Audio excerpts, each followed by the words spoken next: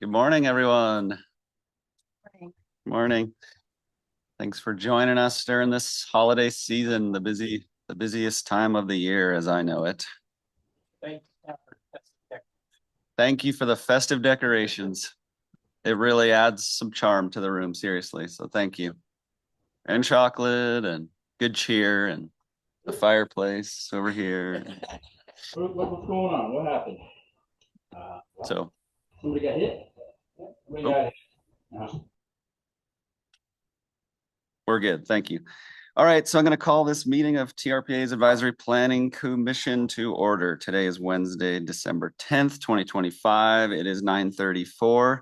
The first item on our agenda is the roll call to determine a quorum, and I'm going to go to Tracy for that. Mr. Oling, Present. Ms. Carr. Good morning. Mr. Drake. Good morning. Good morning. Mr. Drew has already emailed to say he'll be joining us in about 10 or 15 minutes. Mr. Ehrlich. Present. Mr. Ferry. Good morning. Ms. Ferris. Good morning. Ms. Jacobson. Here. Mr. McNamara. Good morning. Ms. Marolas O'Neill. Good morning. Ms. Cyber. Good morning, everybody. Good to be here again after a little absence. Thank you, Ashley. Ms. Stella. Here. Chief Drennan. Here. Mr. Teixeira. Feliz Navidad. Mr. Hitchcock. Here. And Mr. Young. Here. Mr. Chair, we have a quorum. All right, thank you, Tracy. Appreciate that. The next item on our agenda is the approval of the agenda. Staff, any changes? Mr. Chairman, no changes, but a couple of clarifications. We have lunch for you across the hall, and we'll, I think, try to get through the first one or two items and see whatever's the appropriate time to do that. And the wonderful job on the decorations and candy also will carry over into lunch. So I just wanted to thank Tracy because I don't get to thank her all the time. Any chance we can thank Tracy, we should do it. So. And Catherine, thank you both. Okay, with that, I will deem the agenda approved as it was posted for the record and move us to item 3. This is disposition of minutes. Item 3, let's see, we have a draft set of minutes from our November 12th, 2025 meeting. That's on page 5 of your packet. Does any member of the APC have any changes or comments on the minutes? Steve? Thank you, Mr. Chairman. For the record, Steve Teixeira. So I have 3, mostly minor, but important, I think. On page 24, last paragraph, there's a missing N on Ms. Brown. On page 28, in the second to the last paragraph, there's a reference to a lawsuit, and I think it should be clarified that the lawsuit is against Washoe County. If you read the minutes, you would think it's against TRPA, but it's against Washoe County. So I think that's important to mention that. And then on page 39, in the second paragraph in the top, says there's a gap on growth. I know that means cap on growth. Those are the ones I had, Mr. Chairman. Very good catches. Thanks, Steve. Any other comments? Let me just check online. Okay, seeing none, I'll entertain a motion to approve. I'll move the agenda or the minutes as amended. Thank you, Steve. Thank you, Eric, for the second. All those in favor, please say aye. Aye. Aye. Any objections, abstentions? This is Jennifer Carr. I abstain. Thanks, Jennifer. This is Ashley Cyber. I abstain. Thanks, Ashley. Heather Ferris, I abstain. Okay, thanks, Heather. 3 abstentions, Tracy. Great job on the minutes, though. They were lengthy and thorough.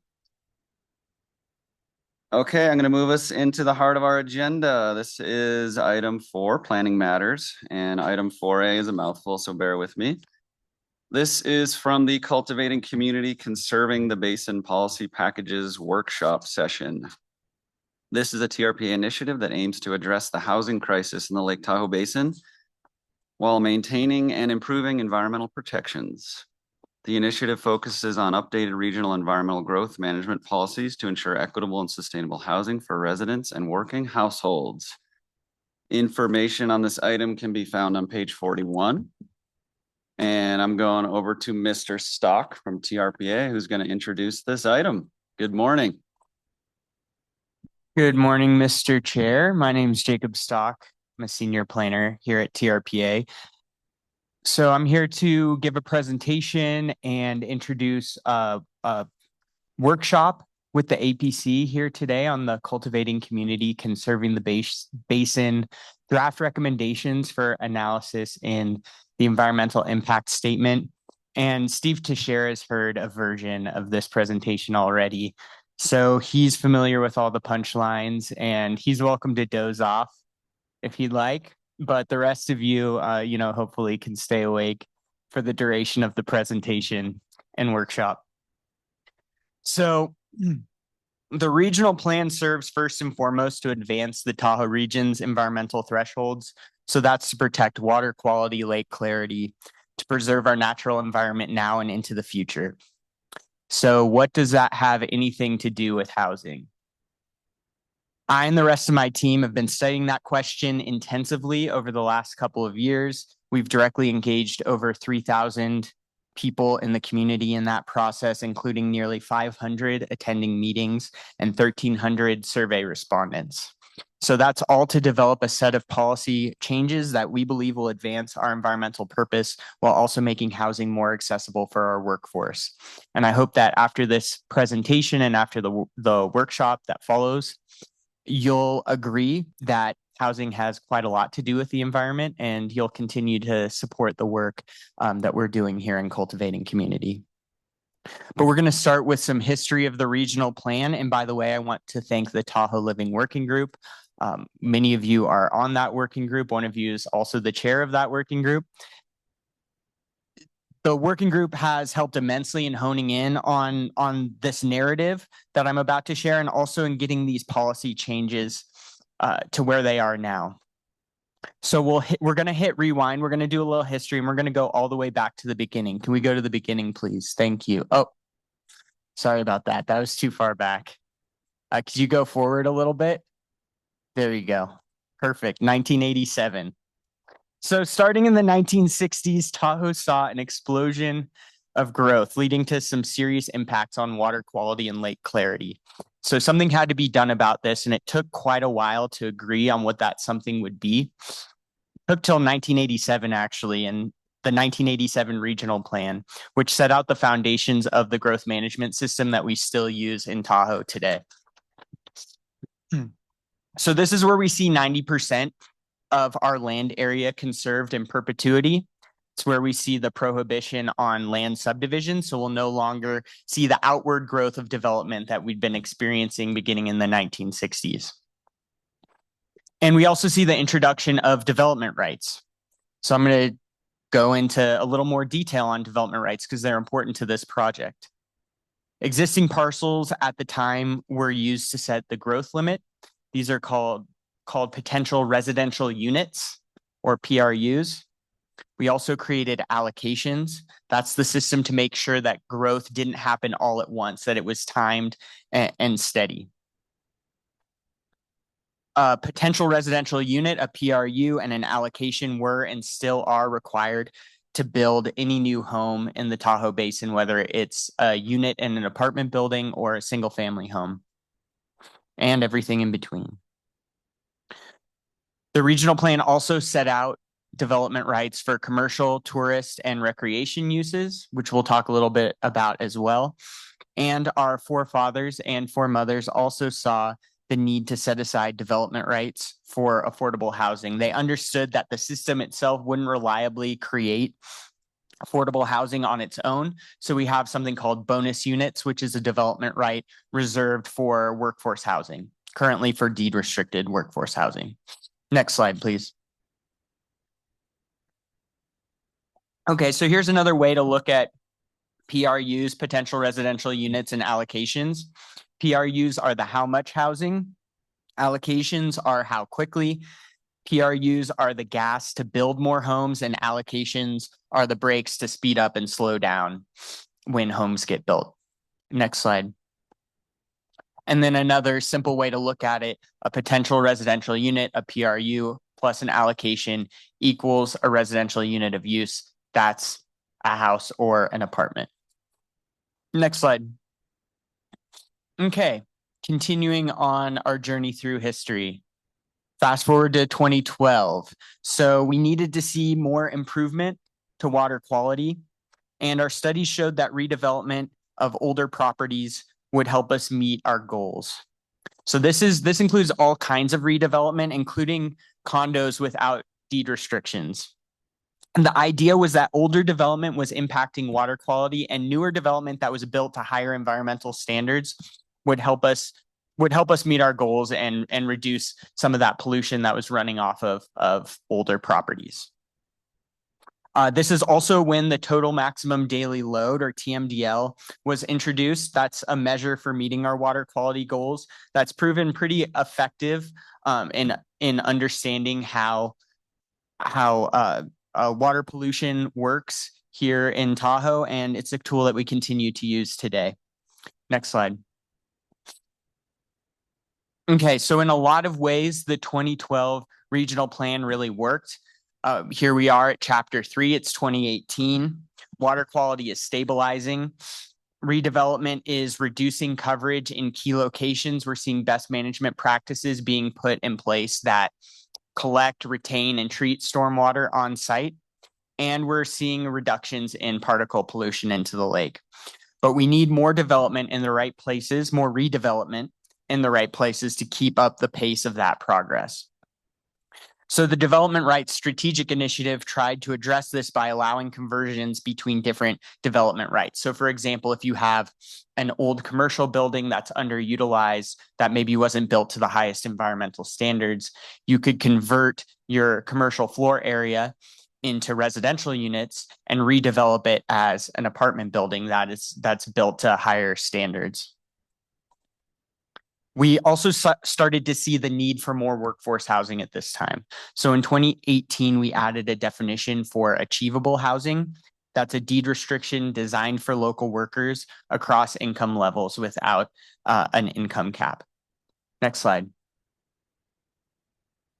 Okay, now we're in 2020. Our communities are feeling the crunch on workforce housing even more. Bonus units are being used, but slowly, and not as many as we'd hoped for. So for example, in 1987, in the 1987 plan, we included 1,400 bonus units in that plan. In 2012, we added 600 more. So that's 2,000 bonus units. But by 2020, only 530 bonus units had been used.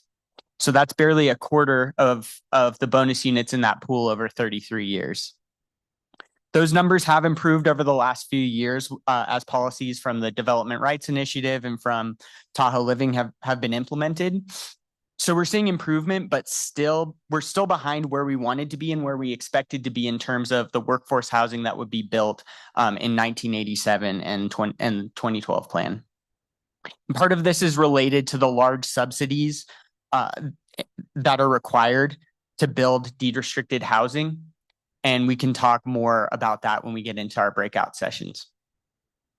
So from TRPA's perspective, this is really important. There's an environmental necessity to doing something about this. You can think of it this way. About half of our workforce lives outside the basin. So that's a lot of folks driving up over the hill to get to work every day and then driving back over the hill to get back home at the end of the day. If we do nothing, we can expect that number to continue to grow, increasing particle and air pollution, and also making our communities more vulnerable in disaster scenarios. Next slide. And so that's how we arrived at the Tahoe Living strategic priorities. So this is our effort to continue advancing our water quality goals, our environmental mandate, and to make workforce housing more accessible for folks in our community. We started with allowing ADUs and housing converted from motels, then created incentives for deed restricted housing. Next slide. Which brings us to now. cultivating community, conserving the basin.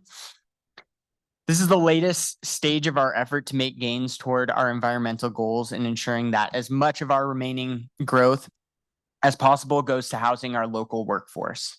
Next slide. And so what do I mean by workforce housing? I've said this probably on every slide so far. I've talked about workforce housing. What does that mean? Workforce housing is a general term that we use to talk about housing that's designed for locals. So this can be deed restricted housing, but it can also be non-deed restricted housing that's designed to be more affordable and accessible for people who live and work in the community. So the policy changes that I'm going to be talking about today apply to both deed restricted and non-deed restricted workforce housing unless stated otherwise. We're trying to target both, and I can explain more about why that is later. Next slide. Okay, so I think at this point we've now had 28 meetings with the public and stakeholders, attended by nearly 500 people total. It's been a huge public outreach effort for this project. And what did we hear from that outreach? So from our advisory groups, from the Tahoe Living Working Group and the Community Partner Group, we heard that solutions should err on the side of simplicity. We heard that we should make it easier to create the types of housing we want to see. So remove those barriers for the type of housing we want to see. Simple deed restrictions. So for example, a deed restriction just to prevent a unit from becoming a short-term rental could do the trick in many cases. We heard particularly from our local government partners that coverage is a big driver of costs and infeasibility for a lot of projects. And we heard from some folks that the growth limit was very important to them. Next slide. So the public generally agreed on these points, but I'll add that the public still wanted to see deed restrictions, still felt that deed restrictions are very important, particularly affordable deed restrictions. So they wanted to make sure that there's still incentive to build housing for the folks at the lowest income levels that are most in need. And we also heard from a lot of people in the public that they're living in poor quality housing, overcrowded housing, and that we needed to consider affordable options for families. So people who need more space, but still need affordable housing. Next slide. Okay, so after all of this engagement, refinement, more engagement, and more refinement, we have 3 buckets of proposed policy changes. Those are the 1, 2, 3 buckets up there. These are proposed for analysis in the environmental impact statement, the EIS. So we're not talking about adopting anything right now, really not for the next year. Instead, we want to study these in more in depth to understand what their impacts are going to be before we come forward to you and later to the governing board in about a year with a request to adopt this stuff. Next slide. So this is going to be a review for a lot of you, but I think it's really important. I want to talk about what TRPA can and can't do as an agency. So TRPA rules are a relatively small part of the housing cost picture, but they're still really important. There's some important ways that we can reduce costs. So for example, we can make projects more or less expensive through our requirements for obtaining a development right, charging mitigation fees, and when those fees need to be paid, whether a project is approved at staff level or a higher level like hearings officer or governing board, and the length and requirements of the project review process, and development standards like height, density, coverage, and parking requirements that impact the cost of a development. What we cannot influence are the costs of labor and materials, the ability for a project to secure a loan. We don't directly subsidize projects or tax property owners. And our role is really mainly focused on the supply side of housing, and particularly the supply of new housing buildings, because we regulate, primarily we regulate the building industry. Next slide. Okay, so I know that you've all read attachment A in your packet. That's the policy proposal.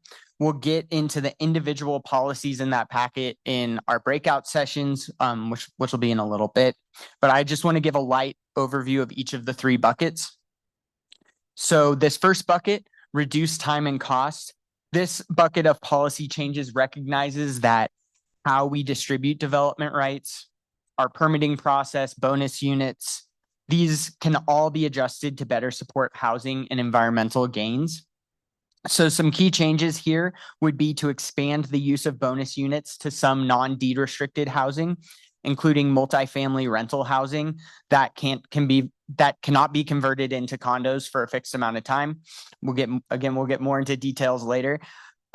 Accessory dwelling units and duplexes. So we're proposing some allowing bonus units to be used for some of these other housing types. We also want to look at scaling development rights. So that means we could adjust how we require development rights to better reflect the environmental impact of the housing unit. So this could potentially benefit smaller housing and accelerate our environmental gains, and we want to study that in the EIS. Next slide. Water quality. So this bucket of changes imagines how housing policy and water quality can support one another. So for example, we want to study if providing flexibility for workforce housing to meet water quality standards, in some cases without coverage limits, could actually create a co-benefit. So we know that multifamily housing uses less coverage per unit than single family housing. So at build out, when all units are built out, could this help advance our housing and our water quality goals? Could this actually reduce coverage overall? We want to study those questions in the EIS. Next slide. Okay, finally, increasing housing choice. So we know that we need a range of housing types to meet our workforce housing need. And that's the theme of this third bucket of policy changes. The key proposal here that I want to highlight is to allow more missing middle housing.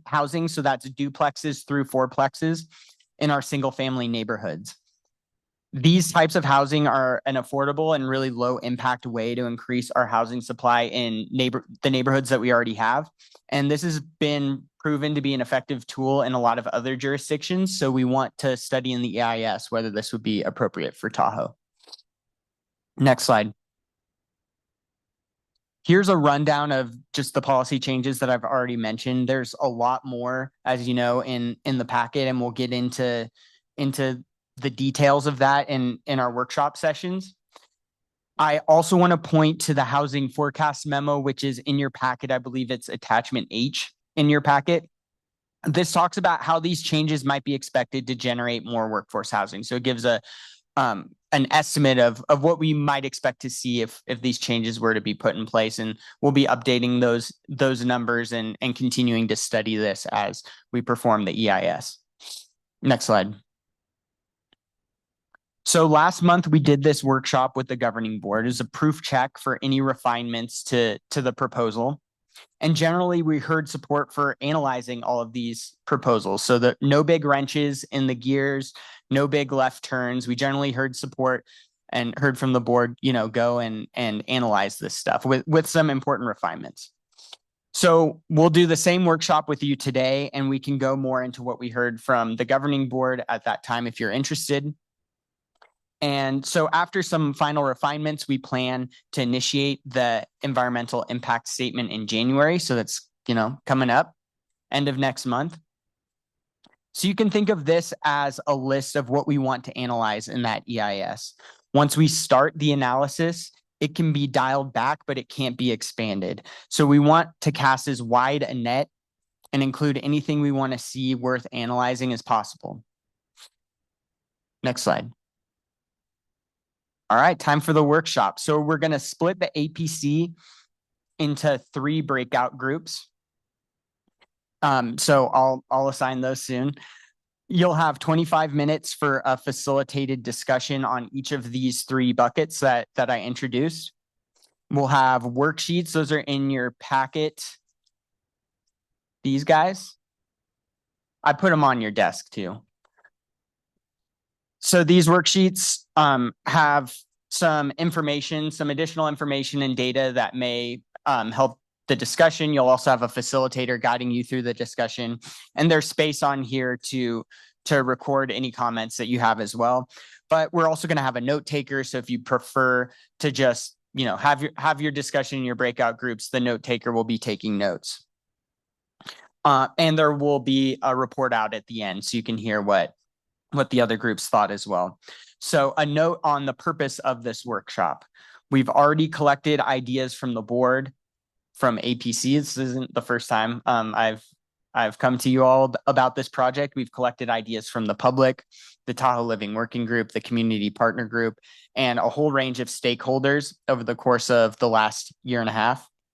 We've studied those ideas in depth, crafted policy changes, done more outreach, refined, and studied more. So now is the time really for a proof check, questions, final small refinements before we start this really important environmental impact statement. And so with that, I'll assign you guys your breakout groups. And so we have this room, the Tahoe room, we've got the Washoe room over there, and the Marlette room over there. So in the Marlette room, we have Eric, Crystal, Brendan, Steve, and Chairman Smokey, who I don't believe is here. So you guys will meet me in the Washoe room in, say, 5 minutes. What's that? Oh, well, I meant Washoe room. Sorry. You guys will meet me in the Washoe room. In the Marlette room, we have Jim, Jennifer, John Hitchcock, Garth, Ellery, and Jason. That's in the Marlette room. And you'll be there with Hester and Shay. And then the Tahoe room is going to be a hybrid group. We have Ashley, Heather, Jim, Kevin, Kate, and Robert. Does that sound good? Does anyone? Jim. Okay, yeah, right. Steve was there at the beginning. Does anyone have any high level questions for Jacob or not understand what we're being asked to do? What's that? Right, they'll guide us. Ellery asked about our online members. They're going to participate in here. They're going to be participating in the Tahoe room. So you all will be going to your rooms that you were assigned, and you'll be staying in those rooms. And the facilitators will be rotating every 25 minutes. Okay. And then just for members of the public, we will take public comment after these breakout sessions and report outs occur. Just so you know. And with that, may I just Jim, a you're in reminder, just Yeah. for members, the rooms and for the public, these are being recorded in the room. So just the discussions are on the record. Thanks. thank you for that heads up. We'll keep that in mind, especially me. And see you all in your rooms.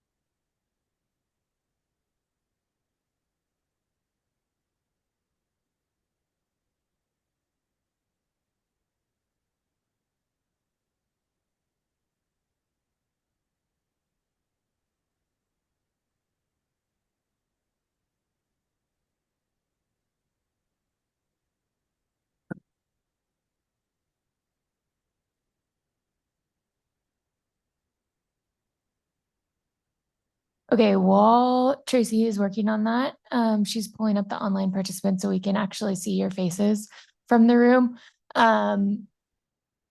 This is the increasing housing choice station. And so as Jacob mentioned, we're going to go through we're going to try to cover as many policy options as we can, with the goal of being to get your kind of your general input and any like major concerns or comments about each of the policy changes, or as many that we can cover, with the goal being to move these policy changes into the EIS. And as was mentioned in the presentation, we want to try to cast like as wide of a net as possible for the EIS, because we can't, once we start the EIS process, we can't really add new policies like throughout that process. So we'd like to go in as wide a net as possible and then scale down from there.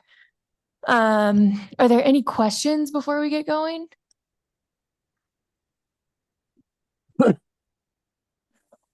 Okay. Is just Robert and I? That's me coughing. We also have Ashley, Chief Drennan, and Miss Morales O'Neill online. Okay, good. Yeah. Okay, perfect. And remember, in the room, you need to use your microphone, or online cannot hear you. Testing. And for the online participants, if you could just state your name before you make a comment, that would be great for our note taker. And we have Michelle Brown in here taking notes. I'm Melissa Bettinger, for those of you who don't know me. Okay, so the first policy change, and I'll just walk through each of the policy changes that we want to cover, and I'll give kind of a brief description of what we're considering, and then feel free to ask questions and kind of give general comments. So the first policy change that we're considering is focused on ADUs, accessory dwelling units. And so right now, accessory dwelling units are subject to our coverage limits. And so we are proposing basically like a coverage exemption for ADUs under 750 square feet. So they would not be subject to that, like, say, for example, 30% base allowable coverage. We are also looking at ways that we could potentially exempt or reduce excess coverage mitigation fees or transfer of coverage requirements for, again, ADUs under that 750 square foot limit. Generally, what we've heard from the public and from our working group is that that we should be doing really everything that we can to support the development of accessory dwelling units, because they are a low-cost way that don't require public subsidies to build housing. And so just generally, like, we're looking at kind of the main barriers to building an ADU, and this is one of them. So general thoughts on that. I'll open it up. I guess I'd start by asking, what's the current, remind me, there's a coverage exemption for sheds. It's like, is it 250 square feet? It's a 10 by 12 shed. It's 120 square feet. Okay. And this would be 750. Yeah. Okay. So it's quite a bit bigger.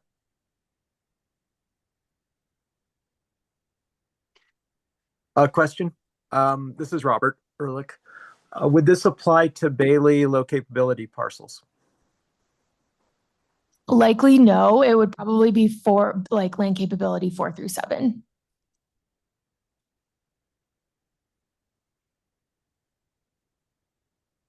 That's probably a good sideboard. I mean, philosophically, when I just zoom out and think about coverage and development, I mean, I tend to think about it more practically on like a catchment scale, not a parcel scale, because that's the way nature works. At the same time, I know TRPA has the requirement to manage a parcel and a watershed or regional level, but just from practical experience in the field, it's,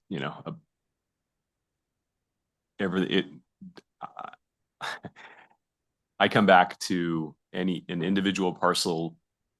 Each parcel will be different. I mean, or I should say each 750 square foot building will have a different effect on or potential effect on water quality, on infiltration, on runoff, and it's so site specific, it's hard to generalize, but I do realize that that's kind of what we have to do here is build policy to address it. But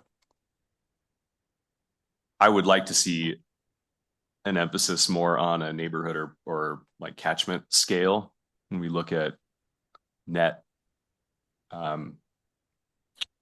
impervious surface or coverage. And then because I think that has more to do with the need to protect water quality than it does at the parcel scale. I guess be curious to hear others' feedback, especially, you know, Robert, you spent most of your career in water quality, so love to hear any feedback on that. This is Robert again. Just to comment on limiting it to high capability. I think unlike the way the IPES worked, where you had particular parcel-based coverage which would vary, you know, just a percent or two with small characteristic changes. The Bailey, you're jumping from a 20% to 5%. And it's it's very black and white, and there's not that much difference between some of these parcels if they're in, for example, in areas that are not all that hydrologically connected. You know, maybe there should be more flexibility on which type of, you know, if you're looking to limit that, there might be some small ADUs on parcels that are class 3 or something that may not be that much of an impact, and you could increase the pool.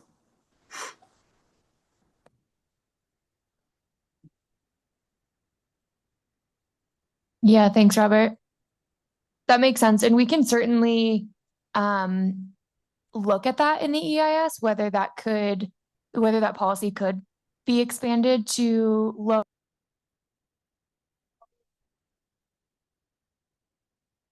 Oh. Oops. Saying it. Shit. Okay, let's chat.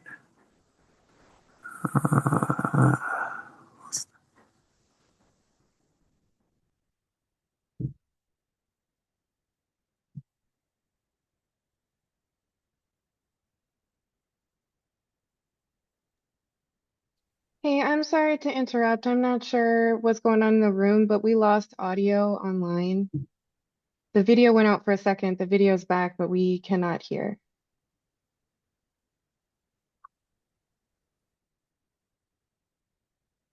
That's true.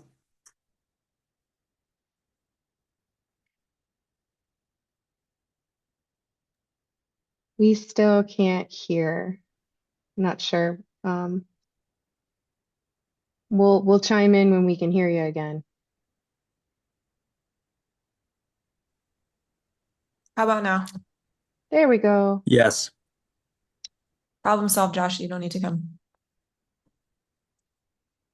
Great. And I'll just reiterate my previous comment in response to Robert, your comment about allowing ADUs on like land capability 3 or just lower land capabilities in general. We can look at that in the EIS. It's not something that we necessarily need to determine right now, but that could be just a policy call based on the results of the EIS.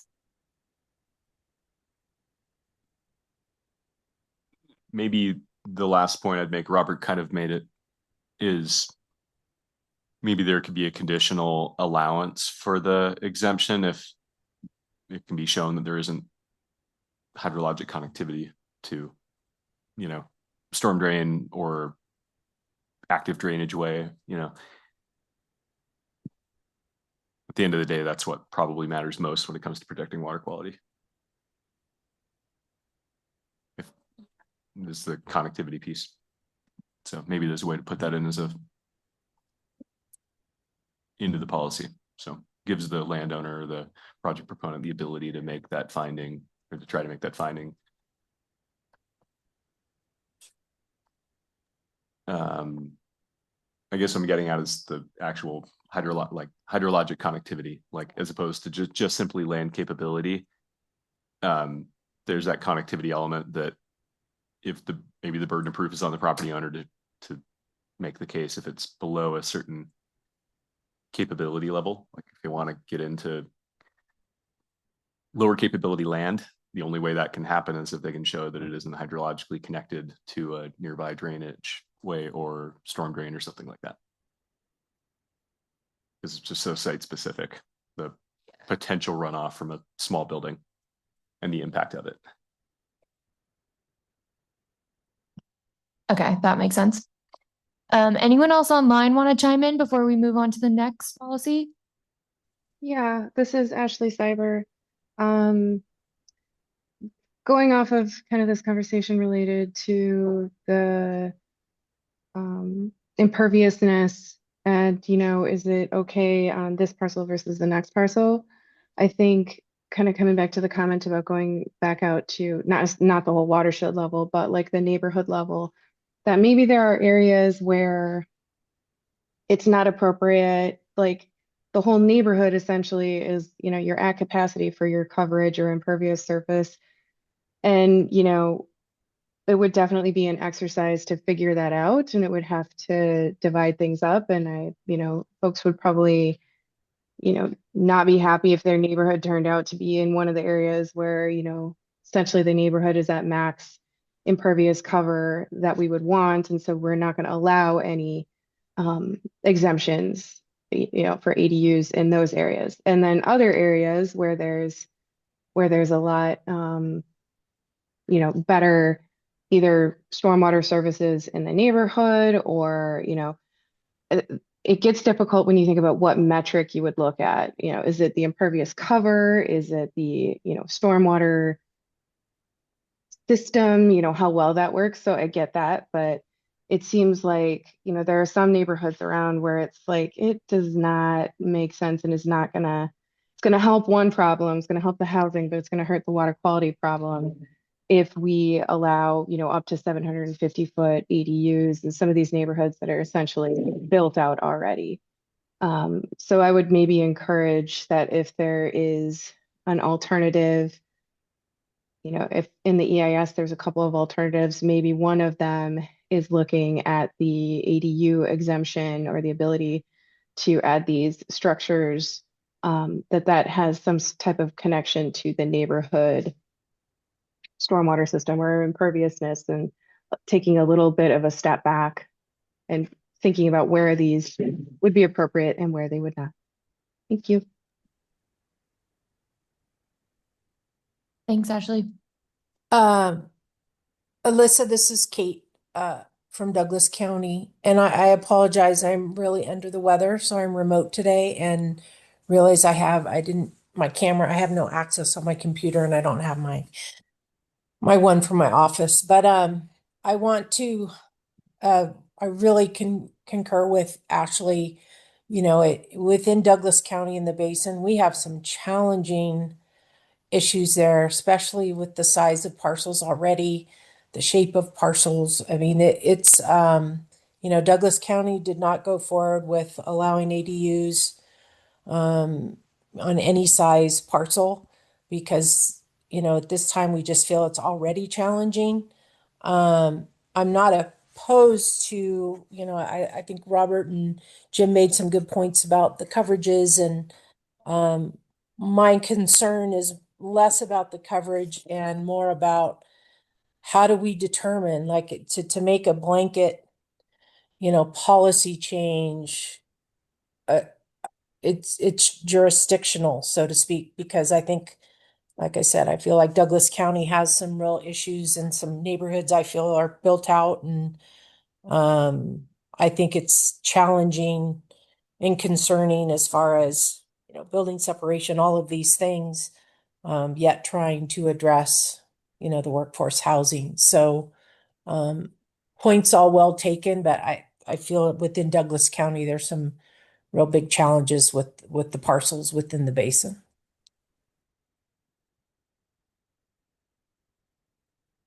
Thanks, Kate. Yeah, and in this, I mean, we could look or consider how this is implemented. I don't think that we would, that this wouldn't be just a blanket level policy over the whole basin, especially because in Douglas County, that 1 acre limit still applies until Douglas County wants to change it. So there are some options there, but thank you for bringing that up. If folks could just give kind of like a general like thumbs up, thumbs middle, or thumbs down on this policy option, that might be helpful for us to just get a gut check of where everyone is at. And Kate, if you can't turn on your camera, you can put it in the chat. Okay. Yeah, I'll just verbally, yeah, yes, I'm thumbs up as far as coverage, and then based on your statement, you know, as long as jurisdictionally as how this is implemented, so that, you know, it's properly implemented and not, you know, allowed on, you know, per jurisdiction how we want to implement it. So I would be thumbs up. And I'll Thank also you. put in the chat. Okay, and I see other Ashley Cyber thumbs up with reservations noted. Jim thumbs up. Kevin, where are you? Okay, perfect. And then it looks like someone has their hand up. I'm generally in support, but a little more flexibility. I'm a little, you know, it is easier to make, well, let's just say 750 and it's everywhere, and then people don't have to demonstrate it on a individual basis. But I think a little more flexibility, like some of the suggestions were maybe not so much in areas that are right adjacent to the lake and may not have capacity, and more flexibility in areas where the person can demonstrate that water can be infiltrated on the parcel, even with the additional 750 foot. Okay, thank you. Okay, let's move us on to the next policy option. We have about 5 minutes left, so just time check. Yeah, we'll need to go through this one a little bit quicker. So the next policy option is allowing missing middle housing types like duplex, triplexes, and fourplexes in neighborhoods that have historically been like single family. There are a few different ways that we could implement this. We could basically say that every single family neighborhood in the basin, you know, we could kind of go with that blanket approach of applying that designation for all single family neighborhoods, or we could do it working with the local jurisdictions on sort of a case by case basis. But in general, I think we'd like to hear whether folks are supportive of kind of that general concept of allowing small scale multifamily in single family neighborhoods. And if you have any comments on those implementation options, that'd be helpful to hear as well. For clarity, those are distinct zoning options today. We have single family residential, multifamily residential, and they sometimes intermingle in neighborhoods and other times they don't. Correct. Yeah. So we have single family neighborhoods that are primarily single family, except for some like limited multifamily that was built before we had, you know, TRPA was in existence and we had zoning designations. Our multifamily neighborhoods, those obviously allow single family homes, but they also allow multifamily. Yeah. Would these multifamily relate to phase 2 housing amendments, those type of developments? You're probably referring to deed restricted. So it wouldn't, the way that we've crafted the policy language right now, it wouldn't be specific to deed restricted housing units. Okay. I'll just throw in a quick comment here. I think that it's important when thinking about where these would be allowed and thinking about the available parking, you know, both on and off street parking. And that I think is one of the major issues that happens with the multifamily housing is just where I don't think in any incident the parking is planned out very well. But then especially if you're taking, you know, an area that was not designed for multifamily and then putting multifamily in, that I think is one of the quickest and biggest problems that arises. Thanks. Thanks, Ashley.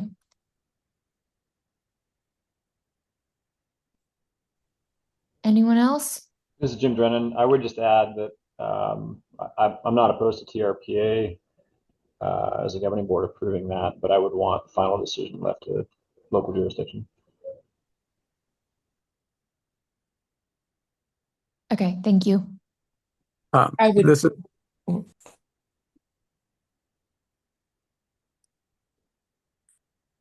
Go ahead, this is, Rob. okay. This is Robert. I like the idea again of having local jurisdictions having a lot of say. I believe I saw something on it that suggested maybe proximity, things aren't necessarily in the town center, but they're in neighborhoods that are adjacent to the town centers. That might be a one of the factors in deciding which areas would get that.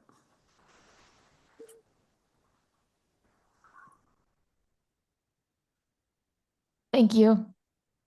Melissa, this is Kate again, just for clarification. It's not limited to deed restriction, but could include deed restricted, correct? Correct. So one of the things that regarding jurisdiction, but I think within the EIS has to be addressed. I'll use an example. If a deed restricted development was done within the basin within Douglas County, and where we've, the phase 2 housing amendments has allowed for very limited parking, so on and so forth. Within evacuation, who picks those people up? I know that the plans have suggested a bus, but is Douglas County responsible for that bus? Like who is helping evacuate? So I think within the EIS, there has to be conversations within the jurisdictions to address how when we're eliminating parking and these people don't have vehicles to evacuate, who's responsible for providing that transportation? Because I know there's not been conversations with Douglas County regarding that. And I think just moving forward, that's something that would want to be addressed in the EIS and conversations within the county. Okay, thanks, Kate. Anyone else want to? Yeah. This is Kevin Drake. I'll just offer the perspective that I think, like, again, kind of zooming out. I like the framework that within a land use context, no neighborhood should be expected to undergo radical change, but every neighborhood should be expected to have some incremental change. And so I do think that some densification is appropriate in single family. Maybe there's a way to put a limit on that and say that within a given area that only X percentage of parcels can go to multifamily, so that we don't turn, that so the people who have been living in a residential neighborhood, single family for 25 years don't have the rest of their block become condos. But it's a desirable housing type. It's important to have smaller units, lower cost housing, anything that makes sense. But maybe there's a way to limit the percentage of parcels in a given area, something along those lines, so that it gives a long-term single family homeowner some assurance that it's not going to, every home's not going to be turned over to a quadplex. And then the second thing I'll say on the parking comment, I think Kate is right. It needs to be addressed.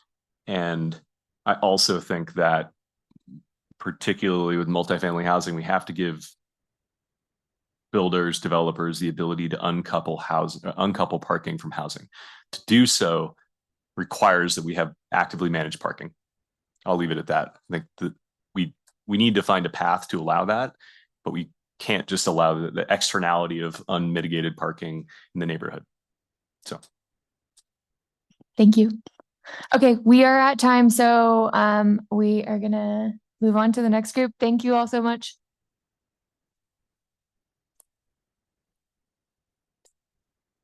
I'm just adding another comment to chat. Thanks, ladies. Good questions. Big, juicy questions. I'm sure.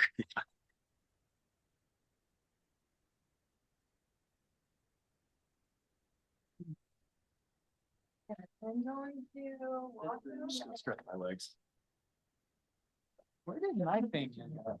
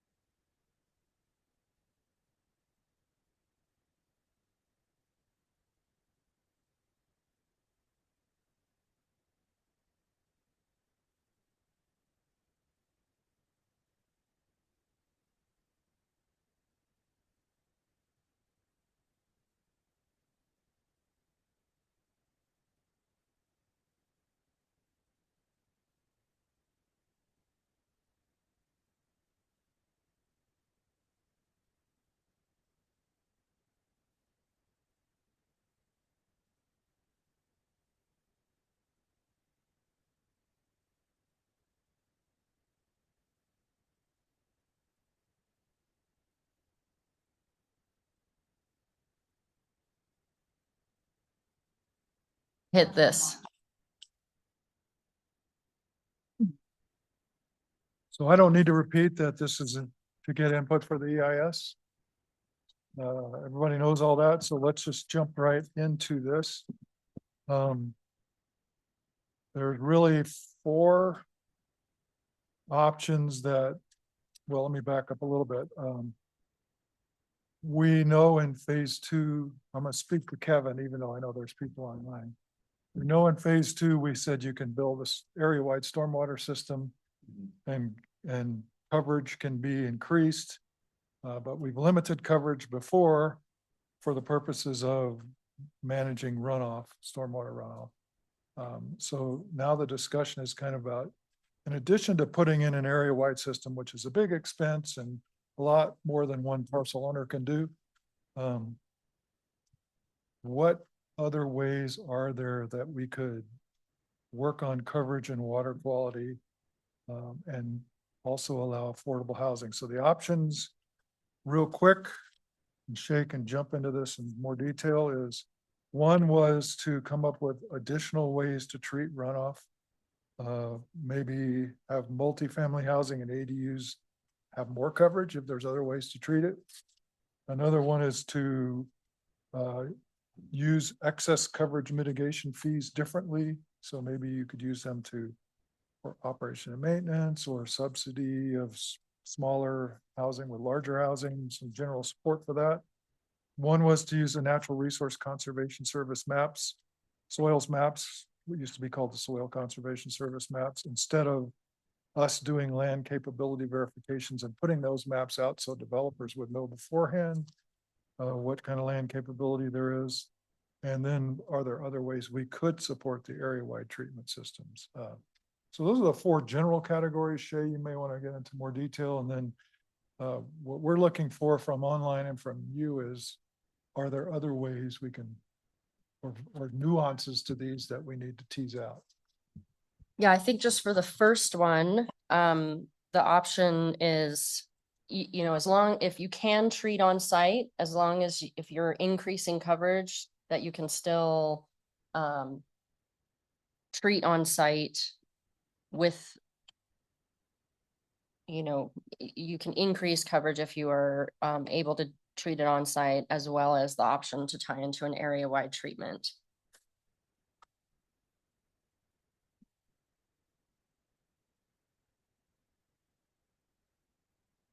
So any thoughts from the group on that, or a little more input from what's happened before? Did you just Run down those 4 again? Yeah, we're going to go through them one at a time, but the first. Yeah, we're gonna start with additional treatment options, right? Yeah. So what the governing board said was, one way maybe you can support multifamily and ADUs without increasing the coverage is allow more height, for example. The group we were just with said, maybe you need to look at this, not one size fits all regionally, but there are catchments connected to the lake and catchments that aren't, so maybe the coverage requirements are different. Those are examples. Other things you can think of, or is that?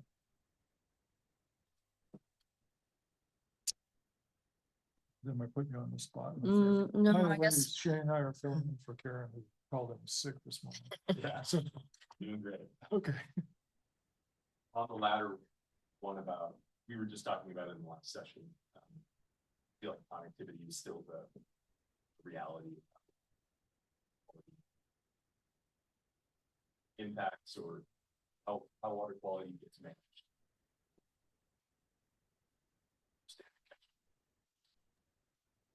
Hey, don't forget when you're in the room to talk into a mic, please. Thank you. This is Kevin Drake. My mic is on now. Thank you.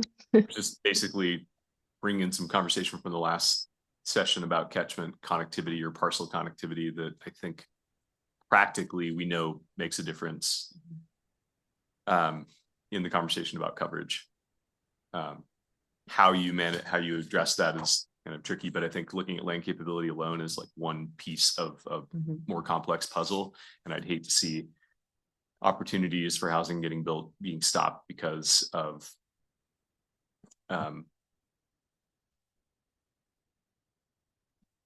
just a blanket approach to like a one size fits all approach to various parcels and catchments.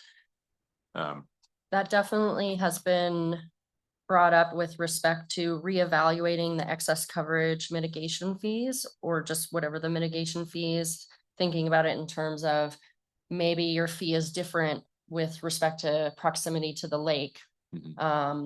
You know, and that takes into account that connectivity piece, that not all parcels are created equal, not all land uses are created equal in terms of the pollutants they generate or the impact that they'll have on water quality in terms of how close they are to a water body, whether it's the lake or a or if you're in an SEZ area versus well, let's be frank, like the coverage of a neighborhood road is going to generate more pollutants of concern per square foot than a roof on a home, right?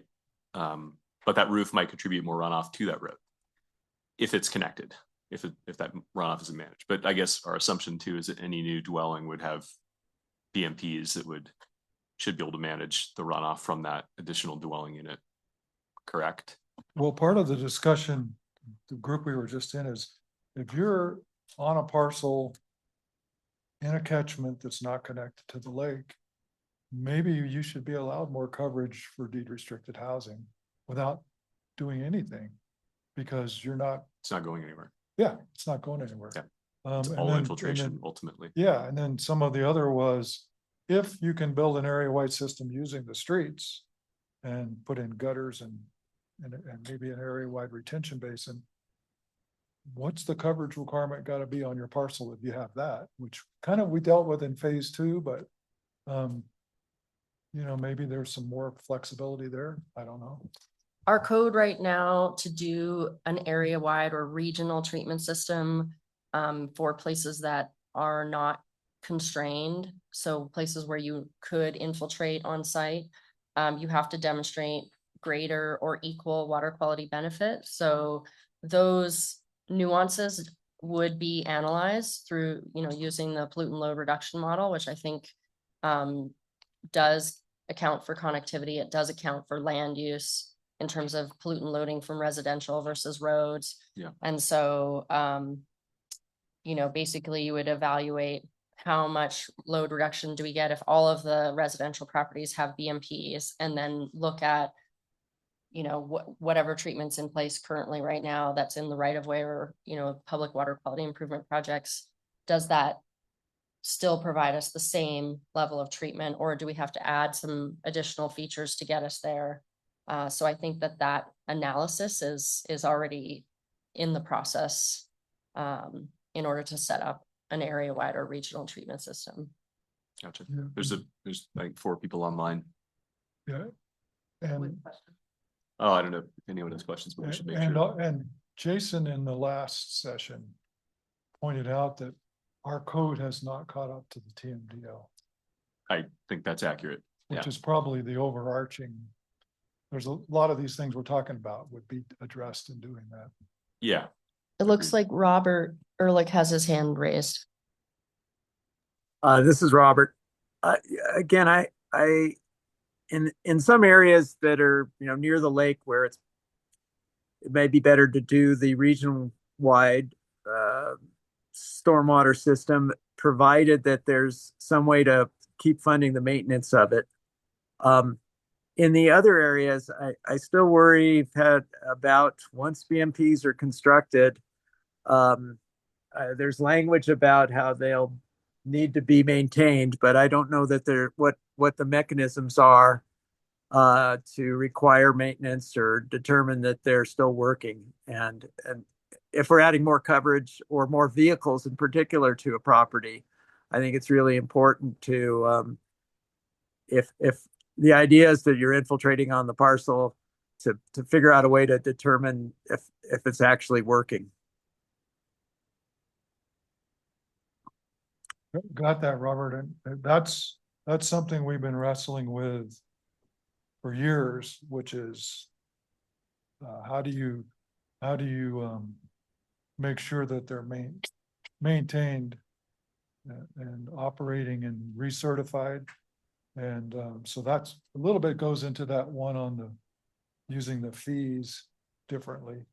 I don't know. What she wants to do. Yeah, I know we got some feedback from breakout groups previously, thinking about charging a fee for all housing types, including deed restricted, to cover the cost of inspection and monitoring of on-site BMPs every 3 years. That's one of the drivers of why we're going to regional treatment or area-wide treatment, is because it is really resource intensive to follow up with thousands of properties one at a time, for them to notify them that they have to do maintenance and make sure that maintenance is happening. And it's a lot easier to have the local jurisdiction maintain on a schedule a public water quality improvement project and to track that.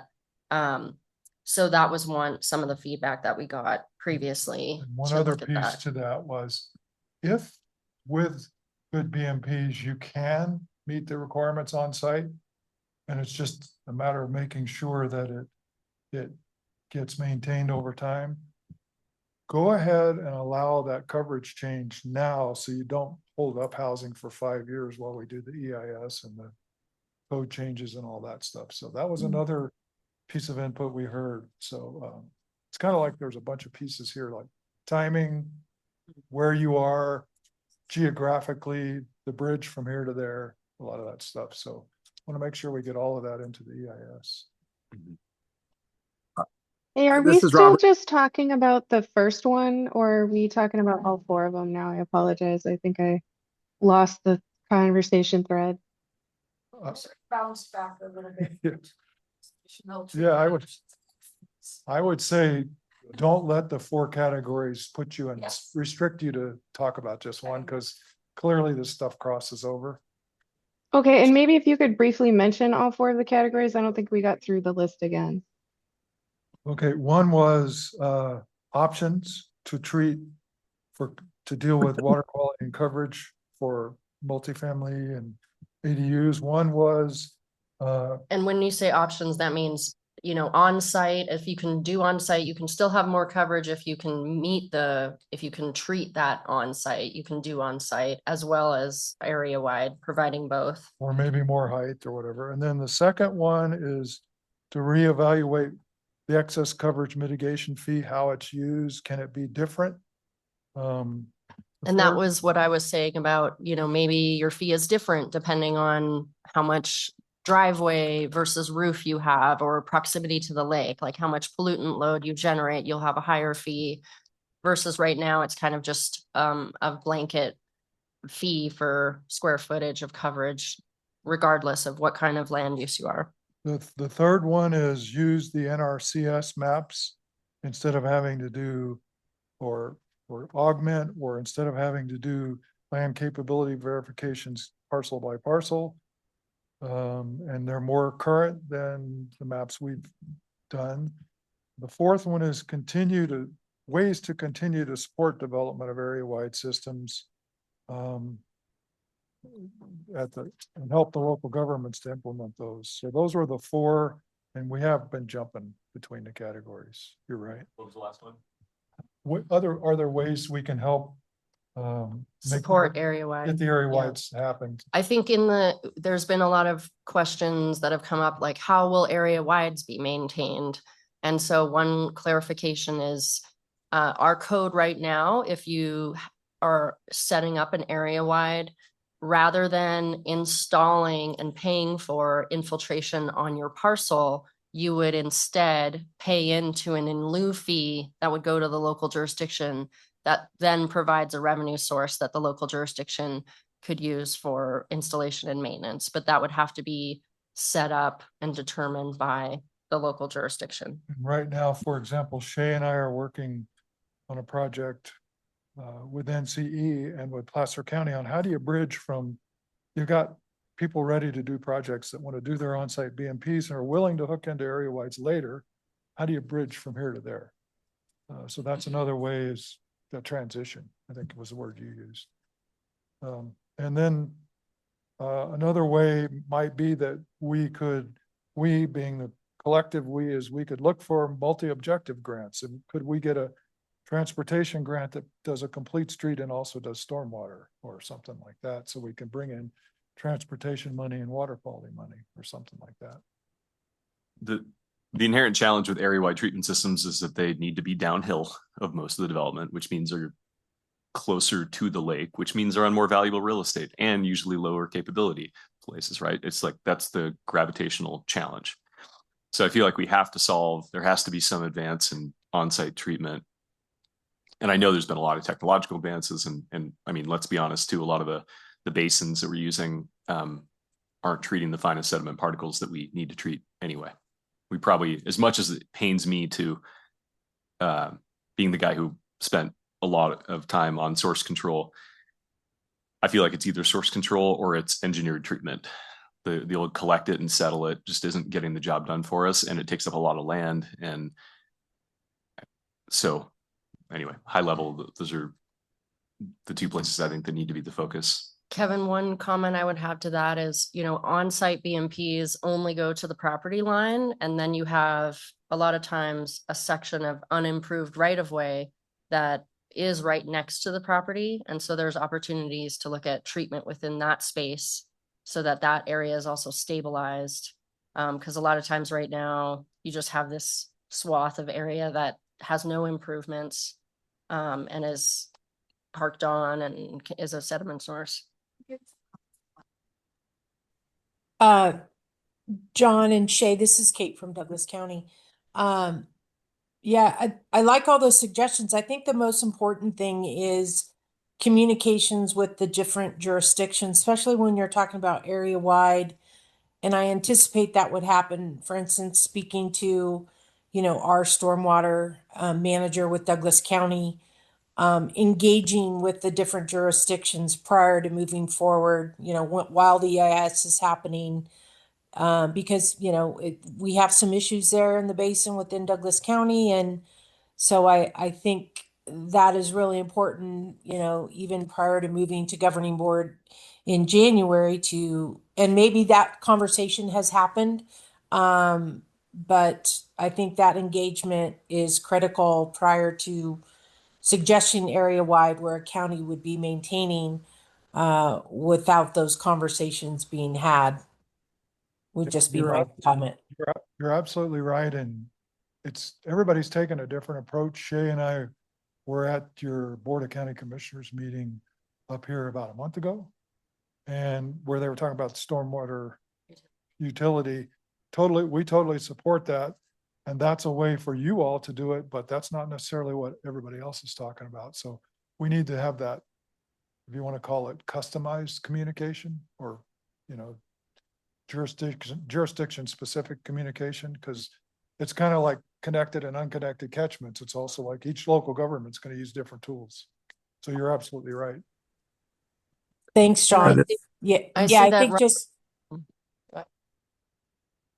go ahead. I was going to say, yeah, I concur, John, and just, with these policies, one of the comments I made and another made the same comment was it's really implementation of this would be by jurisdiction versus like blanket policies because of different challenges we face. Totally agree. And I see that Robert has a comment on there that says, is this a one-time in lieu fee or ongoing? And I think that is something that would have to be determined by the local jurisdiction for the area that they're working in. We have a number of different area wides that are set up around the basin in both California and Nevada. And, some there's an assessment or it's paid ongoing. Others are a one-time lump sum fee for a certain duration of time. And in other areas, there is no fee. So it really is jurisdiction specific. Okay, this is Robert. I understand it's a difficult issue to figure out how to keep the money flowing in for maintenance. I also the idea about if you can infiltrate, I don't know how many affordable housing areas might be kind of far from the receiving waters, but those might be areas where maybe ADUs could be encouraged. Again, trying to keep the water, not getting it conveyed all the way down to treatment or basins that are close to the receiving waters is desirable. I have another question on I'm a little rusty on the updated soil survey issue. I looked online. I guess there's a Tahoe Open Data Layer has a 2014 soil survey. What is that the one that we're talking about being used as an updated one? And what is being used now by TRPA if it's not that? And Well, what we use as a starting point is the Bailey map. So that's from like the 70s. Yeah. And then, you know, there are the NRCS maps, which we have the 2006 soil survey that NRCS did for the Lake Tahoe Basin. But really, I think this is just to, you know, it doesn't have to be the NRCS map. It's more using the best available peer-reviewed data that's available, the best available science versus relying on the Bailey information from the 70s. Yeah, and if I can maybe get a little more detailed on that, Robert. We had proposed updating to the more recent maps, and the South Lake Tahoe actually proposed putting in their area plan. Here's what we think the land capability is, you know, across multiple parcels in their plan areas.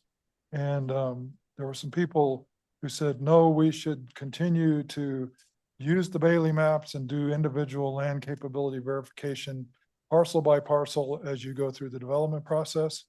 And there's other people who say, look, the soil maps are good enough for somebody to look at and propose a project. They're going to have to do detailed geotech anyway when they get ready to do their building permit.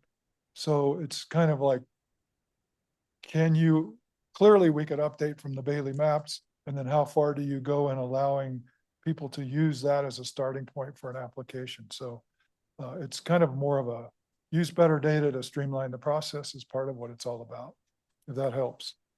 Okay. Well, I think even the newer soil maps still would be what the accuracy would be like at an acre level or something. I think it's better to use the newer data, but I don't know how, you know, as we're lowering requirements to, you know, how much work would be needed if somebody's putting an ADU. I don't know if you're talking about basically eliminating the need for land capability verification, and then what extent of land capability verification is currently being done. I mean, if it's just a drive-by saying, yeah, that looks about the same, I'm not sure that would be much different than using the updated maps. Yeah, the LCV is the first thing anybody does when they want to do an application with us. And then you have to, when you do as you probably know, when you file for a building permit, you have to show where the faults are and a lot more detail than you do for an LCV. So the question is, are we doing something duplicative? Where in the process should we require what? So I don't know the right answer, but I think we should look at that. Okay. I mean, would we necessarily be requiring an LCV on like a ADU? That's something I think a lot of people would argue we shouldn't, but we'll take, because some of them are allowed by right under California law. So there's not even any discretion. So where that line is and what level of detail we look at, I think is something we'll suss out as we start analyzing the options here. Okay, thanks. Is the proposed or potential to switch to the NRCS soil maps versus the Bailey looking at infiltration perk rates? Is that what the information, what information would be gleaned from the NRCS maps? Yeah, they look at depth to groundwater. The NRCS information has information on where groundwater levels are, if there's any other restrictive layers in the soils themselves that could prevent infiltration. And they're more current. Yeah.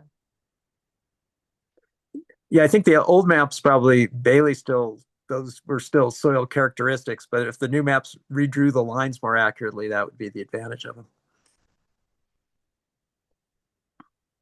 I think even if that's all we did, that's worth considering. Yeah, that makes a lot of sense to me. I mean, soils don't change in 10 or 20, 30 years, but like, Or but, where the code amendment- technology does, and our ability to assess things like subterranean. Yeah.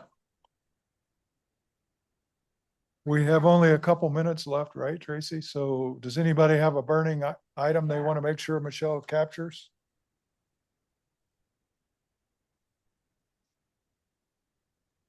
See. Wow, Thank you guys for all your work on this. Great job. thank you. I'll make one final comment that there's so much complexity in getting area-wide treatment systems built that it does seem like it's jurisdictionally complex, but all the water ends up in a right-of-way at some point. And usually there's no way to treat the very lower portion of any parcel anyway, practically, or at least not very effectively. So maybe there's a way that, that blocks could have subterranean treatment systems that are managed by the local jurisdiction with some ongoing funding or fee payment. If somebody wants to make a new development happen or housing happen, there's some ongoing small fee that's attached to their property tax bill that supports ongoing maintenance. But that might be a way to decentralize the treatment, but make it practical for, Vector trucks, clean out, somebody to come and replace filters who's certified to do it, knows what they're doing. But it's not a parcel by parcel, but maybe it's a little bit more neighborhood scale. I don't know the technicalities, and I know it's expensive and it requires ongoing maintenance, but I feel like that's probably more realistic than identifying parcels low in the watershed to build out large scale treatment systems in many areas. I think that's kind of what we're figuring out, is that the complexities mean you have to design them one by one. And we're trying to figure out the best way to make that happen. I feel like there's a small business opportunity here for an entrepreneur who wants to get into the business of maintaining these vaults, replacing filters, keep, certifying them as being high functioning. And that's a whole different world, but I've worked in other jurisdictions where they have different facilities in different parts of the city or county, and they have one utility fee that they charge, but they do different things in different parts of the jurisdiction because that's what's needed. So, because you get the scale economy of having one Vector truck or whatever. Thank you guys for all your feedback. Thank you. Thanks again. You're welcome.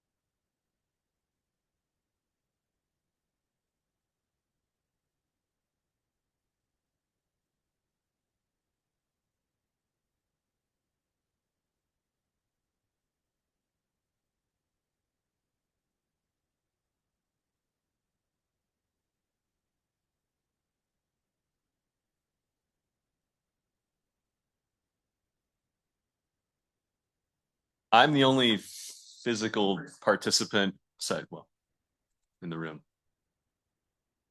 I didn't reply with my attendance, and I think I got checked as cyber today.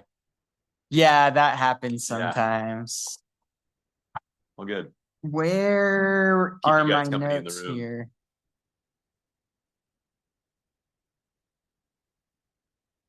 Okay, who do we have online then? Kate, Robert, Jim, and Ashley. Cool. And I believe Chief Smokey as well. Okay, cool. Or no. Okay.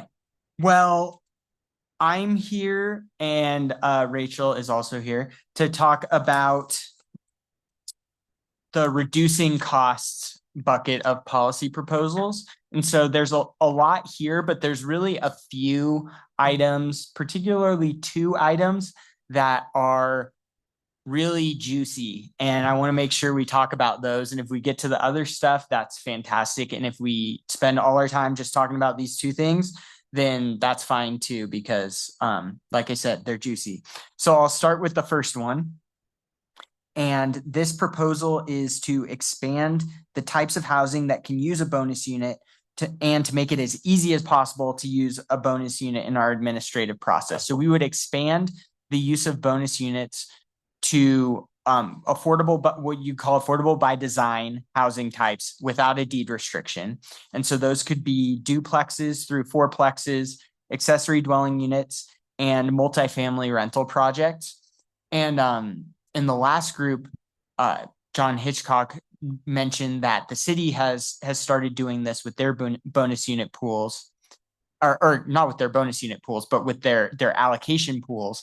And they have had actually a lot of success seeing apartments. They've had 30 apartments, apartment buildings, or excuse me, 30 apartment units permitted under this new rule in the last 2 years. So it's been successful for them. We like to try it as well. The reason we want to do this is because the cost to obtain a development right, a residential development right, is the largest direct cost that TRPA has on building housing. So that's about over $32,000 of direct cost per unit to obtain a residential development right.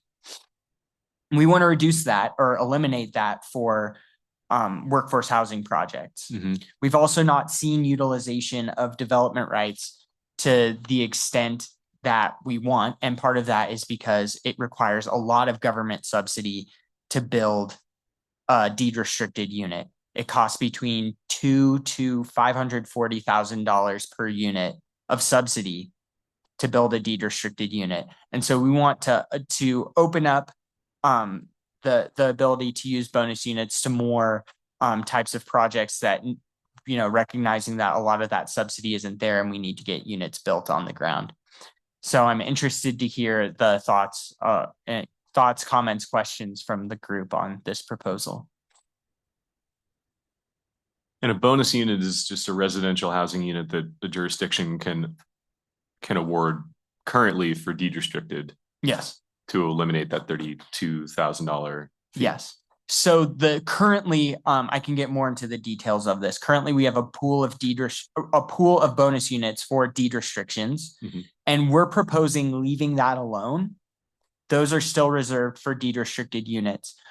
Instead, we're proposing creating a new pool of bonus units just for this non-deed restricted, affordable by design housing type. And that would be created by converting unused pools of commercial floor area and tourist accommodation units that TRPA holds. I feel like I should know this, but there's already a set conversion ratio for CFA and TAUs to residential units. Yes. Yeah, we have that conversion ratio in the code, and we may, reconsider that, or, we can keep it the same. But yeah, it would be utilizing the conversion ratio. Where would the new bonus units come from that would be in addition to the deed restricted bonus units? They would come from that conversion. So Oh, TRPA just- has sorry, yeah. these big pools that we can convert to Okay. bonus units and then distribute those.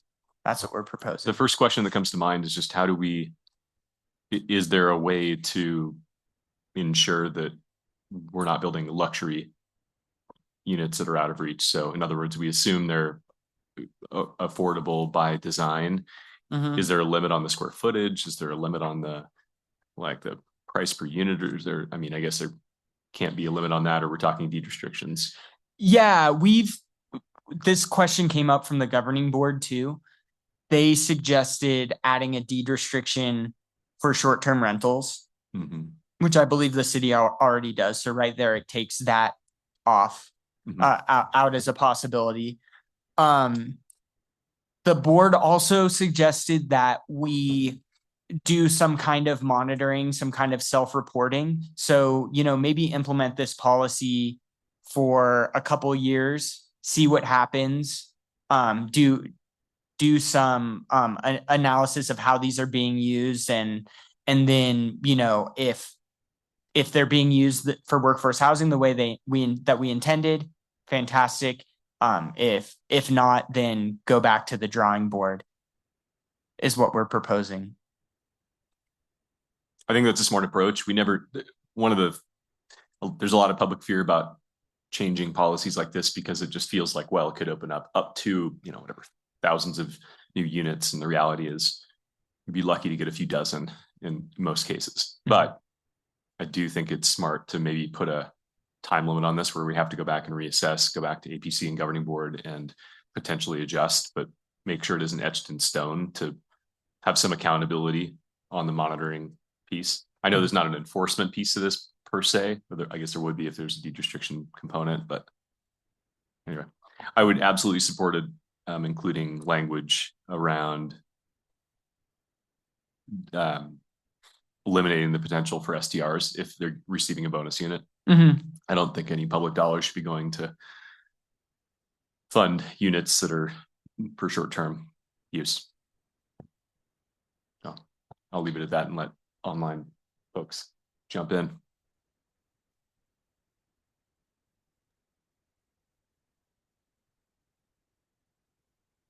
Friends online? Yeah, this is Robert. Couple things I was thinking about is there is probably a need for larger, possibly still single family affordable housing, acknowledging that there's folks that might live in multi-generational units with a lot of people in a single house. And I'm wondering, I was looking at the types of projects that would qualify for that. I'm not seeing, I don't know how to incentivize that in terms of maybe just the size of bedrooms or something like that. So, so you can distinguish between a huge house that's going to be for really upscale versus ones that people are looking for housing that would fit a lot of people under one roof. And I don't know if there's a way to try and build this into the system of you're looking at modifying.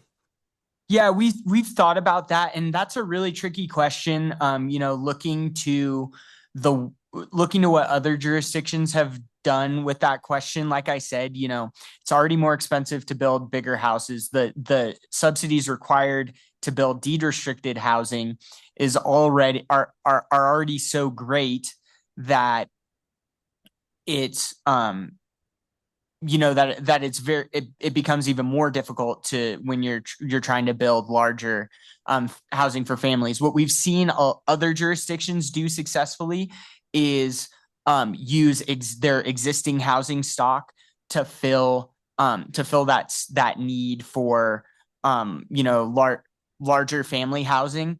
And one of the ways, this is a little beyond TRPA's jurisdiction, but it's definitely within the jurisdiction of our local partners. So one thing that some other mountain towns have done would be to pay homeowners to put a deed restriction on their own house, so that when it's sold or rented, it's sold or rented to working families. Other programs are like lease to locals in Truckee. So that's a program where that subsidizes the rental of homes, existing homes to local working families. So those are the options that we've seen, that the strategies that we've seen work in other jurisdictions to address that. So not necessarily in this deed or in this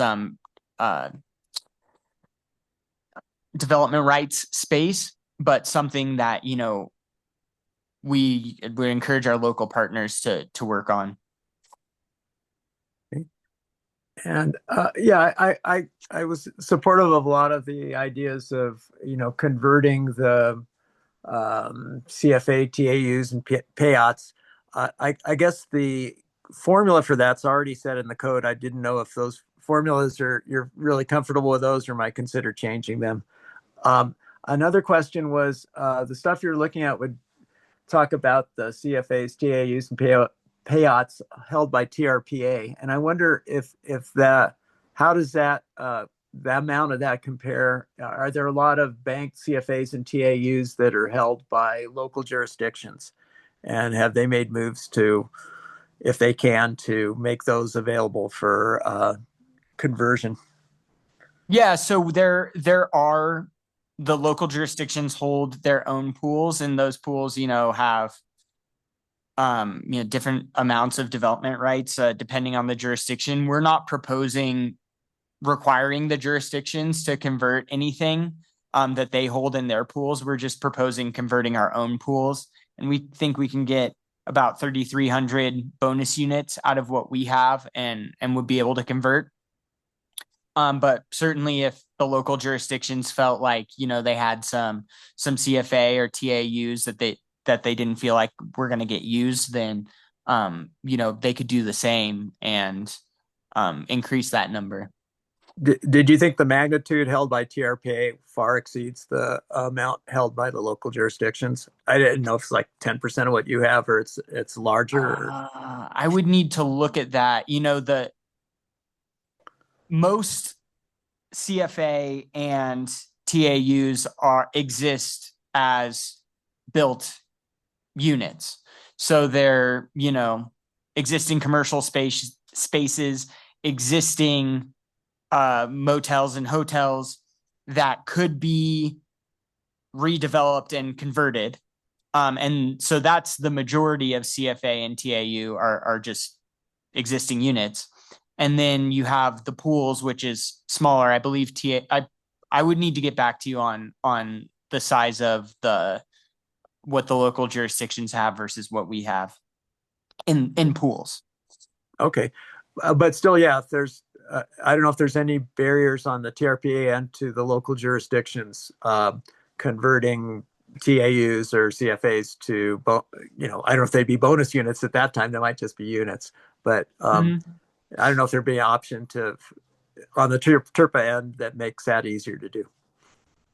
Yeah, we can look at that, and I would think that by creating this pool, this new pool of bonus units, which didn't previously exist, I would think that maybe that would open up an option for local jurisdictions to contribute to that pool, or to create their own pool for their jurisdiction for affordable by design bonus units.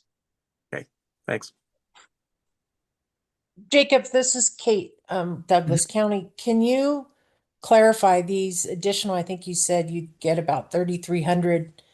How would those be? That's, you know, Tahoe wide, right? So how do you determine, like, you could potentially have one county that ends up just, you know, being able to use those versus another county? Like, is it just based on which jurisdiction would come through with developments that would need to convert those, or how do you determine that?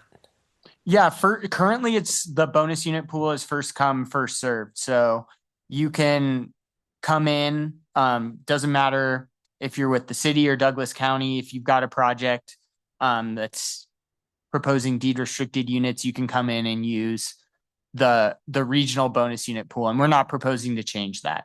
So yeah, there's a possibility where someone, I guess, the city maybe could come in and use up a bunch of these bonus units, but I think that's getting us to towards our housing need, and I think that's fine personally.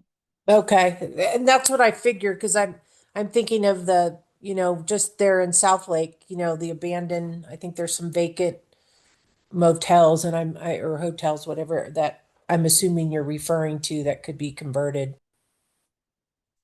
Yeah, those can be converted, and in that case, those those are existing development rights that could be converted into residential rights.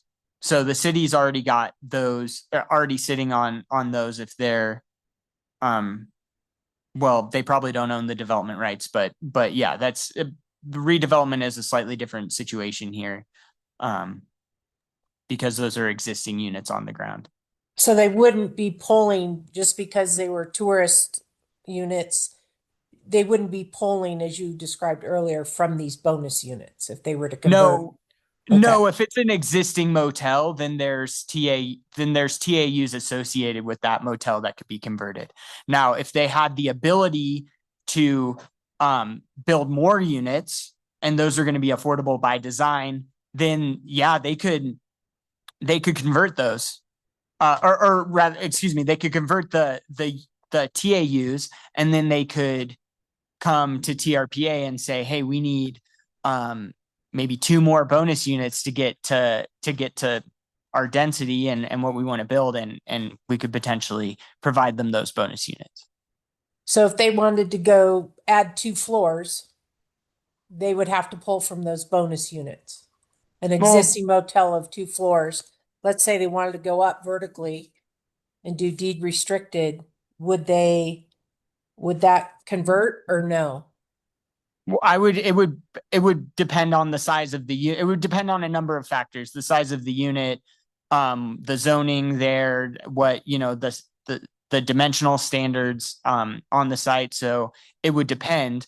But I'm just saying, in a case where you wanted to redevelop a property and you could convert the development rights to, let's say, 8 units, but you're able to build 10 units and you want to build 10 units, then you could get bonus units for that, those additional 2 units. Okay. If it's all right, I want to move on to another proposal that I think is also juicy and ripe for discussion. And that is to explore scaling of development rights based on size and impact. So currently, right now, a 3,000 square foot home is worth 1 development right, and 3 1,000 square foot homes are worth 3 development rights.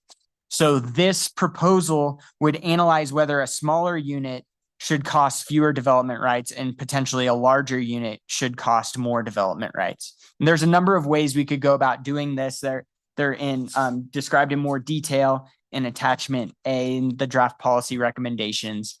But essentially what this would do would be to change the way that we assign development rights based on the size of or the environmental impact of the unit.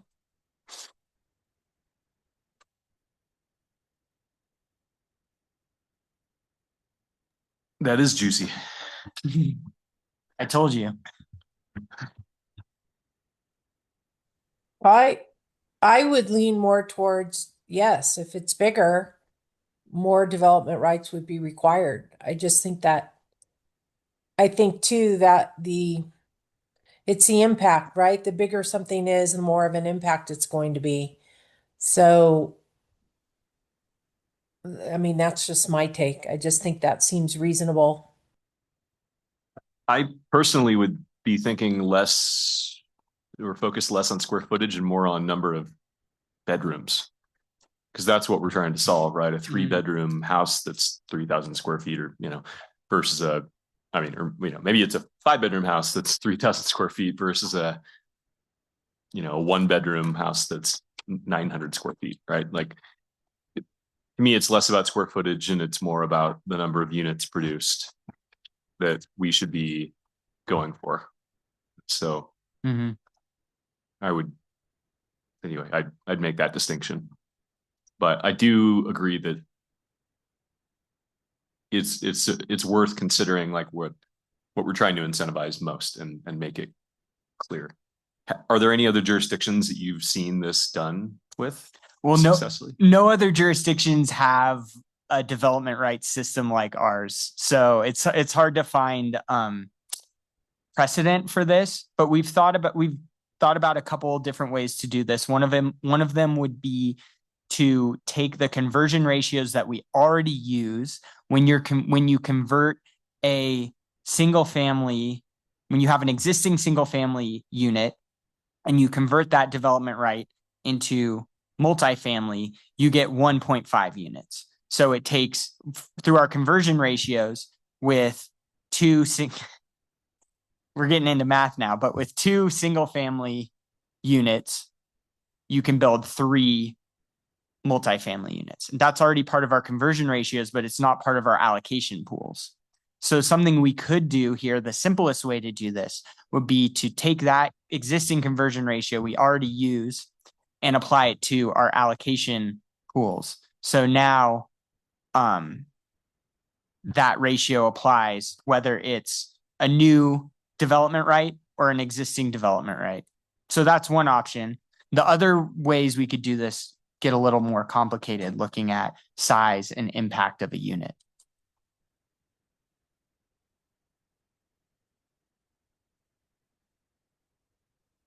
And we got 3 minutes. I guess I've been hearing in these discussions around housing in various places and forums that, we don't just want 1-bedroom flats, right? There is a need for 2-bedroom, even 3-bedroom units for small families and like groups. So, bigger can be bigger in the sense of more bedrooms per property can be better. So we don't want to disincentivize that. But, I think it's fair to say we don't want to incentivize just larger square foot homes, like with the square footage to bedroom ratio grows. We shouldn't be incentivizing that. We should be incentivizing the opposite. More compact, more beds, more practical sized units that are lower cost by design.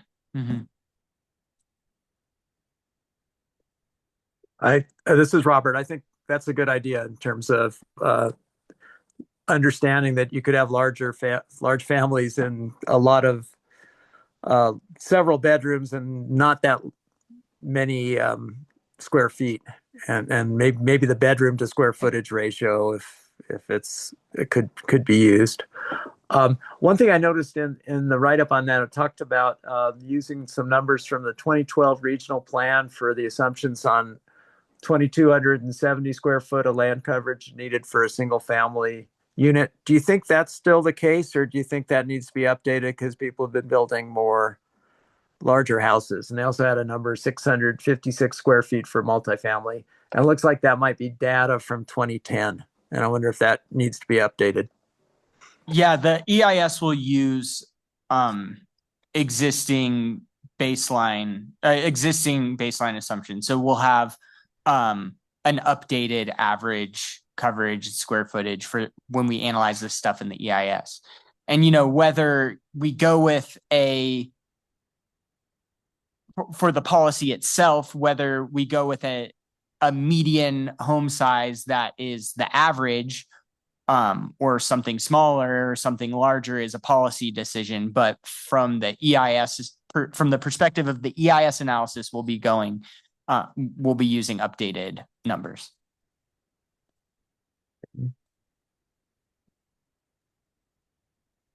This is Ashley like- Cyber, and I was just hoping I could just chime in really quickly. My comment is somewhat off topic, but it kind of never really fit that great into any of these. Maybe it was better for the water quality one.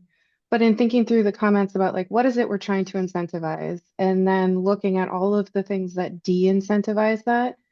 And so one of the things I think, the options that we haven't necessarily talked a lot about is when folks are, remodeling or redoing these houses, at least the single family areas, being able to add another floor on and then being able to, use space and have that, what is the definition of quote an ADU?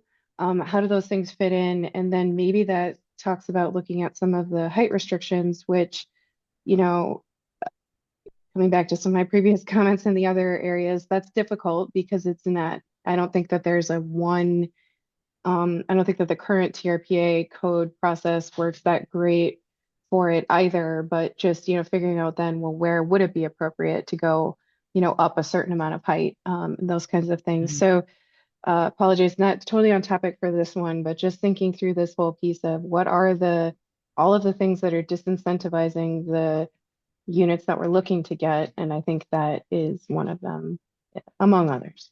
Thanks. Yeah, so I just want to run through three things that you brought up. And because since this is, it's a long forum, but it's still very short relative to the amount of content that we have. So we do have proposals for three of the items that you brought up, and I just want to make sure that the group is aware of these, and if you want to comment on them, you're welcome to.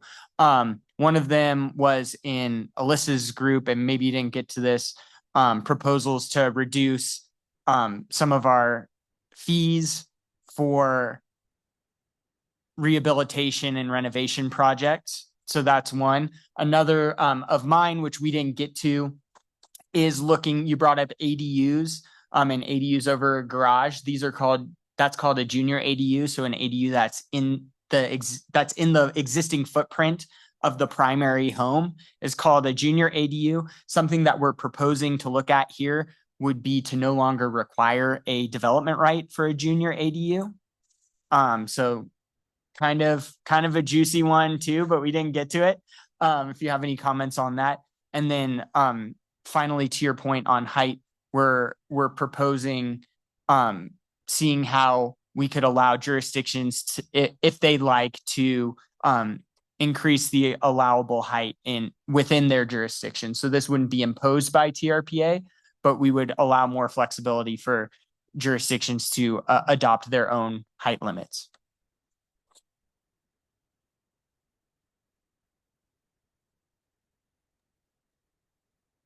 Yeah, those are juicy ones. A lot of juicy stuff in here. And so little time. Any thoughts on that, or any other comments about this stuff that we've been working on? I know that we've got limited time, but still the other group is not back yet.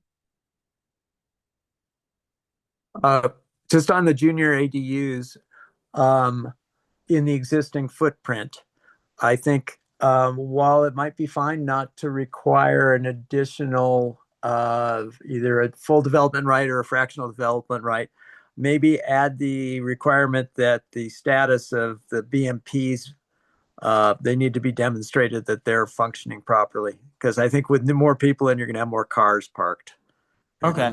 Yeah, that's a good thing. That's a good one. Thank you. We'll add that.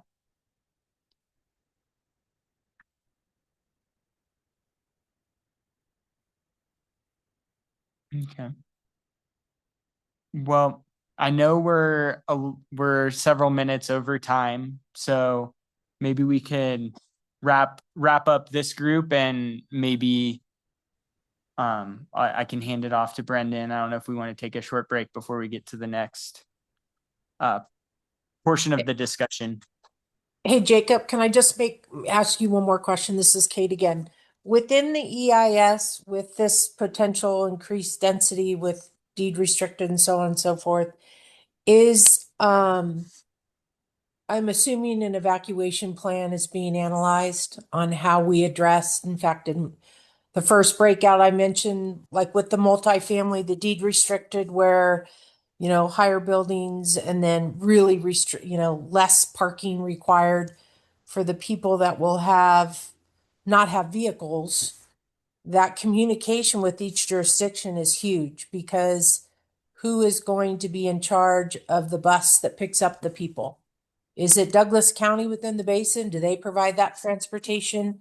And again, this is the cart before the horse. I know an EIS will be done, but that communication with each jurisdiction, I just want to make sure that that is huge, because we want to ensure that we're addressing, in the event of evacuation, these increased densities, and how are we getting these people out? Who's responsible for it when they don't have a vehicle?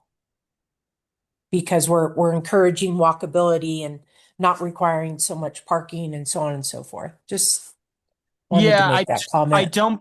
I don't believe there's any proposal about there's anything about parking in this proposal, but I know you're referring to the previous phase of Tahoe Living.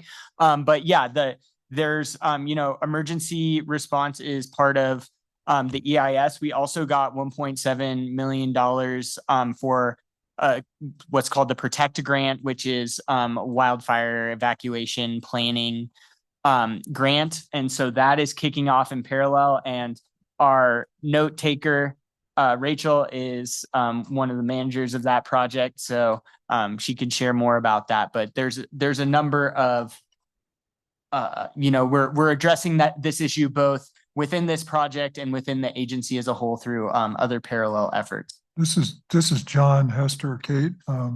We don't do the evacuation planning or the evacuation. The local governments do that with the law enforcement agencies and the fire protection organizations. And we had a forum with our board, and where Sheriff Coverly and I think a representative from Tahoe Douglas, as well as the state of Nevada and counterparts in California were here, that made that clear. But what we are doing, working with them, and this Protect Grant that Jacob just talked about, is we're doing what's called a Transportation Resiliency Improvement Program, which is where you look at natural hazards like fire, like earthquake, floods, and you look at your transportation system and say, how can you make it more resilient?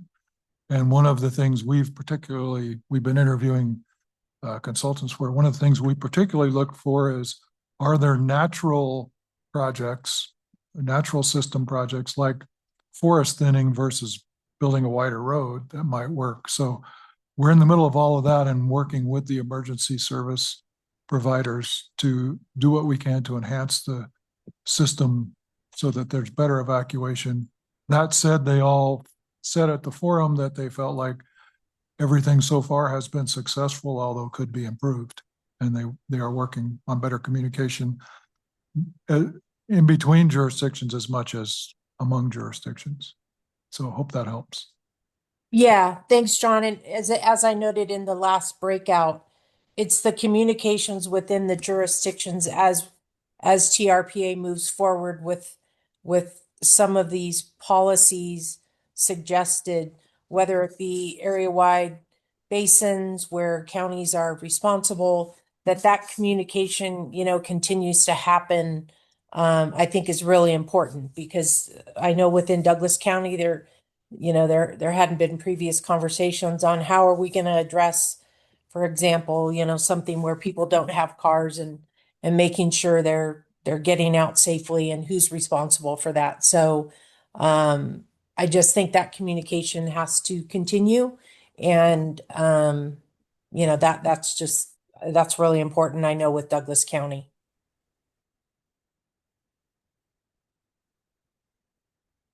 Important with all, and we are including the transportation districts and the school districts who have fleets, even private fleets, like Amador Lines and folks like that. So, and I know the evacuation planning folks are doing that as well. So, but you're right, can't have too much communication. That is true. All right, well, welcome back, everyone. That was fun. That was a good new format for APC. Very informative. We had great discussions in our group. I think what's next is we are going to hear report outs from the staff members who led each of the 3 sessions. Is that still valid? Is that what we're doing? Or- Yeah, thank you for reminding me. Okay. Let's keep the report outs high level and short and sweet, but we'd love to hear them. And then we'll go to public comment, just for folks' awareness.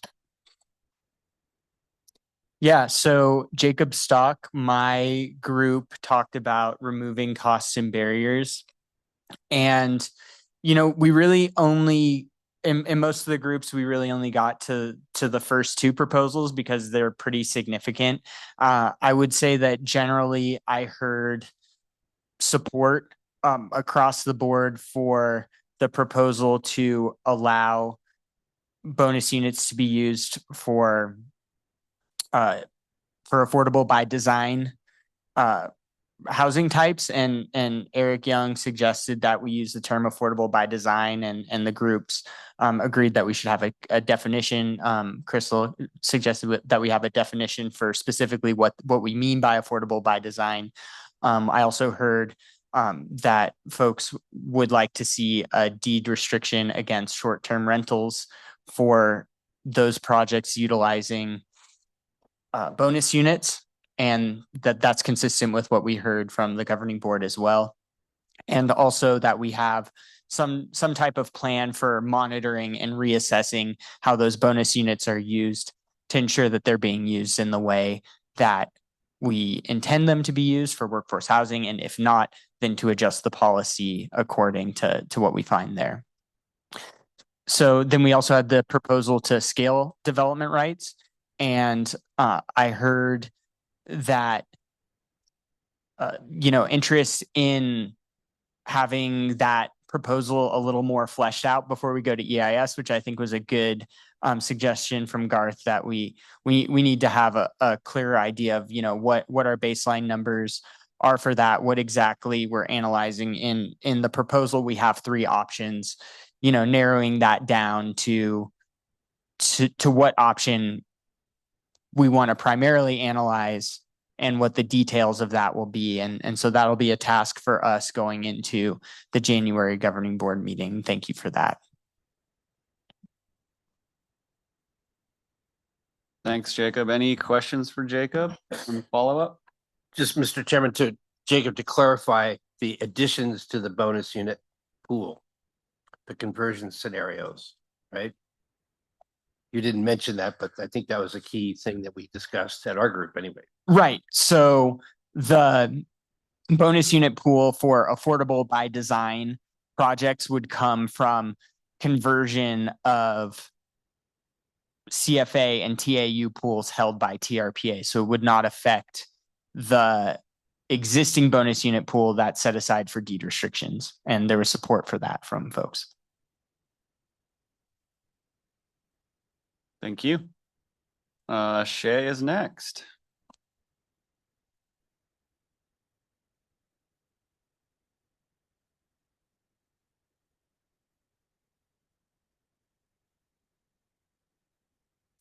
I'm going to be the general because I can not go deep. I can just go broad. And then Shay will give you the real meaty answers. We didn't stay in our 4 categories. We went across all of them and came up with, I would say, 3 or 4 overarching themes. One was that looking at the TMDL, it was catchment by catchment, and we have code that's region-wide, and we need to allow geographic or catchment by catchment variability. Some catchments are connected to the lake, some aren't. They should be treated differently. We also should have jurisdictional variability. For example, Douglas County's in the process of seriously considering a stormwater utility or flood control. I don't know. I think that's what they're calling it. Stormwater.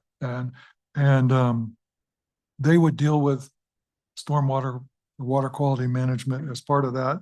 Other jurisdictions are figuring out how can we do it a piece at a time. So that's, we need to have some variability in how it's done jurisdiction by jurisdiction, as well as how it's paid for. And then there's timing issue, like what can we do now? How do we transition to where we want to have area-wide projects or something like that? How do we transition? We need to have that analyzed. And then the other idea that or kind of question that came up is that we should look at is if it's good for the environment for affordable housing, might it not also be good for market rate housing? And should we look at it from that perspective? And so those were the four overarching themes. And I'll let Shay give you more detail and answer questions, especially the difficult ones. I don't think I have too much additional detail other than I think we got support for the proposed policy changes to be analyzed. And just reiterating, support for that timing piece of having options to comply, to take advantage of the, housing incentives while we're waiting for area-wide to come online. I think were the things that I heard in addition to what you said. Thanks. I just want to highlight that you did clarify, at least in our group, that this will include relooking at the regional stormwater treatment system requirement for the phase 2 housing amendment requirements. Just one piece of specificity. I think that probably others talked about, but that is important. Any other questions or comments for Jay or Shay? No. So, Mr. Chairman, so there was the notion of understanding that if an area is not connected directly to a water body, specifically the lake, that there's a different kind of orientation around what they need to do. Yeah, I think that is correct. I mean, what you would be required to do for, let's say, a regional treatment or area-wide treatment is going to differ if you're, depending on what kind of land use is in your catchment and how far away you are from a water body or the lake, compared to if you're right next to the lake and a higher polluting land use is in that catchment. And if I can add to that, and kind of in response to the chairman's comment, is these different options, I think, is what we really mean by just, instead of the phase 2, you just got to do an area-wide system. It's like there may be options. We don't want to say you don't ever do area-wide systems, but we want to have some options in addition to that, I think is what we heard, Shay, right? That's excellent. Yeah, thank you so much. I think that's exactly what we'd all appreciate. I think we're good. So we'll go to the last group. Alyssa. Okay, I had the increasing housing choice option, and like the other groups, we really were only able to discuss probably 3 of the top policy changes. The first being making it easier or making accessory dwelling units easier to build by updating coverage requirements and fees.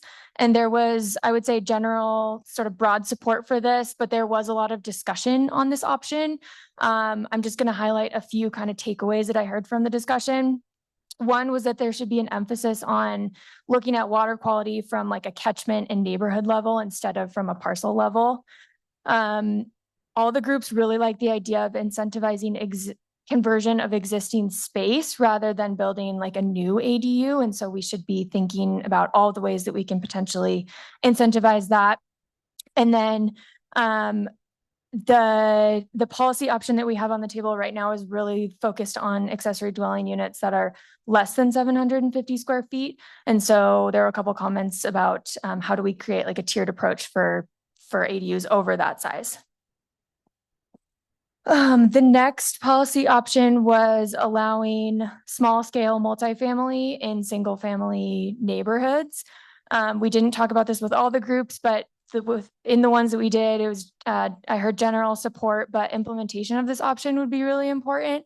Most people did not want to see like a TRPA mandated blanket approach to all single family neighborhoods, but rather they want us to see setting up like a policy framework for how the local jurisdictions could implement this option in specific neighborhoods that make sense to them through their area plans.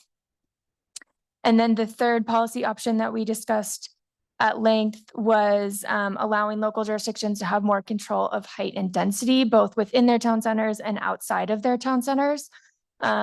A couple of jurisdictions have requested this, so they felt, they really want to see, especially some allowances for density. In general, I heard support for this option. There was a comment that the EIS needs to look at sort of the maximum build out for multifamily neighborhoods, so we are capturing like the cumulative impacts of any changes that we're making to the growth management system as well. That's all I've got. Did anyone else want to add to that summary? Anyone want to add anything? Garth? Yeah, thank you. I think the only other item that we talked about right there at the end in this group was the expand the boundaries of the town centers. I think if that's going to be proposed, I think you need to include sort of I heard that basically it was the findings that really limit the ability for that to happen. And so if you're talking about expansion of town centers, you need to include what changes to the findings would be necessary to allow that to happen. Thank you.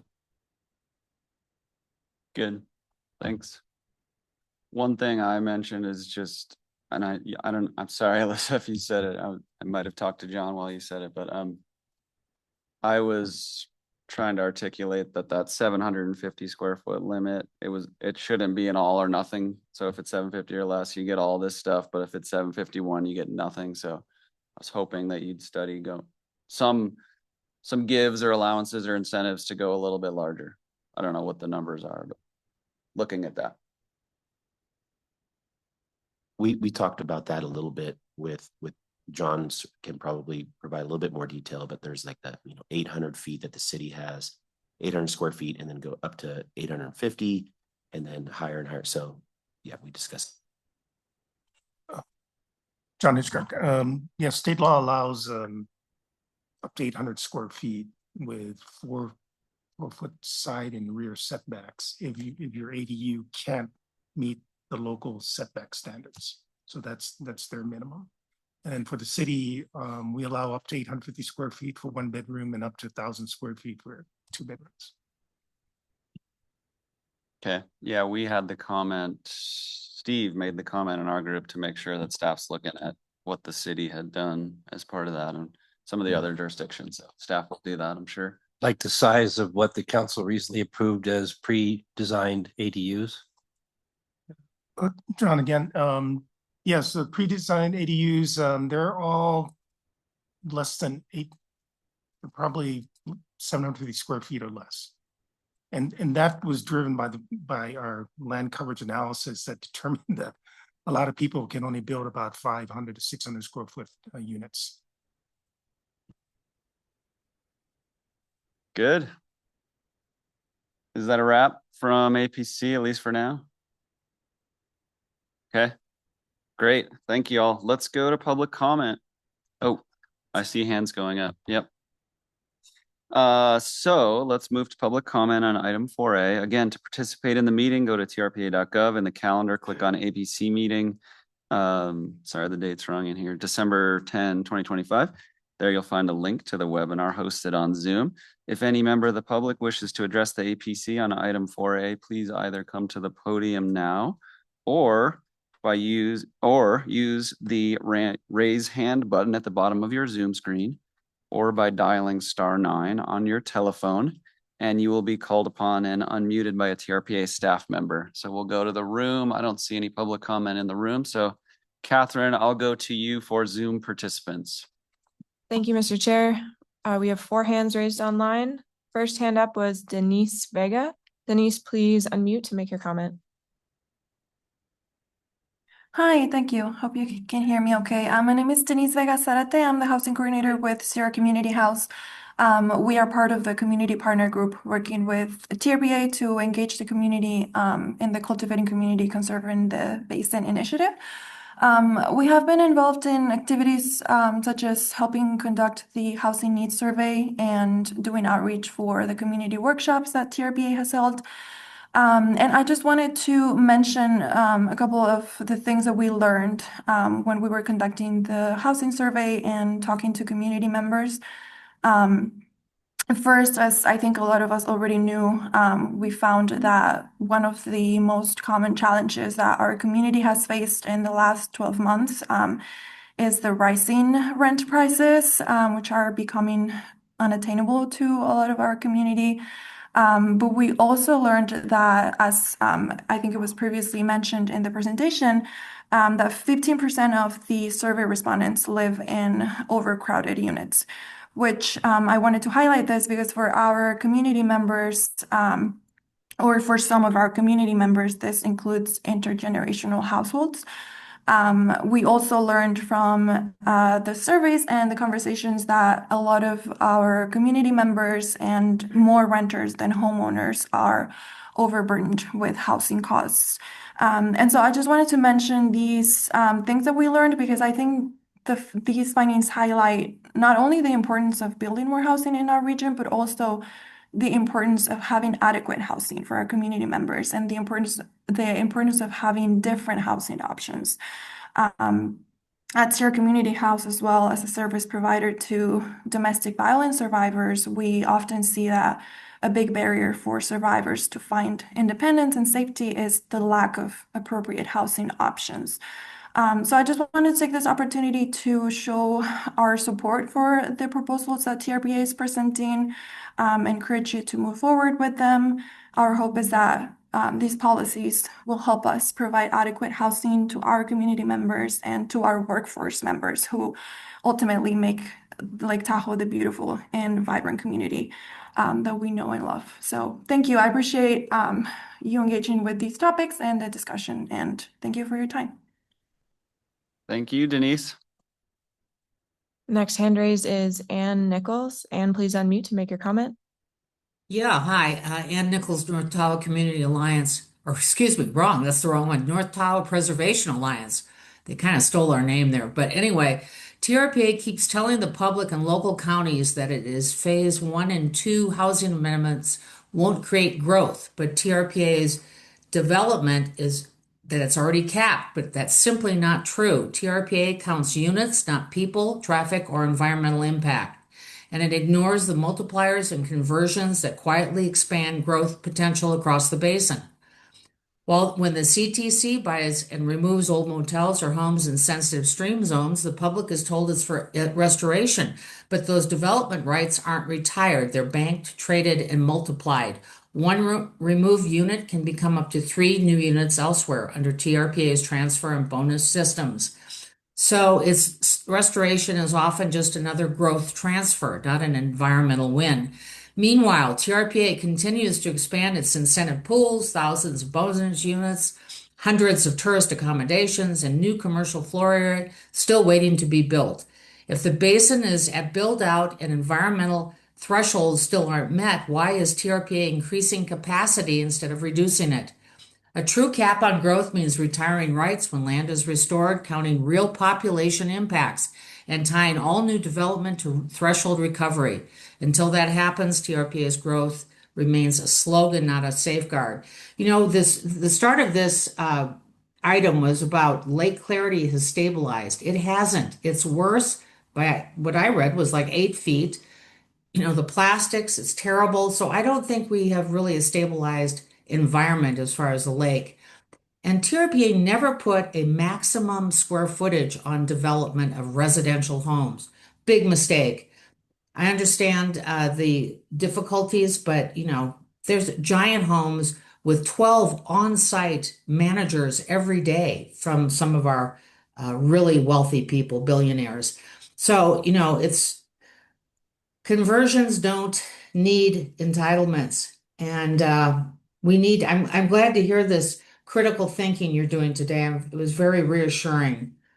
But we need to know the maximum build out. What are they talking about with all this more and more and more? Thank you.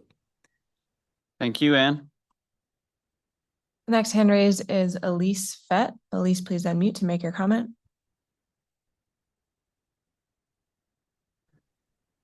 Hello. I would like to thank you for your very detailed discussions about this. And I agree that it would be great to incentivize ADUs. I think it's a win-win situation. I've had at least 30 clients a year that would have been interested in, I'm sorry, I should say 10 clients over the last 30 years, a year that would have been interested in having a legal ADU and they were not allowed to. And that would have provided 300 working units for worker housing had they been allowed. And so I know there are people here that would like that. It allows them to have a way to help pay their taxes so that they can stay in the basin and working in the basin as well. The idea of Bailey low capability and what could happen there. For example, most low capability is steep. As an architect, obviously, I see that there are units above and below garages that would be perfect. And I think the junior suite concept makes a lot of sense because you're not increasing coverage. There is the potential for a parking space. And in that case, you could potentially look at pervious pavers for a parking space for that unit above or below a garage on low capability.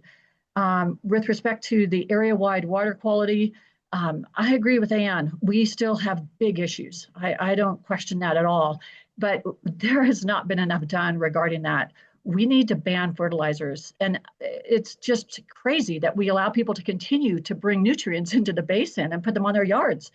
You need to require that all new landscaping be native or just not require fertilizer. And also, with respect to an overall fertilization and taking away the BMPs, you need the BMPs. Whether they're functioning great or not, we need to have BMPs on site. And there are wonderful stormwater filtration systems in the TRPA parking lot. You have one that John Pluccio developed, and they're wonderful. They just need to be used, and they're not installed all around the basin. They should be. And including, they could be on residential properties if necessary, where they're exiting into the road. But back to the evacuation concerns, bike routes would be perfect. So NDOT appears to still have a large unfiltered stormwater drains that are going into the lake. And I know they're trying and they're getting there, but it's going to reduce workers commuting when we get the workers here. And so that is a win-win situation. Once they're in here, they don't have to commute. But here within the basin, we need to have commuter bike paths. The commuter bike paths can be placed above the highway. For example, between Crystal Bay and Incline Village, there's a perfect place under an existing power line to put a bike path. That would also work as a fire break. It would also work as an evacuation access. If you have bollards at the ends of it, and if it's wide enough for commuter bike paths to safely go back and forth, this is not multi-use, this is for commuter bikes, e-bikes, then we reduce traffic, we provide a fire break, and we provide an evacuation route out. So please consider those options, and thank you for this consideration because we desperately need our workers in the basin. Also, yes, I agree that we need to have more efficient homes. We want to incentivize smaller bedrooms, smaller homes, more efficient homes for many obvious reasons. Thanks for your time. Oh, I have a little more time. How about very quickly, if you could wrap it up? Am I too late? She's muted. Okay. Thank you, Elise. Next hand raised is Alan Miller. Alan, please unmute to make your comment. Hi, Alan Miller, still an environmental engineer, former senior water quality resource manager with the Lahontan Water Board. These comments follow from the discussions I heard today and are also following my comments to APC last month. In part, that TRPA forgets it's a regional planning agency, that they're currently and may potentially apply different standards region-wide. For instance, 1 acre for ADUs in Nevada and 10,000 square feet in South Lake Tahoe. Passer and El Dorado counties. They're talking about increasing coverage in densities in areas with no community drainage and already maxed out with coverage and other issues. And again, differing standards based on connectivity, assuming some areas are not connected. Well, I think that's just wrong thinking. If anybody read my water quality report that I prepared last August, we live in a drainage where everything is connected, and it's just a matter of time. And our time scales are tiny compared to Lake Tahoe time scales. And so there's no recognition that all is connected, and the TMDL is not restoring water quality. That's the total maximum daily load regulation. There's no restoration happening with that based on existing TMDL and TRPA targets. So there's a lot of big questions with that, and that includes things like given TRPA as a regional planning agency, on what basis may it apply local area plans with varying standards by local and state jurisdiction? The code's supposed to be the floor, and so any local deviations can be allowed. How are they more protective? Who determines that? How is that monitored and advanced? How does it work based on the compact? Is the code consistent with that? I sorely doubt it. Does it cross constitutional lines? I suggest it does. What legal footing are the delegation MOUs on? I've requested from your legal department information on why Nevada currently has no valid MOUs, and I've gotten nothing. So, beyond that, how do we know the area-wide stuff is even going to work? So there's a lot of things to evaluate in this upcoming EIS. So get to it. Thank you.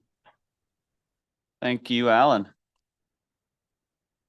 The next hand raised is Anno Nakai. Anno, please unmute to make your comment. Yes, I just wanted to add, I sent in a public comment because I was having trouble with the chat in the breakout room. But I just wanted to, raise awareness of working with tribal traditional ecological knowledge experts for plants that are indigenous natural water filtering and cleaning, bioremediation, and also the awareness of preserving or mitigating impact to traditional cultural properties and cultural resources like basket making plants, foods, and medicines.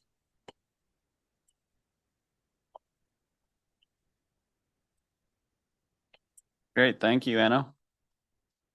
The next hand raised is Abby Lichtman. Abby, please unmute to make your comment.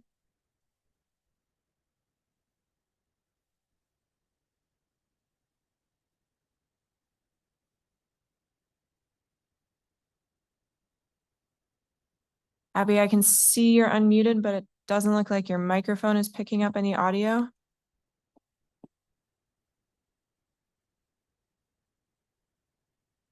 We'll circle back if you can check your audio settings. Next hand up is Toby Tyler. Toby, please unmute to make your comment. Yeah, Toby Tyler on behalf of the Sierra Club. Summarizing my written comments, in short, the system of conversions and increasing bonus units means there is no development cap in the basin, even though this myth continues to be purported that it will not be exceeded. The proposed Phase 3 housing amendments would expand bonus eligibility, TAU, and CFA conversions to residential units, relaxed coverage limits, and increased ministerial approvals, which would function collectively as growth-enabling measures in the basin. Is no fixed enforceable cap on total residential units, TAUs, CFAs, population and or VMT. TRPA's own admissions confirm that unit size is unregulated. Conversions create new households. Conversion generated units are omitted from percent to build out claims, and no basin-wide maximum build out number exists. Without hard numerical ceilings, mandatory retirements, or basin level cumulative impact analysis, these policies increase development potential and risk, undermining threshold attainment for water quality, VMT, air quality, land coverage, and wildlife evacuation. Before advancing any code changes, TRPA must disclose the true maximum build-out potential and demonstrate through rigorous programmatic review that expanded development capacity will not compromise threshold standards or compact compliance. The claim that the development caps will not be exceeded is false. Thank you, Toby. Next hand raised is Alexis Aller. Alexis, please unmute to make your comment. Good afternoon, TRPA Advisory Planning Commissioners. I appreciate your time today, and I also really appreciate hearing some of the more in-depth conversations that the commissioners have had today regarding these policy recommendations. It's a big lift that the staff and the consultants have made, and it's definitely a complicated process. And so I think throughout the process, MAP has been advocating for a simpler process while also maintaining the growth cap. I think that everybody has continued to hear that, and I think there's significant concern regarding how these conversions of units will be maintaining the growth cap. So the environmental impact statement has a critical job here. Just like Toby said, we really need to start grappling with what the actual numbers will be and whether or not some of these policy recommendations are really feasible in regards to protecting the environment and fostering more workforce housing. I want to speak to this process and the fact that throughout this process, the continuation of market rate housing continues to be thrown out there, that these incentives can also be utilized for market rate housing. I want this body to understand that is really counter to the vision of this process. TRPA was afforded significant grant funds, and the California HCD has policies about what these dollars are meant for. And the dollars are meant to advance workforce housing, housing for our seniors, housing for our disabled community members. It's dollars to help those who cannot advocate and house themselves. So I want to put that back out there, because this continuation of utilizing all of these incentives for market rate housing is not the problem. Tahoe has plenty of market rate luxury housing. We do not have deed restricted workforce housing and deed restricted housing for our seniors and deed restricted housing for our disabled communities. So please, let's focus on what these dollars were meant for planning. Let's focus on maintaining the growth cap. And we too look forward to the environmental impact statement. We continue to put comments on the record. And we, as an organization who advocate for the workforce, are concerned, frankly, that these incentives are not being utilized for those the most in need. We need to remove market rate. So thank you so much for your time, and thank you so much for your service. Thank you, Alexis. Two more hands raised. Next one is Rhonda Tyser. Rhonda, please unmute to make your comment. I am only concerned with the welfare of the lake and the village of Incline. Lake Tahoe clarity sits at a near all-time worst Secchi disc measurement of 61 feet. God bless TRPA's efforts, but whatever TRPA has done so far has failed to improve Tahoe's lake clarity. With the approval of hundreds and possibly thousands of new units built under the noble umbrella of workforce housing, we have no logical reason to believe lake clarity will improve. Increasing the number of housing units will increase the number of people living and moving about the basin, which will result in deteriorating lake clarity. It does not matter how noble the cause or how careful the construction. Building additional housing results in reduced clarity. Nor will building additional housing in Incline Village improve the community. Incline, as the name implies, is a community built on a mountain slope. About 1/4 of the community exists on the flatland near the lake. With the exception of the old Incline Elementary School parcel that will soon be sold either to Washoe County or to another buyer, there are few empty parcels in the flatlands. Above the flatlands, the remainder of Incline reflects its name. So any ADUs will likely be built on the upslope. But the upslope residential areas were laid out along curvy roads with 109 cul-de-sacs or courts along 200 roads. Incline possibly has more cul-de-sacs per square mile of road than any other area in Nevada. And cul-de-sacs do not lend themselves to ADUs because there's no place to park except in the short double driveways that are like spokes on a wheel around the cul-de-sac. And because of our infrastructure layout, shared lines for sewers, water, electricity, and cable will degrade with additional ADUs on the lines. Lamentably, Incline has no cap on short-term rentals, with about 700 permitted and unpermitted STRs operating year-round. Non-resident owners hiding behind their LLCs will be the first to wrangle ADU permits to increase their income. So as a concerned 34-year citizen of Incline Village and longtime lover of Lake Tahoe, I'm concerned that TRPA's affordable housing quest will be detrimental both long-term and short-term to achieving lake clarity. Thank you. Thank you, Rhonda.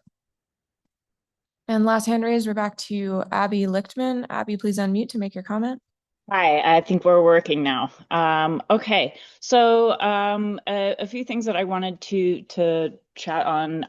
The number one thing that for me is such an easy solution that also very, very much speaks to environmental impact, in addition to workforce housing, is allowing tiny houses on wheels, provided they are built to code and are safe for snow load, et cetera, et cetera. That is a really easy way to double housing units almost, I don't know, in like a 6-month period. You can purchase them and have them delivered a few weeks later, or have them built and have them delivered a few months after that. And I would love to see TRPA offer grants for utility hookups for these units, provided that they are not used for short-term housing and they're only used for full-term residents only, AKA you're not going to get some skier who's there on weekends. I think that if we can allow those in on private residential properties, they take up very little space. They use very little utilities. They offer easy, affordable housing units immediately. And most of them are now built to code. So you just need to either put a snow load external roof on there if the roof is not built for snow load, and make sure the pipes are winterized. And that's just such an easy, low environmental impact. They can be wheeled right off the property. The other thing that I would like to see happen is I would like to see, I know that there's an issue with a lot of people living in their vans because they can't afford housing. And now the places where they were supposed to park got banned or something. And so none of these people have places to park their vans safely. And so I think that we need to look into the resources that we already have, such as, parking lots, maybe out by the airport in Truckee, or change some permitting processes to allow hookups for vans like these, or again, if they're allowed as a tiny house on wheels, quote unquote, as well, again, to be able to offer accessibility. And then the last thing too is there's a lot of issue legally with hooking a tiny house up to a property on septic.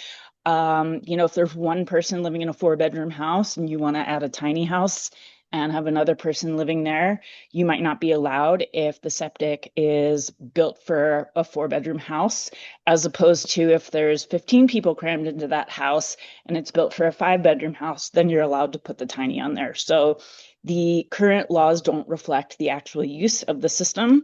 And I think it would be nice if there would be a really easy way to get a temporary like permit to do that with a smaller septic system if there's not a lot of residents. And so if it's safe in that capacity. Anyway, thank you guys so much. Yeah. Thank you, Abby. And Mr. Chair, there are no other hands raised to comment.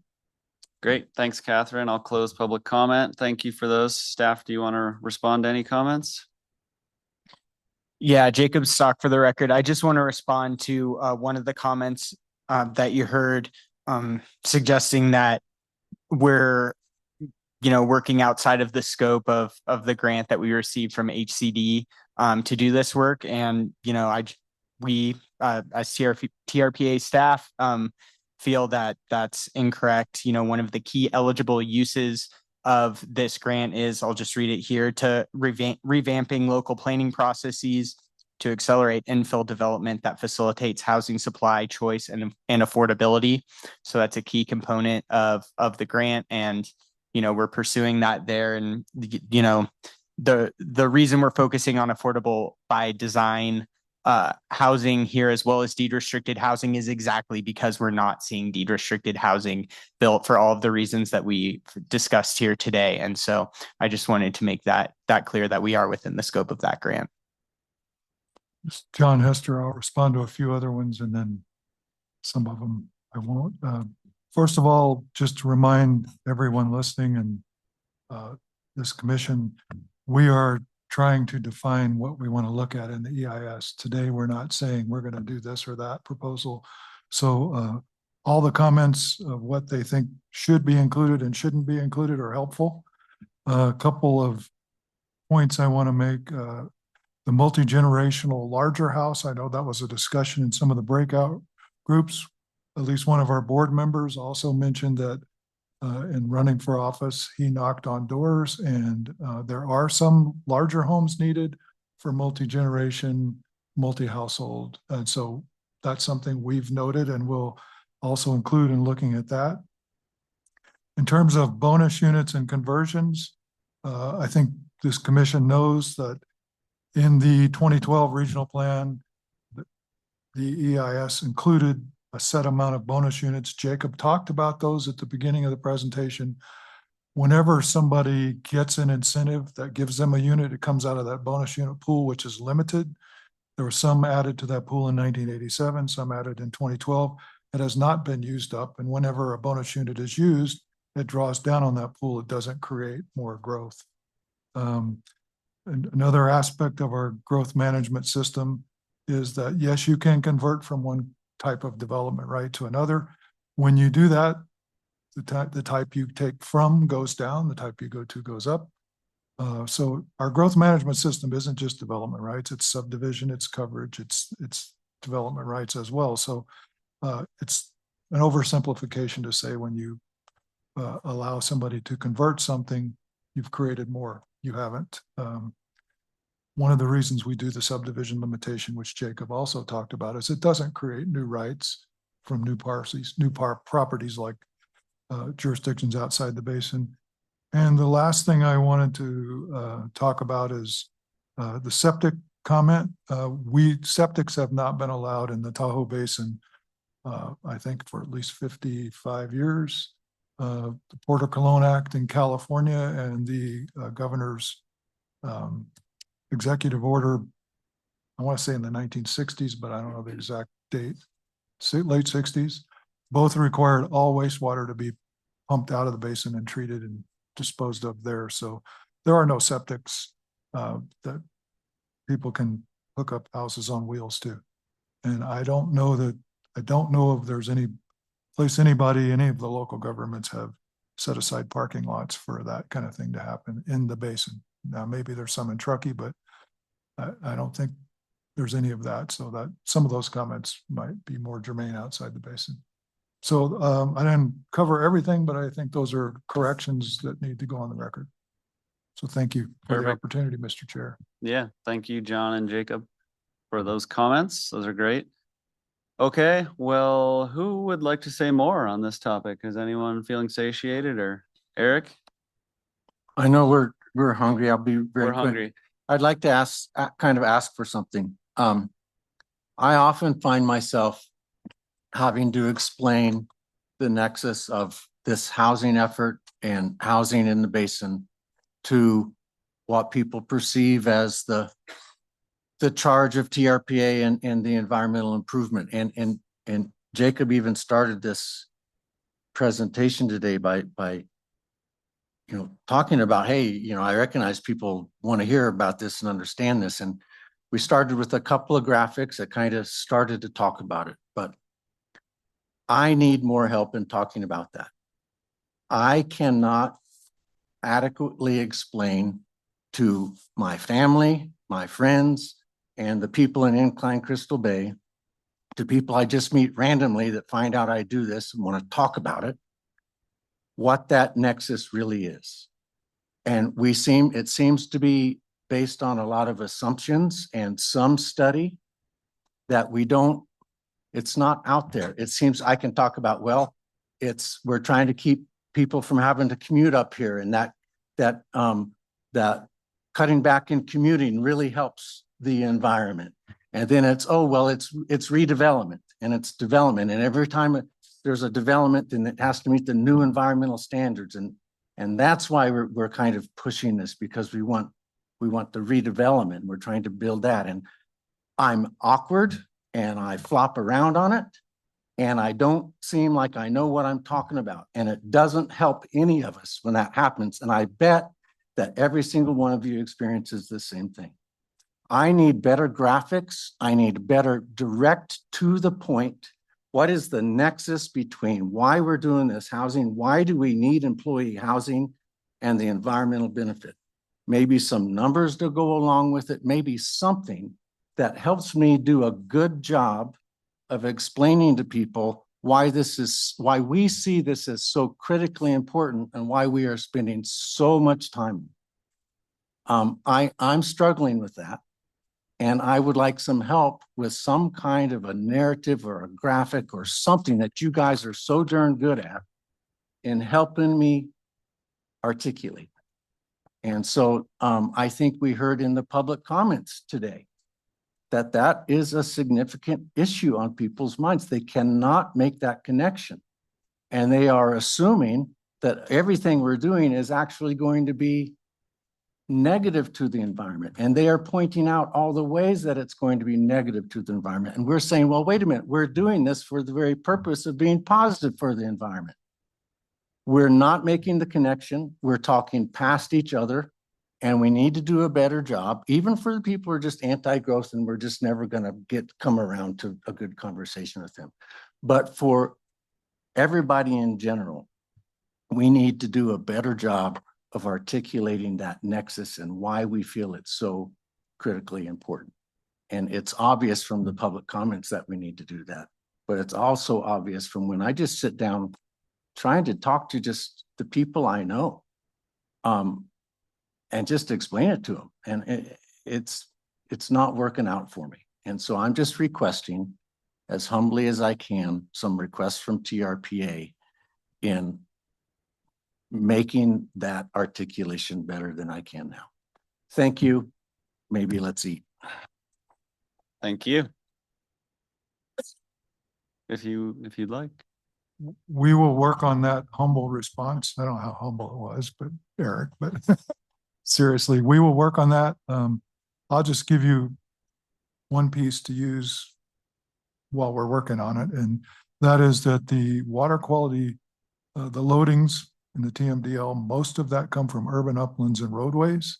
And so to the degree you can reduce vehicle miles traveled, commuting, you help water quality. So that's one example of why having workforce housing and housing for people who live here who work here to be able to live here helps the environment. Obviously, it helps with air quality and other things too, but we'll work on it. And that, frankly, is what the EIS should talk about in more detail. So I hope that gives you a little bit. We are not just charged under the compact with water quality. We're charged with land use, public service facilities, conservation. We're also the MPO, so we're transportation planning. We're also the Water Quality Management Planning Agency. All of those are federal and state designations. So we have to look across the board at the whole gamut of what makes communities and the region work. So more to come, but I hope that helps. Thanks, John. Crystal? Yeah, thank you. I just wanted to thank TRPA staff and all the folks that have worked on this. I think it's a heavy lift, and I just really appreciate you guys bringing forward pretty good ideas, and educating us and engaging us in the conversation. And so, yeah, just a thank you. Great job. Thanks, Crystal. Ditto. Yeah. Okay, so just one final thing from me. This item was agendized for possible action to allow us an opportunity to direct staff. Do we feel like we need a motion? I'll ask the APC members, do we feel like we need a motion? Would it help you to have a motion, or do we just say continue onward? Jacob Stock, for context, we had the same motion in the staff report for governing board, and they chose not to make a motion. So you could do the same. Any objections to that? Garth? Garth Alling for the record. No objection from my end, but I just want to make sure that the proposed action, the project description that you have for the environmental impact statement has sufficient detail within it to allow for sufficient analysis. I think that that's really important. And I know that I think in February, you're going to be coming back with the NOP. And I would really like to be able to make sure that there's all the information is there. I know I'm talking in circles here, but I think that's very important. Thank you. Thanks, Garth. Just how will the comments that we all made today be captured? Will we see them again? Are they just going into the meeting minutes? Yeah, that's a good question. Thanks, Brendan. So what I will be doing is typing up, me and my colleagues will be typing up the notes that we took from this meeting. We'll then be highlighting notes that could have some bearing on the proposal that we bring to the board next month. And so we'll be considering, and on one side, considering changes to the proposal or refinements to the proposal. On the other side, I'll be creating an attachment for that next board meeting that has the comments that we heard from you and the comments that we heard from the governing board and responses to those comments. So that'll be an attachment in the January 28th packet. Great. That sounds good. Thank you. Yeah, Jennifer. With all due respect to everyone involved, I would not necessarily want you to be bound by a schedule that you determine in advance, because some of these things are going to be hard. And you may or may not be able to make it to a January board meeting. And if you don't, I would not fault you for that, because we really want to, as we said, get it well defined and get it right. So if it takes another month, no dissent from me, so I would just encourage you to take the time that you need to do it well. No holiday break for you, Jacob. Sorry. I wasn't planning on it anyways. Thanks. Okay. Well, thank you again.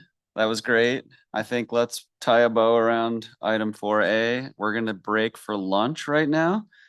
What are our instructions for lunch? Walk to the washoe room. Yes, Mr. Chair, that's it. Walk to the washoe room, Walk enjoy your across the lunch. hall and eat. And just for members of the public and those online, are we going to be back on in 30 minutes or what are we thinking? 1 o'clock seems like a good time. 1 o'clock. We're coming back on at 1 o'clock. We'll see you all then. What's on in our agenda? Tiffany's here. So let's move to item 4B. This is a discussion and possible recommendation for approval of amendments to Chapter 84 of the TRPA Code of Ordinances, specifically Section 84.4.3.f, This is regarding standards for non-conforming piers containing rock cribbing and safety elements for all piers. Information on this item can be found on page 103 of your packets. And we have Tiffany Good here from TRPA to present on this item. Hi, Tiffany. Hi, thank you. It's nice to see everybody. My name is Tiffany Good. I'm the permitting program manager in the permitting and compliance department here at TRPA. Here to present this item to you. And Tracy can advance a slide. So the hope is that you're all a little bit tired from this morning's lengthy agenda item and a little comatose from being fed through lunch. So hopefully we'll keep this relatively simple, but it is shore zone, so just be prepared. The purpose of today's discussion is to bring to you all the amendments to Code of Ordinances, Chapter 84. And that chapter is one of 5 chapters in like our shore zone section of code, specifically dealing with shore zone structures. The amendments are intended to incentivize environmental improvement for certain non-conforming piers and to allow some safety elements for all piers. And not to bury the lead, this is really just limited to rock crib piers. So as we move through the discussion, just keep that in mind. Although the safety elements are for all piers. And so from today's discussion, you can expect a brief shoreline plan refresh. I'll give you a little bit of context for the background. There was a project appeal that kind of acted as a catalyst to bring this item forward. I'll also recap the Regional Planning Committee's July 2025 recommendation. And then lastly, we'll talk about the amendments and the associated environmental analysis. I do want to highlight the staff team. We had a lot of heavy support from legal, Graham St. Michel and Marcia Birch. We also have a pretty stellar in-house shore zone group, and that's Matt Miller, Brandy McMahon, and Zach Davis. I also do want to let you all know we did a lot of stakeholder outreach through this process. We worked continuously with Jan Briscoe from the from Tahoe Lakefront Owners Association and the League to Save Lake Tahoe as we developed this process and the amendments, and also various planning consultants as well. Next slide.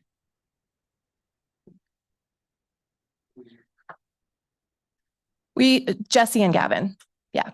All right, so a bit of a recap on the shoreline plan. It was adopted by the governing board in 2018, and it was a pretty robust, highly collaborative, consensus-based process to develop policy and then also the corresponding shore zone regulations.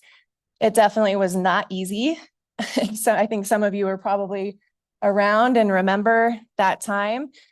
Yes, and yes, it took, this particular effort took about 3 years and encompassed all of what you see up on this screen. So we had a shoreline steering committee that met 40 times over the course of policy development. These were like all day super intensive meetings, public workshops, public presentations, the list goes on and on. So it was a really big effort, but the level at which we underwent this effort, it was worth it because we got the plan, the governing board adopted the plan in 2018, and then staff has been implementing that plan for the past 7 years. So over the past, 7 years through implementation, we have learned a whole lot about how the plan actually works, how the code actually works, and how we can maybe better achieve the goals of the plan. So one of the biggest things that we have learned is that for some areas, we don't quite have the right incentives in place to get good projects done out on the lake. We need to have some better incentives to replace the legacy development that's out there. This legacy development includes rock crib piers that were, most likely and oftentimes developed way before TRPA existed, in the 40s, 50s, and 60s. So we need to have better incentives in place to replace that legacy development with development that better aligns with our thresholds. Next slide. The overarching goal of the plan is to enhance the recreational experience along Lake Tahoe shores while protecting the environment and responsibly planning for the future. And the plan does include regulations for shoreline structures, including piers. And this does include private piers, as well as the other structures that you see up there. And these all support water-dependent recreation at Lake Tahoe, both public and private. Next slide, Tracy. Some of the major elements that are pertinent to today's discussion: the new plan limits new pier development to 128 piers over the life of the plan. So that's 128 new piers over a 20-year plan. So approximately 12 piers every other year. Now that is new piers, and the number that is really relevant is the number in parentheses, that's 738 existing private piers that were on the lake. And this is an approximation, but roughly at the time of shoreline adoption. So it's important to understand what you can do with those existing piers. One of the things that you can do under today's regulations, you can modify it. So this might be something like switching out a fixed catwalk to an adjustable catwalk, if you reduce visible mass. So you can modify it if you're showing that you're, if there's an incremental environmental gain. You can also expand it. But the important takeaway from today's discussion is that there are very limited scenarios in which you can actually expand a pier if the pier does not already conform to existing regulations. So it's practically a non-existent scenario. So the incentives that we thought were in place to remove some really obvious non-conforming elements like rock cribbing are actually perceived to be pretty weak. And this is supported by the types of applications that we receive, has also been communicated to us by property owners and consultants. Next slide. All right, and then in the staff report, we address a project that was submitted to TRPA that TRPA subsequently denied, and then there was an appeal on that project. And we're not talking about the appeal today, I just want to make that super clear, but this project served as the catalyst to bring this issue forward for us to think about, hey, what do we do about this? Excuse me. The applicant proposed to reconstruct an existing pier, and the existing pier had some rock cribbing. They wanted to completely take that out and rebuild it with an open piling pier that's consistent with our current development standards. They also wanted to retain some elements of the pier that were non-conforming, and it was the retention of these elements, primarily the size of the pier at the end of it and a second catwalk, that led to TRPA not being able to approve it. And we kind of looked at this as a missed opportunity for incentives, because while this project was really trending closer to conformance with our standards, getting rid of the rock crib, which would be a big win for us, ultimately we couldn't approve the project. And if we go to the next slide, Tracy, yeah, this demonstrates the situation. The image on the left is the existing structure, and you see the rock cribbing. The width of the pier head at the end is a little bit too wide.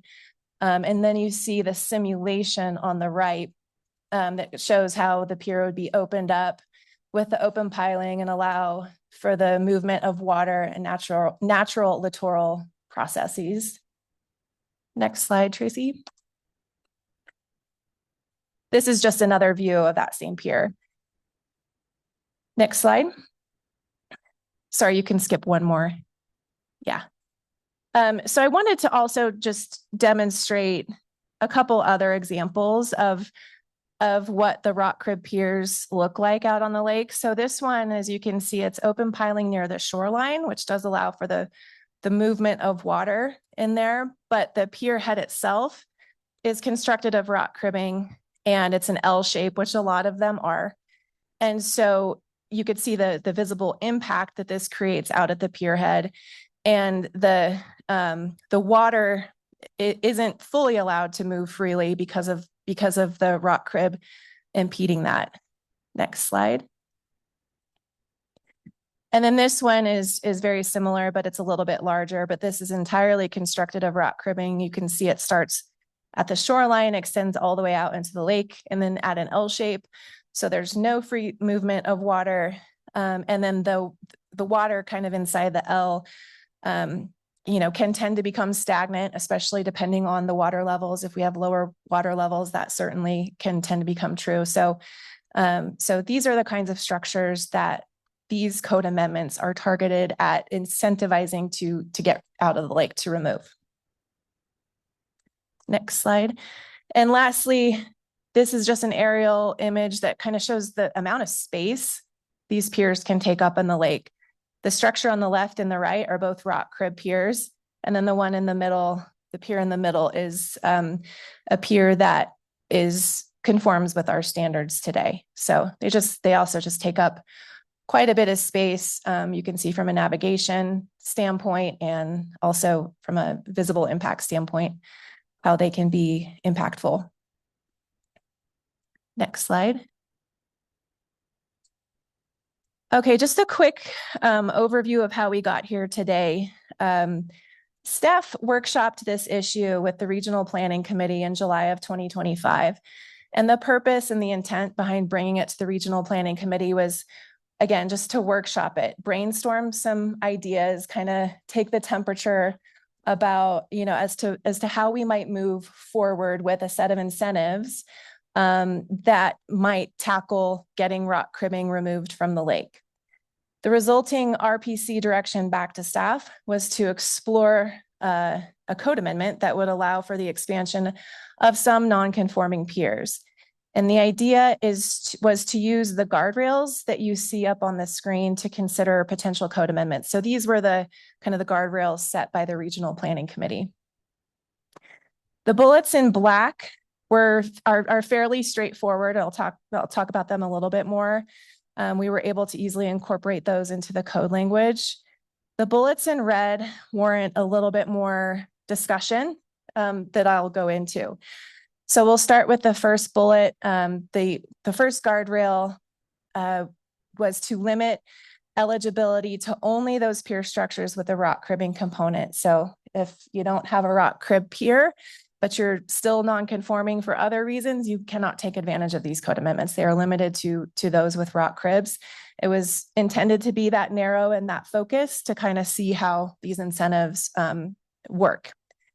The next bullet in black is to include safety elements. As you've seen, things like handrails and swim ladders would be allowed with the code amendments as long as those impacts are mitigated.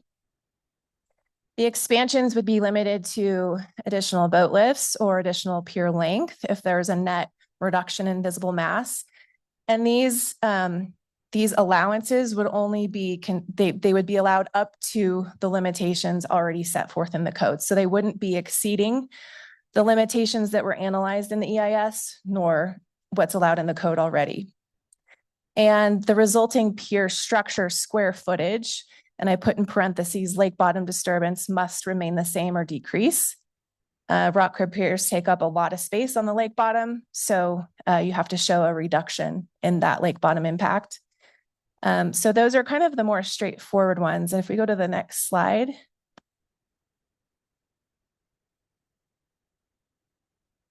All right, so we needed to demonstrate that these code amendments are consistent with the shoreline plan, with the shoreline plan EIS, with also with the regional plan EIS. So we kind of tiered from those documents. It's really important to note that the shoreline EIS established development caps for all development, like new moorings, new piers, new boat ramps. These amendments don't change those development caps. It might be obvious, but it's always really important to mention that because caps are important, especially, well, upland and in the shore zone. Also, the amendments ensure that projects would remain consistent with or move closer toward all of our applicable development standards. More specifically, projects that could potentially take advantage of these code amendments would be allowed to add additional length up to current development standards. They could add a boat lift, again, up to current development standards. And as a result, we'd get some benefits like the removal of rock cribbing, a reduction in visible mass, and then also trend towards conformance with all other applicable development standards. The environmental result would be potential improvements in land and water quality, fish habitat, and scenic quality. Next slide, please.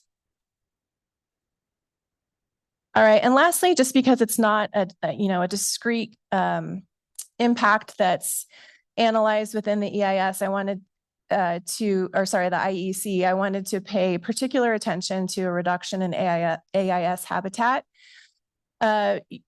As you saw in the photos, when you have a rock crib pier that impedes water movement, it impedes fish movement, it impedes all of that, and you replace it with open piling, you promote the natural flow of water in the near shore and along the shoreline. That's a really important zone to keep water moving and to establish natural littoral processes wherever possible. So by doing this, potential AIS habitat is reduced, just by allowing for the free flow of water. And I think that concludes the presentation. I'm going to leave it there and open it up for discussion, questions. Thank you, Tiffany. Appreciate that. Okay, APC members, who has input for Tiffany? Steve and then Jennifer. So just curious, Tiffany, I can visualize why rock crib piers would promote AIS development. Can you describe some specific examples of where that did happen?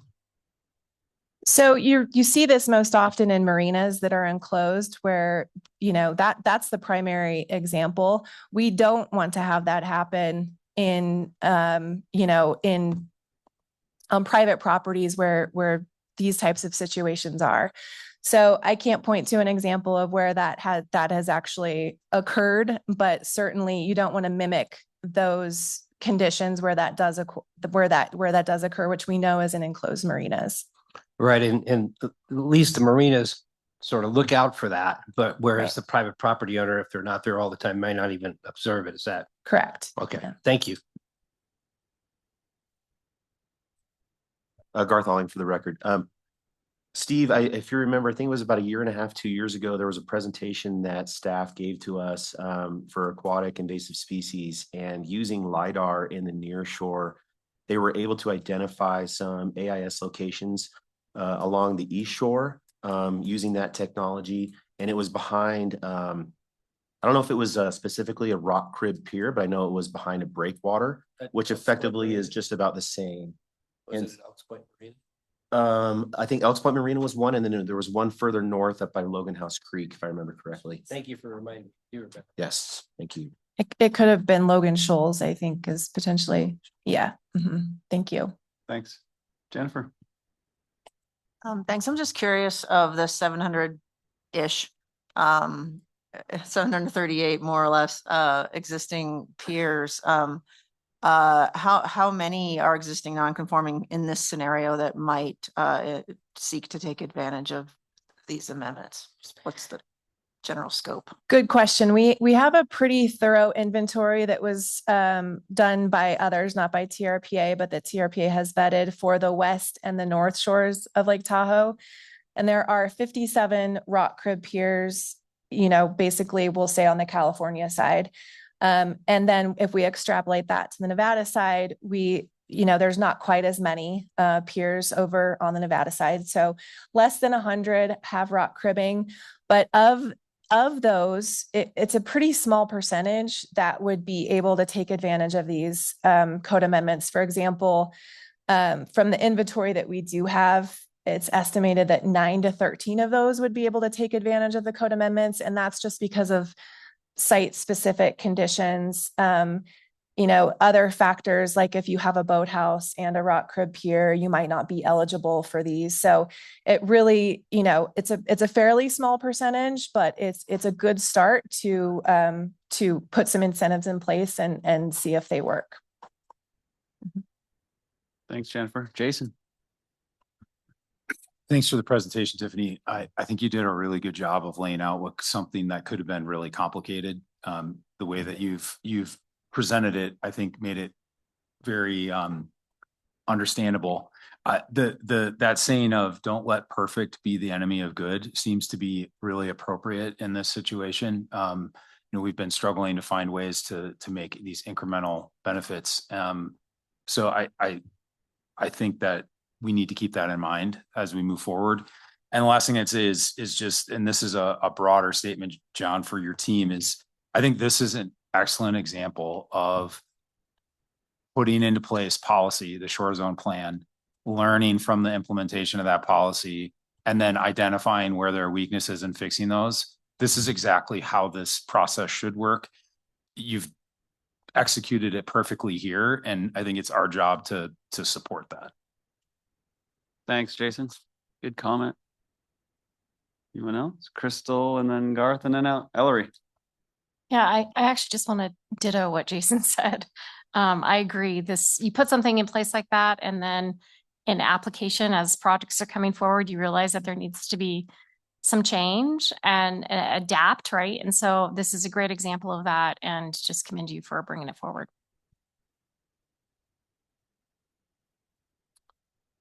Garth Alling for the record. I have a question on the initial environmental checklist that was prepared for this project. Under section 5, wildlife, question D, deterioration of existing fish or wildlife habitat quantity or quality. It says no with mitigation.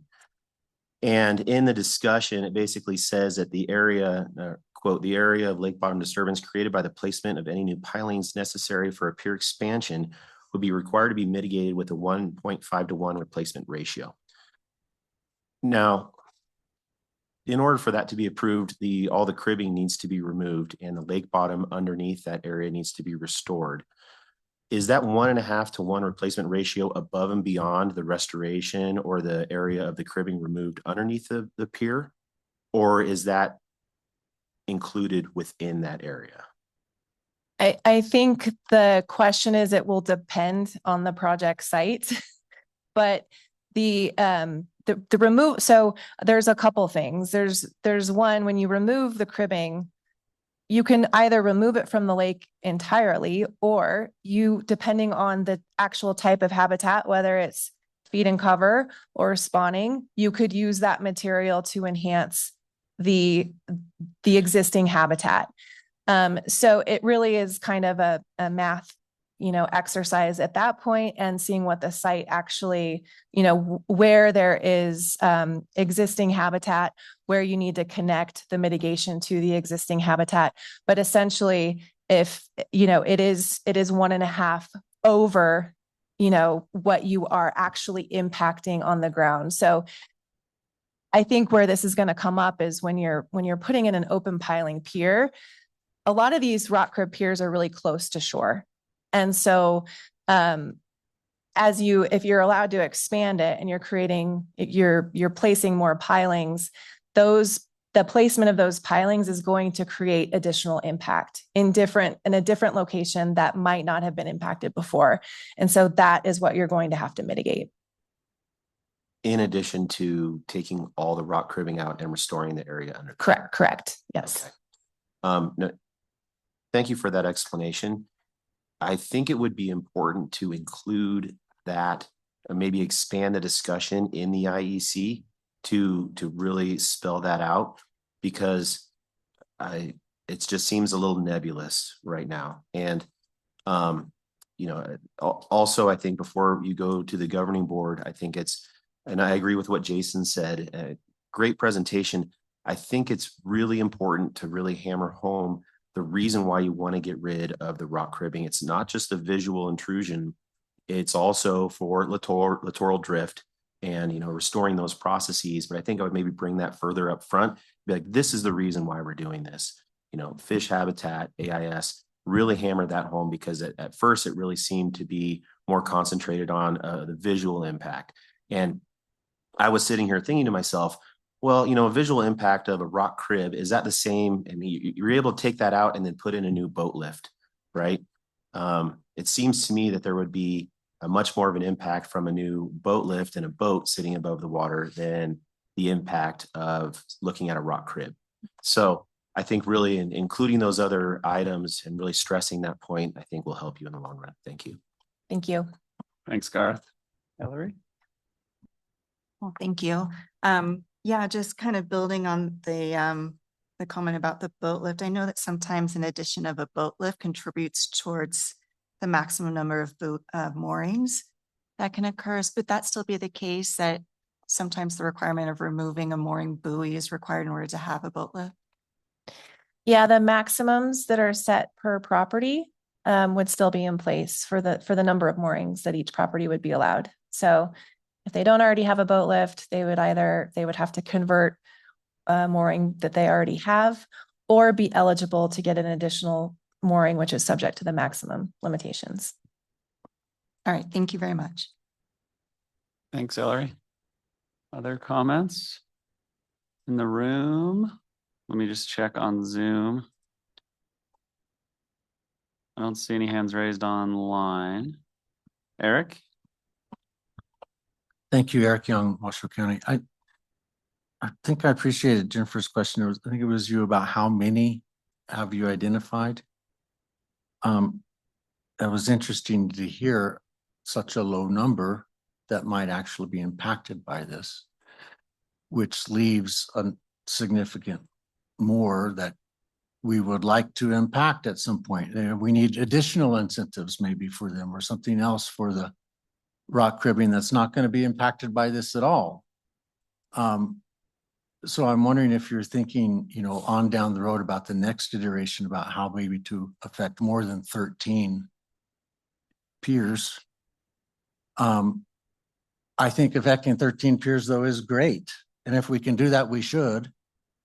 And I'm wondering if, because it's such a low number, there's been any thought to actually, as this becomes adopted, actually contacting those individual people and saying, hey, did you know now you can do this? Is there, if it's really not much more than a dozen or so, as you mentioned, why not reach out to them directly and let them know that they can now do something? So it's a low number. I still support it. And I'm interested in what your plan is for the remainder. Thank you.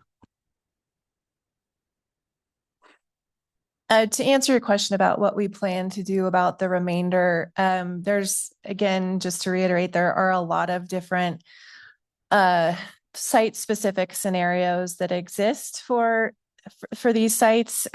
So, you know, if let's, you know, if these incentives, if these amendments get adopted and we implement them and we're seeing applications, then I think that'll give us, you know, information to adapt and potentially look at what we could do with other incentives in the future, of course, per the direction of you all on the board. Great, thank you. All right, final thoughts before we go to public comment? Okay, let's do it. So we'll now move to public comment on item 4B. To participate in the meeting, go to trpa.gov and the calendar, click on APC meeting. There you'll find a link to our webinar. So if any member of the public wishes to address the APC on item 4B, now's your opportunity. Please either come to the podium if you're in the room. I don't see any. Or click the raise hand button at the bottom of your Zoom screen, or dial *9 on your phone. You'll be unmuted and called upon by a TRPA staff member. So over to you, Catherine. Thank you, Mr. Chair. One hand raised online. Alan Miller, please unmute to make your comment. Hello, Alan Miller, civil and environmental engineer, South Lake Tahoe. I used to work for the Lahontan Water Board as a senior engineer. And I'm here to protest this proposed action because this TRPA staff is just representing the TRPA, or the Tahoe Regional Plastics Agency. It's another opportunity to raise issues concerning existing and proposed plastic piers that I've been raising for several years now with the TRPA. The problem is the existing TRPA policies and regulations, which do not include any control measures for plastics and microplastics associated with piers. And that includes in the regional plan, the shore zone plan, the TMDL, nothing. And with something like 1 million square feet of plastics already approved in the shore zone, and much of that is rotting away. That's based on my water quality report from last August, which I provided to you in association with another item last month. And it's clear to me that TRPA has a long way to go to catch up with the realities of microplastics, particularly in the shore zone. But nobody seems to have a clue about what's going on with our deteriorating lake. And in large respect, I think the microplastics play a role. In addition, as was mentioned by Mr. Alling, there's no mitigation for wildlife habitat. We've got threatened and cutthroat trout. And what we've got is a lack of use of wood, metal, and stone in the shore zone. And though this is only incremental, you're going to be perpetuating a current existing highly detrimental set of circumstances of use of plastics in the shore zone at Lake Tahoe, as I've explained at length and ad nauseum in my water quality report and elsewhere. Many of these piers are wood. They will be replaced with plastics, and they will eventually deteriorate into microplastics. Wood and metal cause no such impacts, and so that's what must be supported going forward. I am just going to keep reiterating this message until it becomes clear to all that this folly of plastics at Lake Tahoe just has to stop. It's madness. And again, none of the policies address this in any legitimate respect. So I refer you to my prior comments, and I'm going to continue commenting on this, including next month or next week if I need to. It's just outrageous. Thank you, Alan. And there are no other hands raised to comment. All right, thanks, Catherine. We'll close public comment. Does staff want to respond to that comment at all? Are there incentives to use wood over plastic? Are there disincentives to not use plastic? Well, a few years ago, the governing board approved a new pier, and with the caveat that would be used instead of plastic. So we have been carrying that forward for new structures. We also have prohibitions against the use of treated wood out on the shore zone as well. So. Do you see potential for future code amendments related to material choices or material incentives, or is that down the road? I think that would be down the road, and we'd probably need some more science-backed evidence for what materials would be preferable in the lake. Okay. Yeah, Garth. Tiffany, is that a condition of approval for right non-use of plastic, like decking? Is that what I'm understanding? Yeah, that's correct. We condition the final materials based on the samples that they provide. The caveat being obviously like boat lifts, things like that are not going to be made of wood. So there are going to be plastic components that will be in the lake as well. Okay, so the project proponent has to bring a sample of their decking material in for use. That they would like to use it for approval first. Correct. And you don't approve plastic. The Trex decking, or we have approved it in the past, but based on the governing board direction from that new pier approval a few years ago, we're trending towards the use of wood for the decking. And then the structural support members as well. The pilings, of course, are steel. So there's kind of a mix of materials that are used, and they don't necessarily have to provide physical example or physical samples for us, but they can just, they have to provide those, and those do end up in the permit. Thank you. Yeah, that's great. I mean, obviously this issue goes far beyond piers. I mean, it's paddle boards and life jackets and sand toys and everything else that everyone else has with them. It's made of plastic these days, which is unfortunate, an unfortunate reality. So it's good that we're talking about it. I see Mr. Ehrlich, you have your hand raised. Why don't you go ahead, Robert?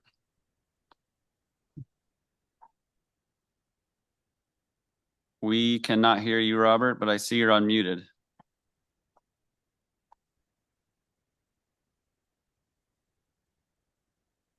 Any thoughts on that, Tracy, or? I don't know. He mentioned earlier that he had audio issues. This is Robert. Okay. Hey, Robert, I see your hands raised. Why don't you go ahead?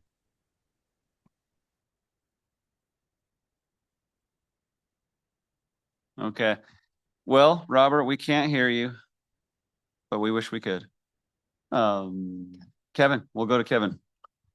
I just want to build on Alan's comment, Gar's follow-up.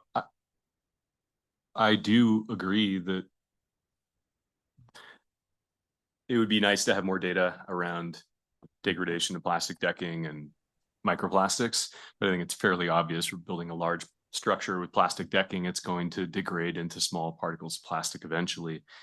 I'm just, this isn't something I was considering until this comment was made, but it sounds like we're moving towards conditioning wood and metal only and not plastic, but we haven't actually drawn that line to say no plastic decking for new piers.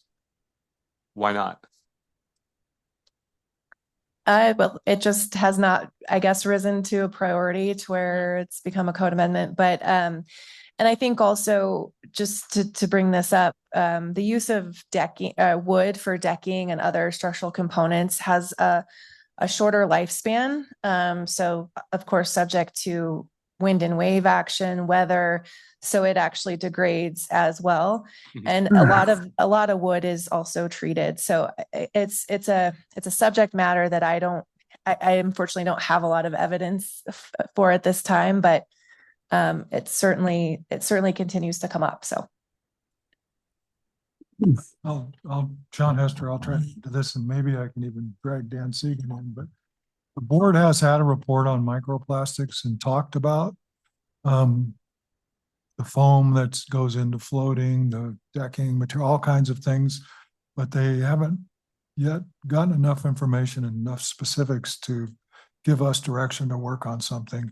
And I know there's some more research that's going on, and maybe Dan can talk about that because he was the one who brought the original microplastics presentation to the board. This is Robert. I am concerned about on the plastics, and given that the number of projects that would probably come out of just this change is so small, I'm wondering if maybe we should wait on making this change until we make it a little clearer if there is evidence that maybe we can ban the plastic decking.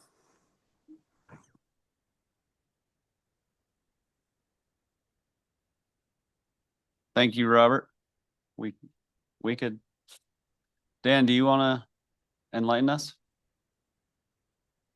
I don't know about enlighten, but this is Dan Segan, TRPA staff. We brought a presentation that was led by the Tahoe Science Advisory Council about likely sources of plastic and research related to microplastics within Lake Tahoe. The primary conclusion of that was that more research was needed, and they highlighted work going on in related to drinking water in North Lake Tahoe. They're one of the study regions for establishing standards for microplastics within drinking water.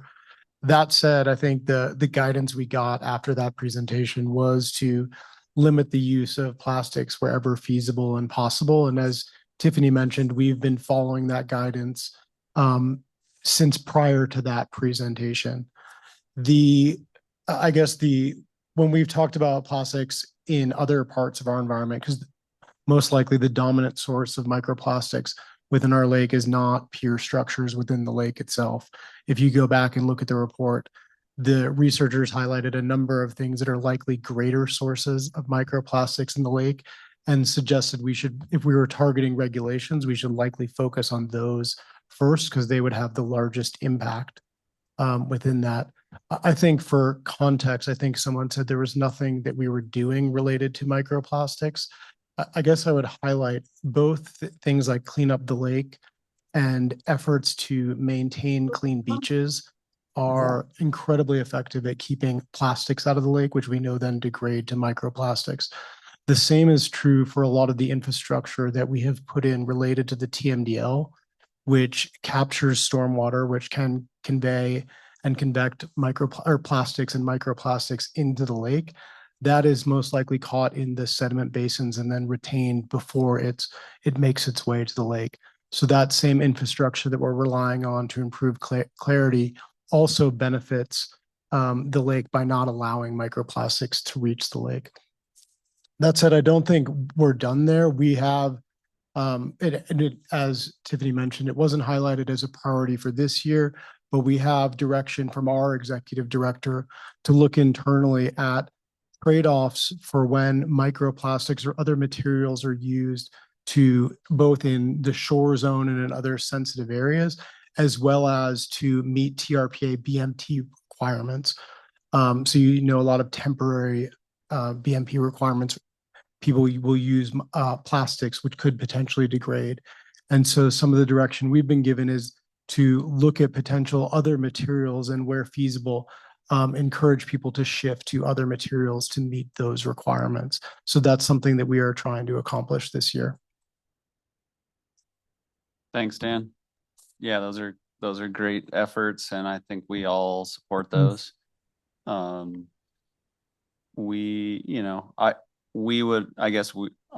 and hearing from my colleagues would support the previous governing board direction to encourage staff to continue to require more natural materials wherever possible, including for pier structures. And if that eventually rises to a code amendment, we would look forward to discussing that further. I don't know if that will end up in our motion today or not, but I guess we will see. Robert, do you still want to make a comment? I do. So if somebody comes in with a project to replace the rock crib with a new pier, and they're proposing using plastic as the decking material, would that be approved? No, we would either condition the permit that they need to use certain materials, or, we would work with that applicant beforehand to revise the materials so that they're approvable, if that answers your question. Okay, so it would not, I'm just trying to figure again if we need a code amendment at this point, or if staff has enough direction that they would not allow a large amount of plastic used for the decking material or other parts of the pier. It's a practice that we have been undergoing for the past few years. So as far as whether a code amendment would be necessary or not today for these amendments, I think is at the discretion of the committee. But in practice, we try to limit the use of plastic to the greatest extent possible. John Hester here. Perhaps Robert and Commission, you may want to suggest that the board look at that as a priority next year. Their retreat will be, I think, in April this year. And that's where all of these kinds of topics come up, and they say these are we don't have bandwidth to do everything, but if you guys put it in your recommendation that you'd also think that they should consider this, then it'll get talked about at the retreat. Maybe will be a priority to do the code amendment. So that's my suggestion. Okay, thanks, John. I also see Mr. Larson has been on. who works with the Science Advisory Council. So I think he's been hearing us and perhaps can continue to discuss this with the scientists to come up with more research. Okay, final thoughts before we have two motions that we need to make to approve these code amendments. If we could put the first motion up on the screen. There it is. Would anyone care to make the motion? I will. Thank you. I'll make a motion to recommend approval of the required findings, attachment C, including a finding of no significant effect for the adoption of amendments to Chapter 84 of the TRPA Code of Ordinances, implementing recommendations of TRPA Regional Planning Committee regarding expansions of nonconforming piers. Second. Thank you, Ellery and Garth. Okay, we will require a roll call vote on this, so I will go to Tracy for that roll call. Ms. Stala, Aye. Ms. Ferris, Ms. Cyber, Yes. Mr. Young, Yes. Mr. Drew. Okay, thank you. Chief Drennan, Mr. Teixeira, Yes. Ms. Carr, Yes. Mr. Orling, Aye. Mr. Drake, Yes. Mr. Ehrlich, No. Ms. Jacobson, Yes. Mr. McNamara, Yes. Ms. Marulis O'Neill, Mr. Hitchcock, Yes. Mr. Ferry. Yes. Mr. Chair, the motion passes. Thank you, Tracy. Okay, we have a second motion. There it is. Anyone care to make that motion? I'll make a motion. I'd like to make a motion to recommend approval and adoption of ordinance 2025 blank attachment D, amending ordinance 87-9 as amended to adopt the amendments to chapter 84 of the TRPA Code of Ordinances. Second. Thank you again, Ellery and Garth. And back to you, Tracy. Ms. Marulis O'Neill, Mr. McNamara, Yes. Mr. Hitchcock, Yes. Mr. Drake, Yes. Mr. Ehrlich, I'll abstain on this one. Ms. Jacobson, Yes. Mr. Teixeira, Yes. Ms. Carr, Yes. Mr. Orling, Aye. Mr. Young, Yes. Mr. Drew, Chief Drennan, Ms. Stala, Aye. Ms. Cyber, Yes. Mr. Ferry. Yes. Mr. Chair, that motion also passes. Thank you, Tracy. And thank you, fellow commissioners. And thank you, Tiffany, for the great presentation. Good luck at governing board. Mr. Chair, could we make a formal recommendation for John's suggestion to governing board? Absolutely. I don't know if it needs to be how formal, but I would simply say that we recommend the governing board. I would propose, we recommend the governing board consider a prohibition of plastic decking on any new piers or pier rebuilds as a discussion item to make that more black and white. Do we need a motion, Graham? Yeah, let me just say, so very much appreciate Alan's, I'm sure he's still there, comments. And, one thing we have to be careful about is we can't really, because it wasn't agendized for that, we can't do it formally. Of course, we've heard that before. We've heard it. We did talk about this last year, as everyone said. And I think we can all pass along that message to the governing board that this remains something and that's of interest, including to APC. Thanks. And I'd recommend that include the comment that we encourage the staff to continue their policy of not approving projects that have plastic decking. If I may, building upon Graham's comment, if you would like us to just say so, we can include in the staff report that you're recommending they consider that at their retreat. I think we would appreciate that. Okay. That takes care of it not being agendized as a separate item, I think. Yeah. my point of view, and I appreciate the context, it's not the largest contributor, it's not the smoking gun, but it is so visible, and they're the only structures that we actually allow to be built over the lake, that touch the lake every day. So it seems like a disservice to like TRPA's commitment to not address something that's what I would consider low-hanging fruit, even if it represents a small percentage of the plastic, microplastic that ends up in the lake. Recognizing wood doesn't last as long, and there's reason to build Trex decks, but this is over our lake, and I think it's a worthy discussion. As a quick little sidebar here, are there any alternatives to mooring balls that are not made out of plastics? I mean, those are floating right there. Bunch of pine cones lashed together with. In any case, I think that's a great idea to add it to take John's direction and add it that way to get the information to the governing board. Thank you. We will put something like that in the staff report. I don't know if that's clear enough to Tiffany, or you had questions? No, I think that's clear. I just want to make sure that Mr. Drake, your recommendation was for either new piers or the reconstruction of existing piers, that you would apply the prohibition of plastics to, just to make sure that's clear. Is that what you were directing?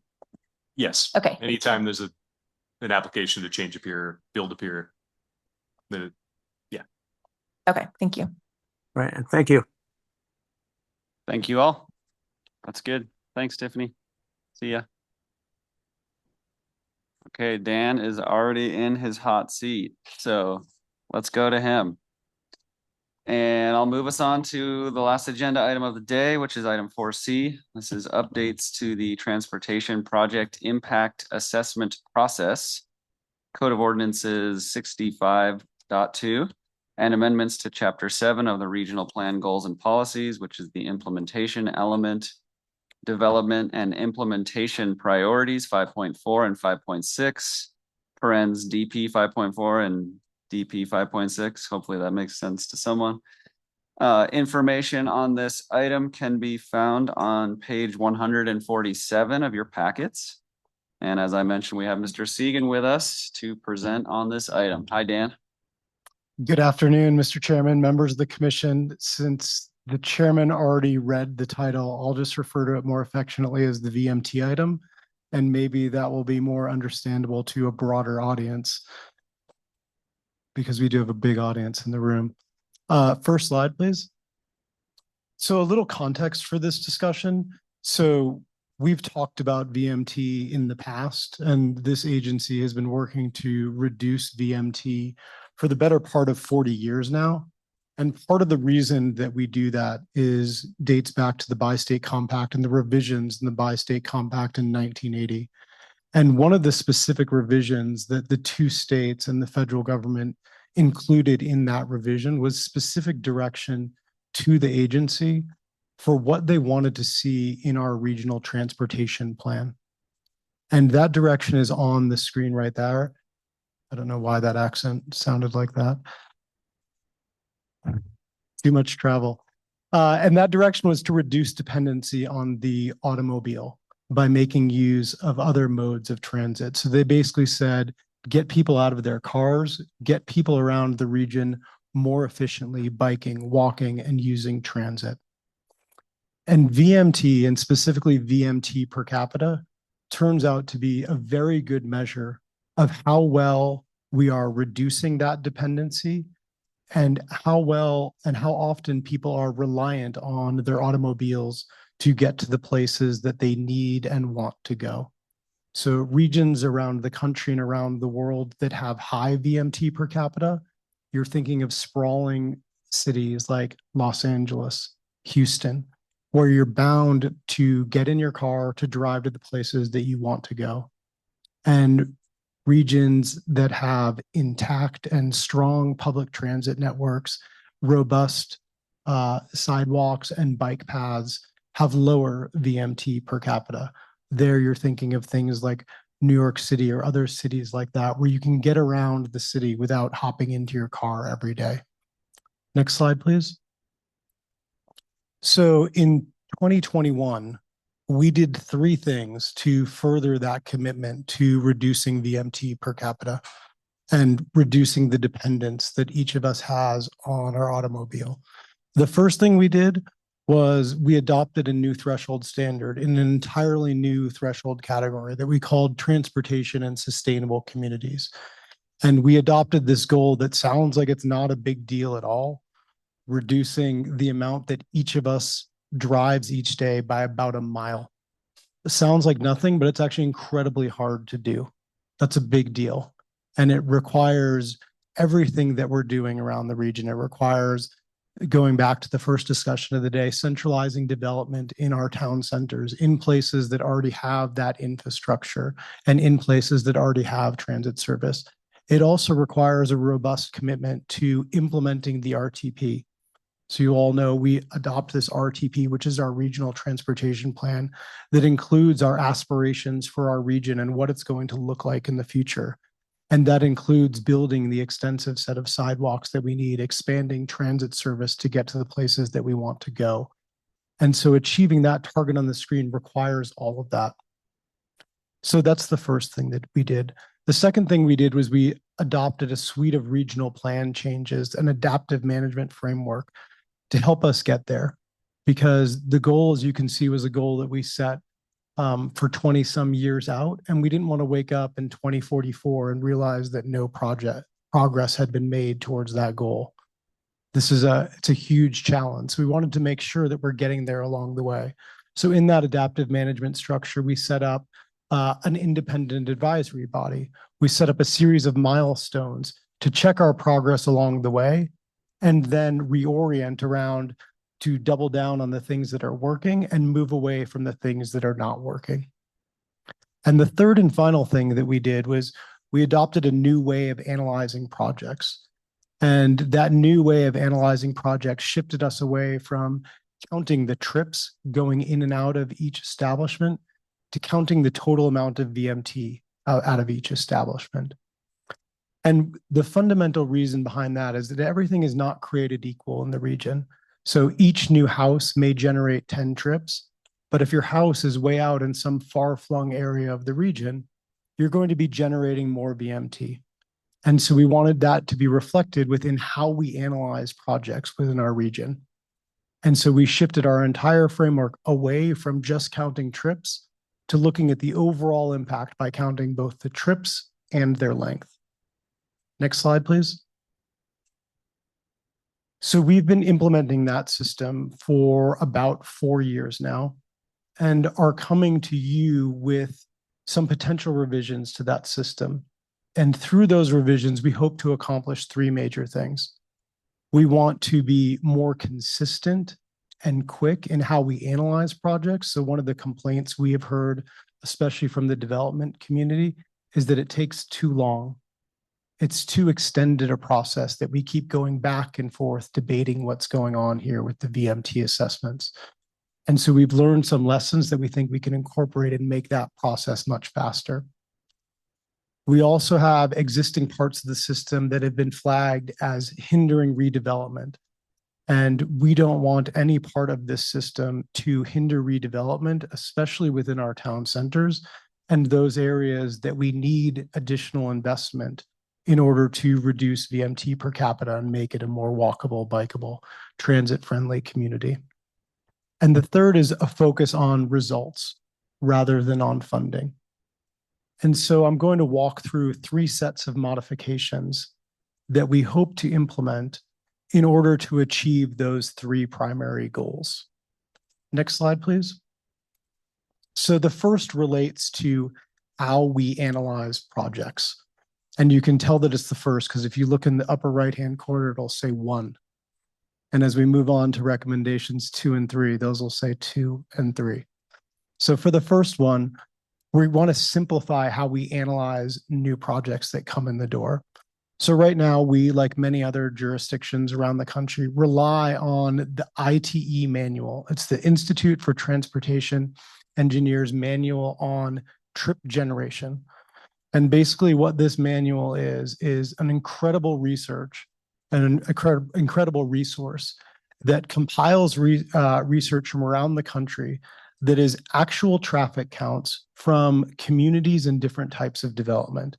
And so basically they've gone out and measured how many trips go in and out of the driveway of different types of development, a new school, a new restaurant, a new hotel. And they provide rates that we in other jurisdictions rely on to assess, okay, how much new traffic will be generated by this new development. So we have this incredible resource. One challenge with that resource in implementing it and analyzing projects is that it often overestimates the number of trips. And we know how it overestimates the number of trips because many of the studies that it draws from are these suburban style developments. So you should be thinking of a Denny's somewhere outside of Sacramento that's really easy to isolate. And almost everyone going in and out of that restaurant is driving to it. And we know in regions like ours, when you have a restaurant in an area where you have hotel infrastructure or houses nearby or a transit stop nearby, you're far more likely to get fewer driving trips to that establishment than you would see in this manual. And so currently the way that our process works is because both we know that and developers know that. So what happens is the development or a potential developer comes in and says, this is what the ITE manual says. And here is a list of 10 reasons that we think our trip generation will be lower than that. And then we as staff go back and forth with that developer or with the developer's consultant and say, okay, we agree with reasons 2, 3, and 4, but we think you should adjust reason 7 and maybe consider this. And we don't think reason 10 is valid at all. And that process that creates this back and forth between us and the community that creates both uncertainty on their side and also extends the evaluation process. So what we are proposing is a set of internal reductions that we've calculated that generally reduce the trip rates about 60% from what they are in the, to 60% of what they are in the ITE manual that we would then embed within ours so that the average project applicant could analyze their VMT impacts in 5 minutes.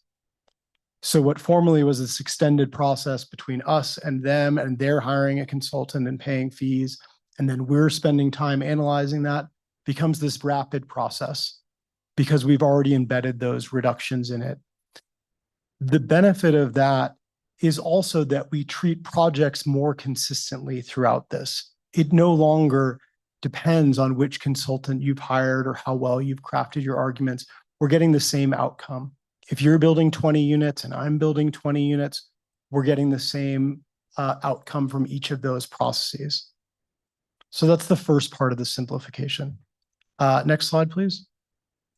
The second part is that we're proposing a far simpler set of zones to analyze our projects. So if you're orienting yourself within this, there's 2 things we need to do to figure out how much VMT your project is going to generate. We need first to know how many trips are going to go in and out of your driveway. And second, we need to know how far those trips are going to go within our region. And the existing zones that we use to analyze trip length are on the left-hand side of the screen with the label current. So there, you'll see them there in the blue through red shades. And those regions, the feedback that we've heard is that they split like neighborhoods apart so that neighbors are getting different treatment because they happen to be on the wrong side of the zones that we use within our travel demand model, which are not necessarily indicative of on the ground conditions. And that we should be a little bit more considerate in grouping like areas together and then calculating their trip distance. So what we've proposed is to simplify the zones that we use into 3 zones per jurisdiction. And those are the red, yellow, and green on your screen. And if you're orienting yourselves to those, the red zones, which we've called zone 1, are the zones with the shortest overall trip lengths. The yellow zones have slightly longer trip lengths, and the green zones have longer trip lengths as well. And one of the things I would appreciate, not necessarily feedback on immediately, But certainly we've included the link to those zones in your packets. And we've also reached out to each of the jurisdictions and would appreciate feedback on, as minute as it may be, does this line bisect the right community? Have we put these lines in the right places, or are there other places that we should consider modifying these? Next slide, please. So the third and final part of this simplification relates to how we credit VMT from existing projects. So currently we offer a 5-year window for which you get credit for past VMT on your site. And after that 5-year window, we act as if nothing has been there and it's a new project in the door. So you're paying full VMT fees. We have heard from many parties that 5 years is often not enough time to bring a project back to the agency. If you're looking at a site, thinking about starting a new business there, that's not enough time. And so they've asked us to explore expanding that credit. And there's 4 options on the board and that you saw in your packet that we are seeking feedback on. But really I can boil it down to 2 dimensions of that. There is a dimension of, should credits diminish over time? So should you get something like full credit in the first couple years, and then should that credit depreciate over an extended period? And the idea of this 5-year period or depreciation is to encourage more rapid development. So, or more rapid redevelopment of a site that was once in use. So if you can imagine, the agency, the local jurisdictions, just about everyone involved doesn't want vacant properties sitting there. We want those properties to be back in use as soon as possible. And so part of the idea behind the credit is, if you're offering a fee waiver, you're going to get more people looking at bringing a project to that site because you're offering an incentive there. So one of the questions is, as we're looking at extending this, is should we try to embed some of that incentive to encourage actors to come into the door more quickly and restart activities at that site? That's the first dimension. The second dimension that we're looking for feedback on is, should we have differing credits for inside and outside our town centers? So some of the discussion we've had is that maybe we should have longer credit periods in our town centers because we're even more interested in restarting those businesses there, versus in the external or the outlying areas, we're less interested in seeing that activity start up again. So should we consider some differing incentive structure between those 2 areas? Of course, both of these add additional complexity. So the trade-off that we'd ask you to consider as you provide guidance there is the juice worth the squeeze? Is adding this additional complexity to our system, is it worth having a more complicated code structure that people are reading through and saying, oh, I get 74% credit after 8 years, but 71.6% credit after 9 years? I think we already, this group more than most know, our code is already complex. And so I think everything we do now, we try to simplify the code and make it easier to follow. Next slide, please. And starting on the second part of our proposed modifications. So within our structure, we follow something that's just about every other jurisdiction that uses VMT to analyze projects do, which is we do something called screening. And the purpose of screening is to allow projects that you don't think will have a large impact to move forward very quickly, or to move forward more quickly with fewer analytic requirements.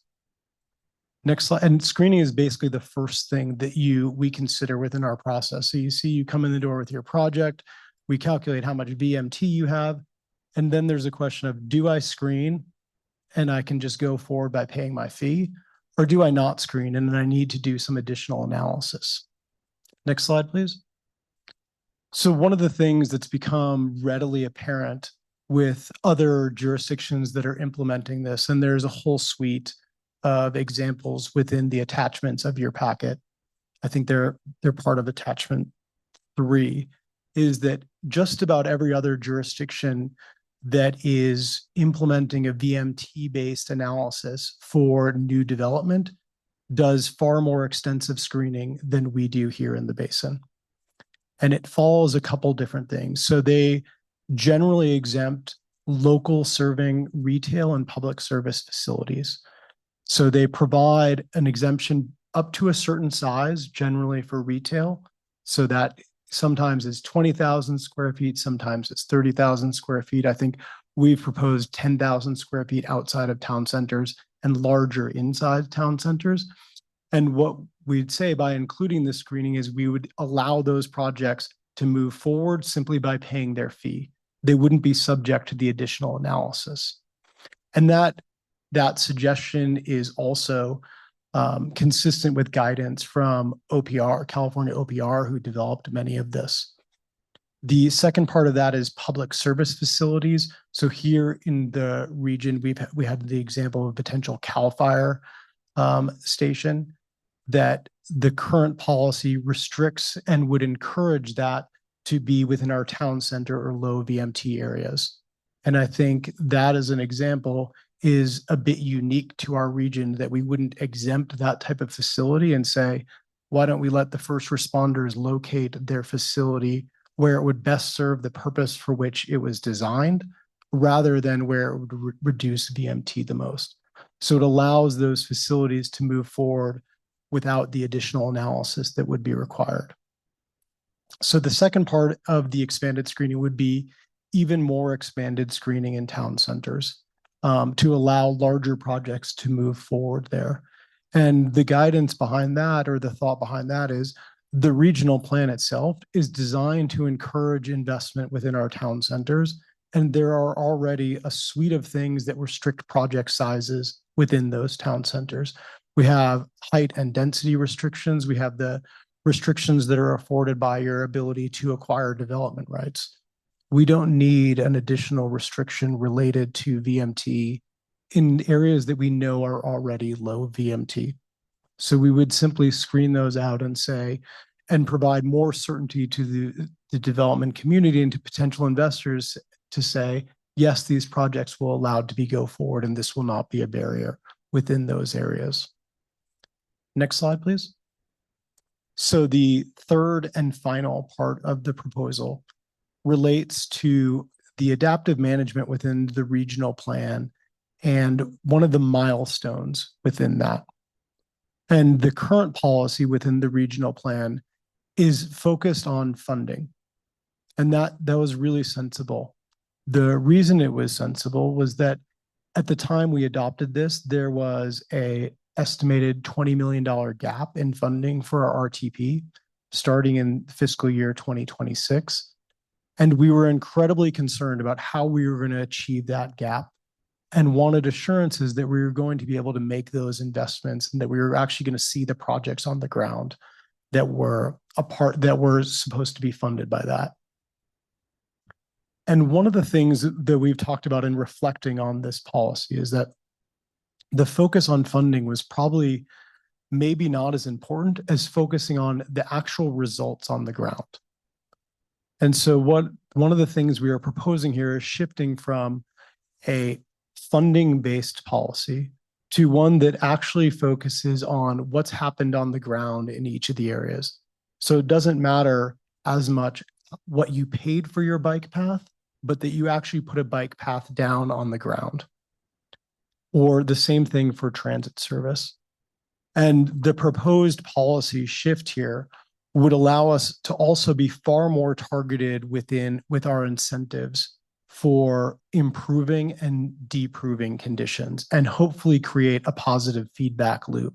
Hopefully not disintegrating conditions, sorry, for improving conditions. I don't know if that's what that expression was about. Okay. So in those areas what we've proposed is a new index that basically captures the conditions on the ground that are amenable to low VMT development. So, and it's in 3 dimensions. So there is the land use side of that, which includes the density of your residential development and the extent to which you have commercial activities and commercial options available there. That's the land use side. And then the transit side, do you have transit stops? How often are those stops being served? And then finally, the bike and pedestrian infrastructure. And so we calculate those two things, and areas that have high scores on that are more likely to be low VMT development. And if your score is increasing through time, that means that you are adding additional transit service, you're adding bike and pedestrian infrastructure, and or you're adding density in a mix of uses necessary to take advantage of that infrastructure. And the policy response to that would be screening larger projects. So we'd hope to create this virtuous cycle whereby if you are doing the right thing in a place, then we would allow larger projects to go through with less review because we know they're more likely to be beneficial for achieving our VMT per capita reduction that we were hoping to see with the threshold standard. And if in the converse of that is if you are tearing down multifamily units and putting up a single family unit and you are tearing out your bike paths, and if you are losing transit service, then we are going to scrutinize projects that are smaller than they would be in other portions of our region because we know they're less likely to be low VMT per capita development. Next slide, please. So that concludes the three parts of my presentation. I'm more than happy to answer questions on any and all of those parts or any other comments. Thank you for putting the 1, 2s, and 3s on the slides. In the name of simplicity, that was helpful. Thanks, Dan. Great presentation as always. Not a totally easy subject. So I bet Kevin has a few things to say. So Kevin. I should have taken better notes because I figured I'd remember my question from 1 when you got to 3, and I don't. But I have a question on 3. You had 3 criteria you're taking into consideration that can affect actual VMT, but I didn't hear parking count as one of them. Why is that not being number of parking spaces being built explicitly considered in how much VMT a project would generate? It's a good suggestion. I don't have an easy answer to that. And let me go back and look at it. So the index that we compiled was based on existing resources. Mm-hmm. So the intent was not to create something entirely new, but to aggregate the information that we have today in a way that would provide insight on what areas are likely to be low VMT and what may be missing if they're not. But we could look at adding, I guess, number of parking spaces available within that region or the extent to which you have parking management within those as part of that. Yeah, maybe I misunderstood. I was thinking those were more project level review kind of criteria, but you're saying they aren't. No, I apologize. So to clarify, the index itself would not be applied to an individual project. It's applied to an area within the projects where the project is, if you will. So you can imagine it being applied to a census block, and what we would calculate the index every 2 years and say, is this block going the direction that we like to see? That it's adding, it's adding transit service, it's adding bike paths, or is it going the other way? And then the flow-on effect to the applicant would then, if you're looking at where you want to site your project, to the extent that this is an incentive, we would allow larger projects to screen in blocks that were going the right direction, and screening or project review would be tightened in areas that are going the wrong direction. But your point, sorry, even though I misunderstood your question, I like the idea of exploring parking as part of it. Good. I misunderstood your point and you misunderstood mine, but I think we made progress both ways. And this, John Hester, to help the misunderstanding, we might do it by zone or by whole jurisdiction too, so that if a jurisdiction did something on transit that wasn't right in that block but was in their jurisdiction, that might still help. Again, with keeping with slides labeled number 1 to keep it simple. That makes sense. Thanks, guys. Just one point of clarification for me and the public. When you say when a project screens, you mean that it basically passes this test and is allowed to just pay a fee and move to the next step? That's correct. Dan Segan again. Okay, so it's kind of like a mini approval of that step. I just wasn't following you at first because I don't do this work, but I understood it once you kept saying it. So it's screened. Actually, Crystal wanted to jump in and then Steve. Yeah, thank you. I just wanted to back to the parking comment. So if a jurisdiction, for example, or a region, a town center had a parking management program where they're aiming to reduce parking and better utilize the parking they have, that could be seen as sort of a project along with bike trails and, you know, all the other things that could be seen as something that would sort of increase the score for that region. Is that what you're saying? That was my misunderstanding of Okay. Kevin's comment, but I like the idea of exploring that because I think it does relate to lower VMT development if you're implementing that parking management within the region. If I can add to that, you all probably remember when we brought you these graphics of the complete community that has mixed use and transit and sidewalks and all that stuff. That's where the concept came from, is like, we want all of that. Should that include parking? Yeah, maybe so. It's not, I don't think the index is baked yet. Great. Let's keep misunderstanding each other. Steve.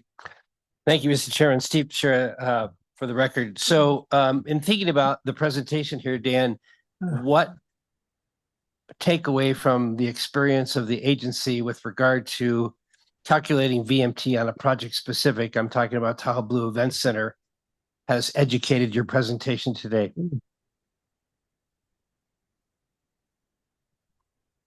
Dan Segan again. The event center is, I think, a challenging example because the project itself is so unique. The proposals within the presentation are really geared towards, I want to say, smaller, more routine projects that we would like to see move forward far quicker through our analysis with less burden both on the applicant and on us. I think, you know, once a project gets large enough, it has as many complicated pieces and unique enough as the event center is. I think, you know, you've moved into a separate realm where more analysis probably is required. I think we're concerned that we're spending too much time on a 10,000 square foot restaurant or a small grocery store, and that's become both overly onerous for the applicant and for our staff. No, I realize that, and I'm glad.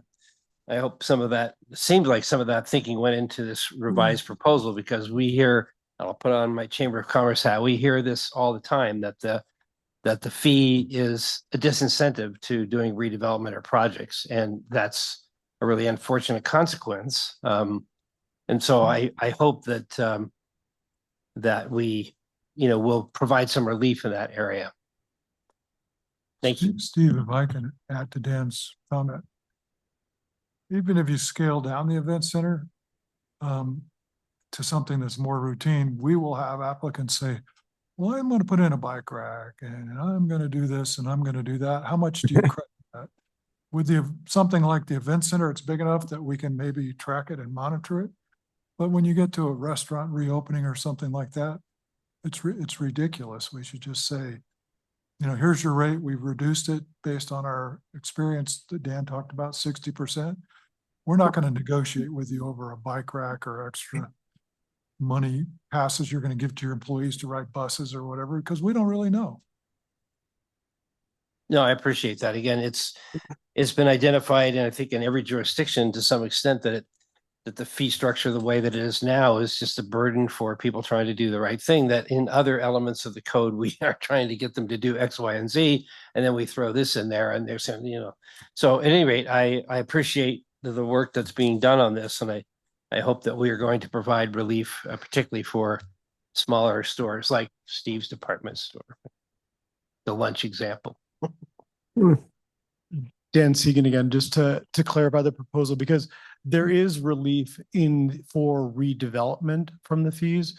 The proposal overall would not change the fee structure beyond that. It maintains the current structure. Mitch? John Hitchcock. Yeah, Dan, we definitely like where you guys are going in terms of looking at extending the credit to beyond 10 years or allowing a reduction after the 10 years and reducing the number of zones. Those are all great things and expanding the type of projects that get screened. I deal with this every day. And like Steve said, the city's concern is really the mitigation fee that people are having to pay. I'll give you a real life world example. Thai restaurant going into the old League building, right there along Lake Tahoe Boulevard. Their mitigation fees calced out to about $16,000. And we're not even sure if they're going to move forward at this point. We have other ones, 2000 doesn't seem like a lot of money, but apparently it was a big deal for this one particular coffee shop that opened up in I believe Ski Run Marina. So that's what we're hearing from our constituents, is that they can't afford the fees.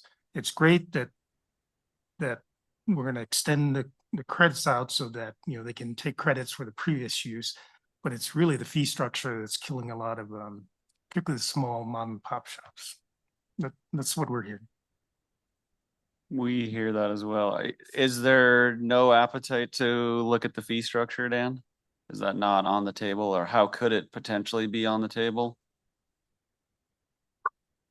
Let me try to explain the context within which we have to do this. So we have to take the RTP project list. We have to say where's the nexus and rough proportionality, sound like Graham now, for paying for this. By far, the vast majority of the money that comes to implement the RTP is either through grants or already existing funding sources. There's a small percentage of the projects that are in there, the programs that are in there, that can be attributed to new development. And so because if you look at the funding of the RTP, I think this is like, correct me if I'm wrong, Dan, I think it's like 1% or something of the funding that's needed for the RTP is coming from new development. And so we take that 1% and that's what this mitigation fee pays for.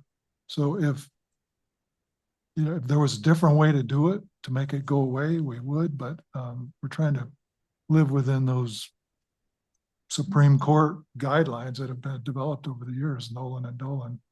So we have to attribute the cost of some of implementing the regional transportation plan to new development. So that's what we've done.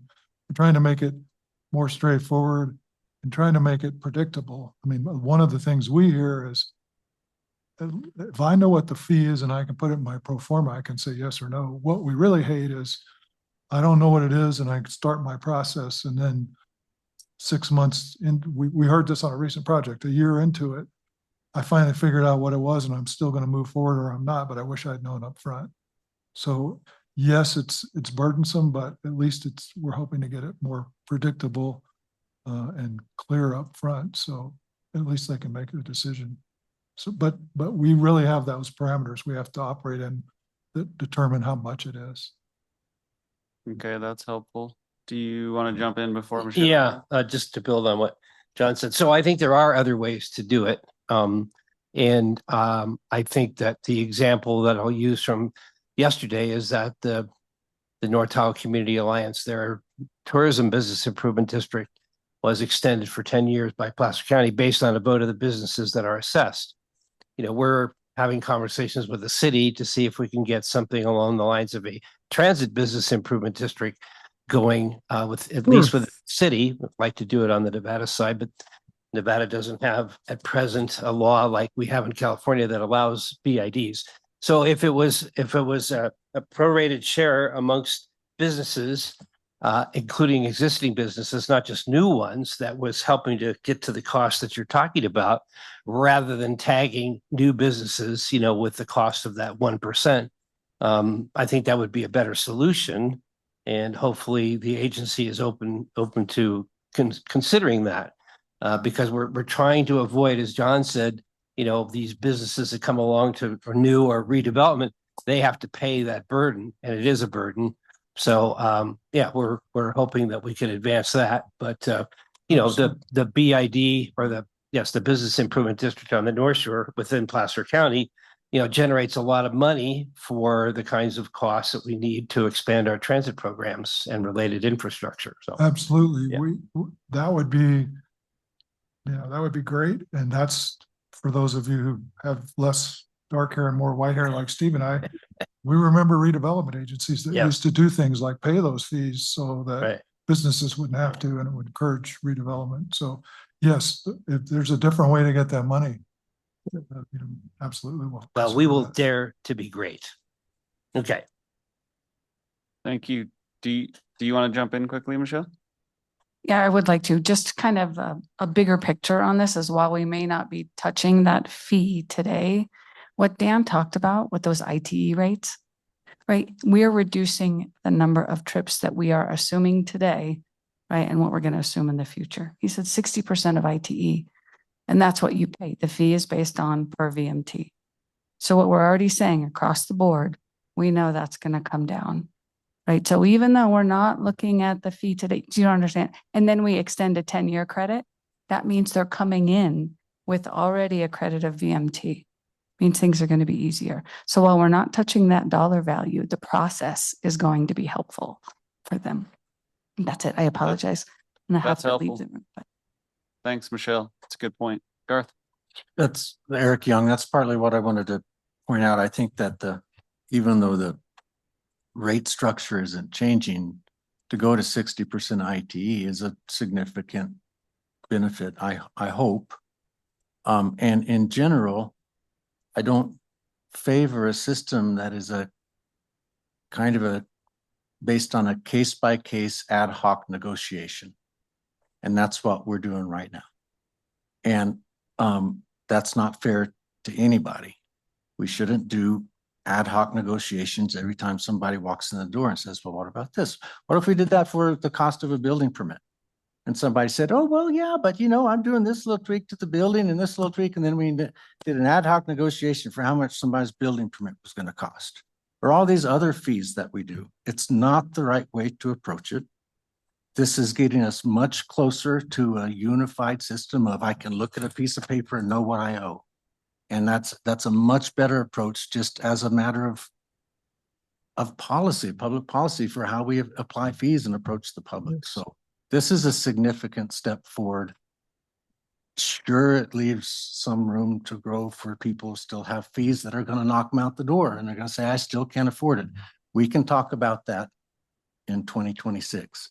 This is a great step forward. And, I appreciate just that TRPA is beginning to think like this across the board.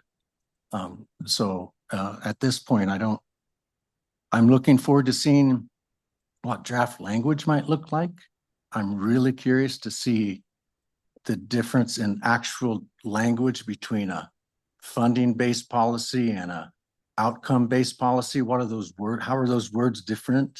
I'd like to see some drafts, and I'm looking forward to talking about the next iteration of where this goes. But this is the right direction for me, and I appreciate it. So thank you. Thanks, Eric.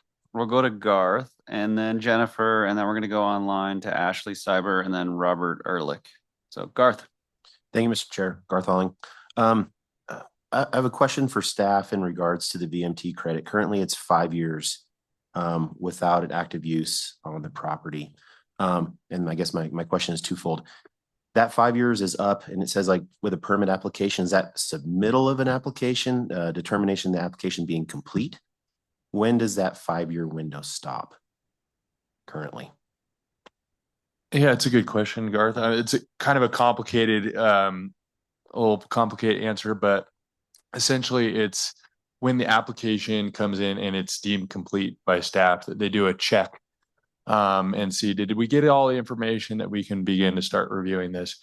The one thing where we've run into some, questions from various people in the public and just in general is we don't want to tie that to like having something that the board is ready to review, because sometimes like environmental review may take a long time if we're doing like a bigger type of environmental documentation. So we don't tie it to completion, like all the way ready for board review, but that it's come in and it's complete enough that staff can start reviewing that application.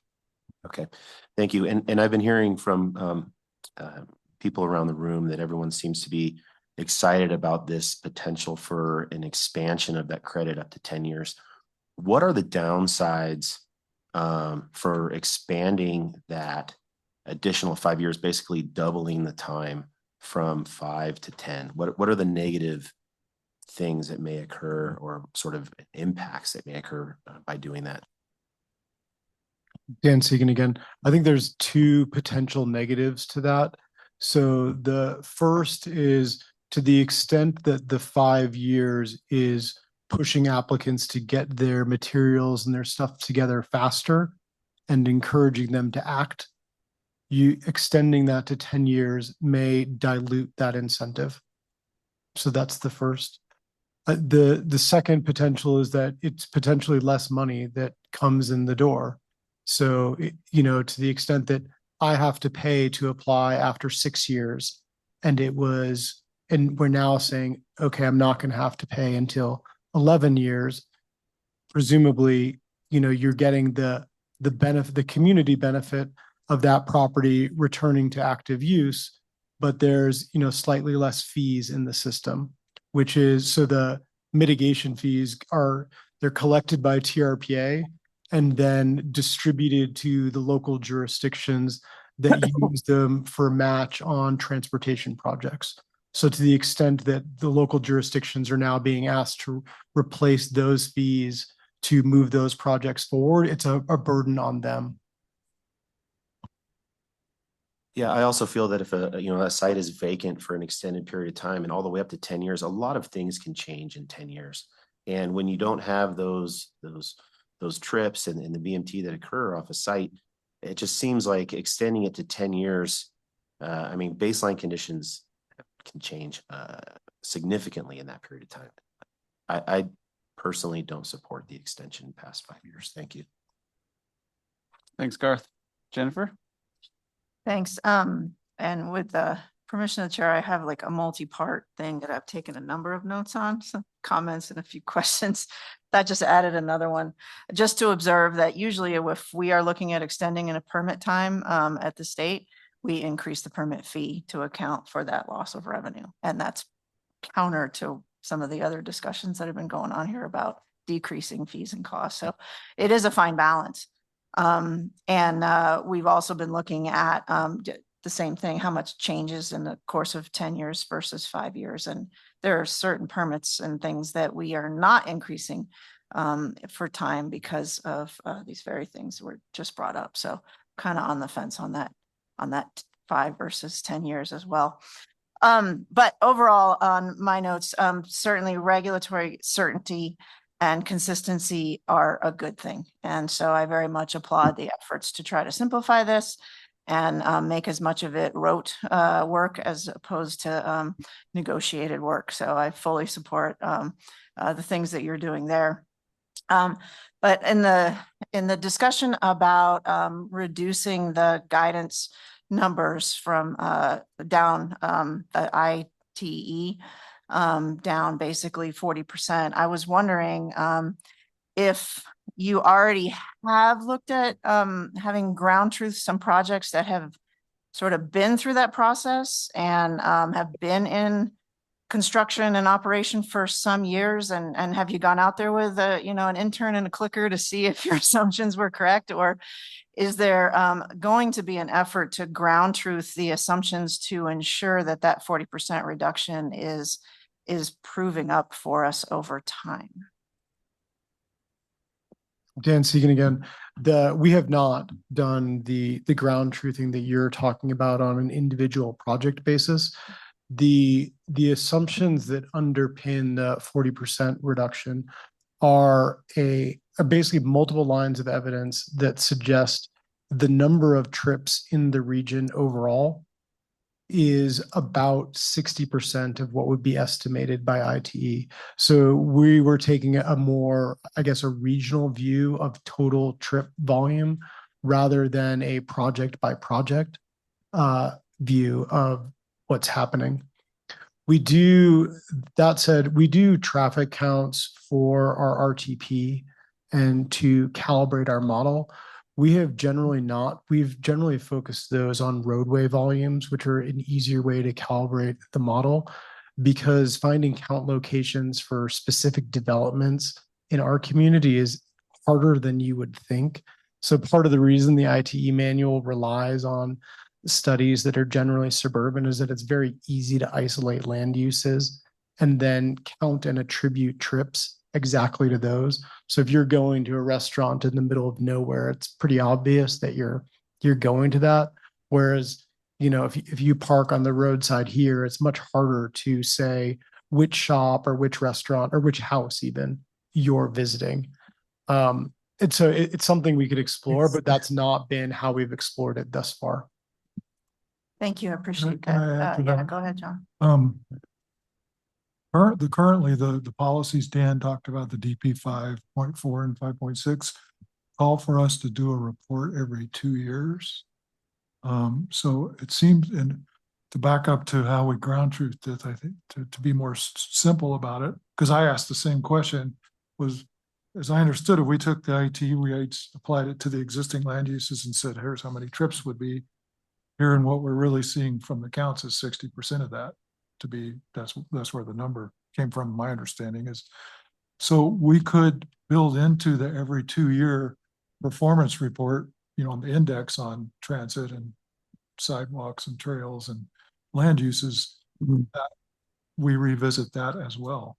That's typical in other places that have these kind of fees, is they adjust them not only for that, but for inflation, building cost index. So we could build that into the code when we get it to the code level, and come back to you on it. Another area that I had a note on during your initial presentation is clearly gotten very complex in relationship to fees and where the fees go and who uses them for what. And but in general, my original thought was that decreasing fees or increasing or fee incentives, whether it's this or whether it's a discussion we had this morning about decreasing fees, these things also seem to be coming into the discussion with an increased need for monitoring, possibly. And how do you reconcile decreasing revenue with needs for increased monitoring?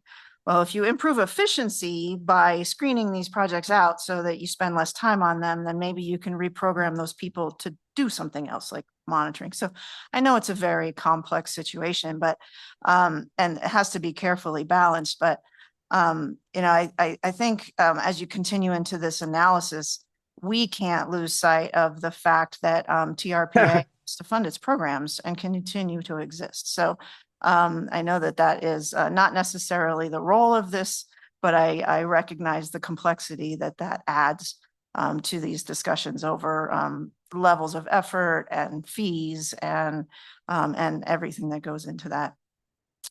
With that said, if you can analyze it, as was discussed in the last agenda item about, what are the true talking points? What am I trying to say here when I'm communicating what I'm doing to the world? What's what we call a one-pager bullet sheet in the state government when we're trying to, what's your elevator speech? What I've also heard is that the level of effort that's involved in the current system is expensive. And so that's kind of a hidden cost. All that negotiation and back and forth and the hours lost in your side as well as the developer side, and just the cost of doing that business has, it's not a specific fee that you can look up in a book, but it's very much a cost. So it's sort of a hidden cost. So when you've increased your efficiency, you're decreasing that hidden cost. And I think that's a very important point to be able to convey in the future, to show that that what you're doing is an overall improvement to the cost of a project, even if the fee itself is not being redlined and changed to something else. if you could potentially present the hours it takes for you to do a project now versus the hours you think it might take for you to do a project after, I think that could be a very, very impactful way of conveying what you're doing. And finally, because this is a huge discussion now amongst all of my state colleagues across the country, is what are we doing with AI? So is there a role for AI in doing the repetitive data-driven analysis tasks that humans hate doing that might help to continue to make this process even more efficient by potentially moving in that direction? And we're very much early in the AI world ourselves, so I don't have any like things to hand you that says, we've done this with some permit process and here you go, here's the programming language. But to the extent that TRPA is or isn't getting involved in AI, maybe that's a discussion for some time in 2026. But I think it's something possibly to consider if you aren't already. So, and I can respond to some of that. You had, I counted 3 things there. One is the monitoring. Because of technology, it's much more efficient for us to monitor now because we're going to know about every one of your trips because it goes from this to somebody who sells us the data about what's happening in transportation almost real time. We know that. So, and we don't have to go do the counts and stuff like we used to. So well, we'll take it out of your impact fee, your mitigation fee. But so you're right, there is some more costs, but there's also some efficiencies because of new technology. In terms of the amount it costs to negotiate, I can't tell you how many times I've had applicants say to me, gee, I really wish I could put some more money into my project or amenities instead of paying consultants, attorneys, and your guys to go back and forth on this. Some of that's anecdotal, but and then the last thing on AI, we actually are having we have a internal thing called Learning Lab once a month. We actually have 4 presentations from staff next Thursday, a week from this Thursday, or a week from tomorrow, where we have hired a group called Emulate Cities. One of our board members is from the Silicon Valley area, and he got us connected, and they're actually have developed a prototype to analyze an application for completeness and then do a draft staff report. And then hopefully what we can do in the future is actually have it look at our code and tell us, you got some inconsistencies in your code. So we're working on that. We sent somebody to the government AI conference, Michelle, and we've got a GIS guy, Mason, working on some of that. And then we are actually looking at AI to do the more rote things and have staff augment that with better, critical thinking and bigger picture look at things. So we're very interested in what you all do, and hopefully, yeah. And I think we actually have someone from the city of Reno joining us next Thursday. And I know that Jim has some smart grant money that he's been, I think when he came and did a presentation to you all about implementing the RTP, he talked about some of the AI work on looking at photos of how people used wrong way and roundabouts and all of that. So I think we're all getting into it. Hopefully we're not on the bleeding edge, but on the cutting edge. So, but yes, good points. Good points, Jennifer. Thanks. Ashley Cyber, let's go to you. Yeah, hi there. I have some comments that are probably not quite as helpful for these specific resolutions that are, put up forward for today, but kind of coming back around to this bigger picture related to VMTs. And some of the things I think are similar to some of the issues we talked about earlier today, namely the water quality issue, that we're really not, solving water quality issues by, the coverage discussion on any one lot. There's more that goes into it than that. And really at these larger scales, we're better able to influence some of those things. And I feel similarly to the VMT issue, that the whole process of, figuring out your VMTs if you're a new business or you're trying to move your business misses the point a little bit as far as, what are we trying to do with VMTs? We're trying to reduce, vehicles miles traveled. Well, for any one business in the basin, if they're coming in as a new business and they're talking about, okay, how many VMTs are you generating? Well, that business, with the exception of maybe new hotels or something like the event center or, some very large new use, is not bringing in new people, right? They're here in the basin already and they're making a choice to go here versus there. And so, a lot of that's where I feel like some of the zone discussions might be more helpful in figuring out, okay, and even some of the comments that were made about, all right, we want the VMTs to get replaced, in these areas versus over here in this area. Well, is that actually true? And if it is, then are we actually putting incentives for people to take the VMTs, and actually that's a bad way to describe it. VMTs relate to just generally the issue of how many miles of vehicle traveled, to and from a business. But doesn't get at the bigger issues of, okay, well, we have 4 businesses in this area that maybe they have low VMTs total together, but now there's 4 businesses in this area and there's bad ingress and egress. There's issues with the, coming in and out of the highway. That's more of an issue than the total VMTs that were brought up, by those 4 businesses. So again, I know these are not necessarily comments that are super helpful for the pieces before us today, but I would encourage in thinking through all of these VMT discussions, what is the overall goal? And if it's, we're trying to reduce overall vehicle miles traveled, but getting at that through any one business, I don't know that that is helping us. And so are there other ways to think about the VMT discussion that could get incorporated as we continue on this trip down, trying to improve the metrics by which we're asking people to analyze their projects, and then, what mitigations we're charging them for. And, I feel like the VMT one in my mind is one of those issues where we're using a metric that doesn't necessarily get at, what the point of the metric was put in place. So moving towards these issues in a more holistic manner of maybe we come back to this conversation. I apologize. I didn't make the connection to the water quality piece.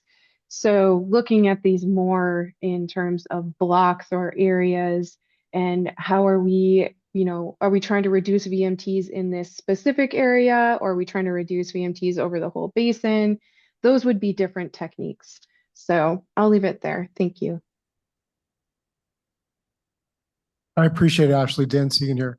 I think one lens that you can apply, I think that comment to today's discussion through is to think about VMT overall as a location-based incentive for businesses. So if you think about, or housing. So if you think about the maps that we showed that we're talking about analyzing projects with, the incentive structure offered there, both to any person looking at developing the region, really incentivizes development in the red areas, I believe, of the map. It's not up on the screen right now. And the incentive, albeit is subtle. This is not like a huge incentive that's going to totally change, where you want to build your dream home, but it is a gentle nudge from us to locate that in downtown town center type areas. So I think, to link the comment related to what are we trying to achieve overall, actually, as you look at those maps, I think it's useful for everyone to say, does this reflect our priorities for where we would like to see new development go? And, as, jurisdictions and people that advise them within this room, are these also the places that we're most likely to be investing in additional transportation infrastructure? Are these the places where we're looking at building our next bike path or adding additional transit service to get people to work? because I think the map in many ways should reflect that priority that you're talking about. That is our overall goal. The idea is not to move away from asking an individual business to reduce VMT on their own, but giving them a gentle nudge to locate in the place that we think it would be most efficient for all of us as a region to reduce VMT. This is John Hester. I add to Dan's comments. In addition to trying to incentivize where we want development to go, as the Metropolitan Planning Organization, we are required to prepare a regional transportation plan that has a financial feasibility element to it. And that means we have to identify every funding source to implement that plan. One of the funding sources that has to have a nexus to and proportionality to development and existing development and new development. As part of what I was talking about with Steve earlier, is that we have to say, how is the part that's attributable to new development going to be paid for? And the way we do that right now generally is the mitigation fee.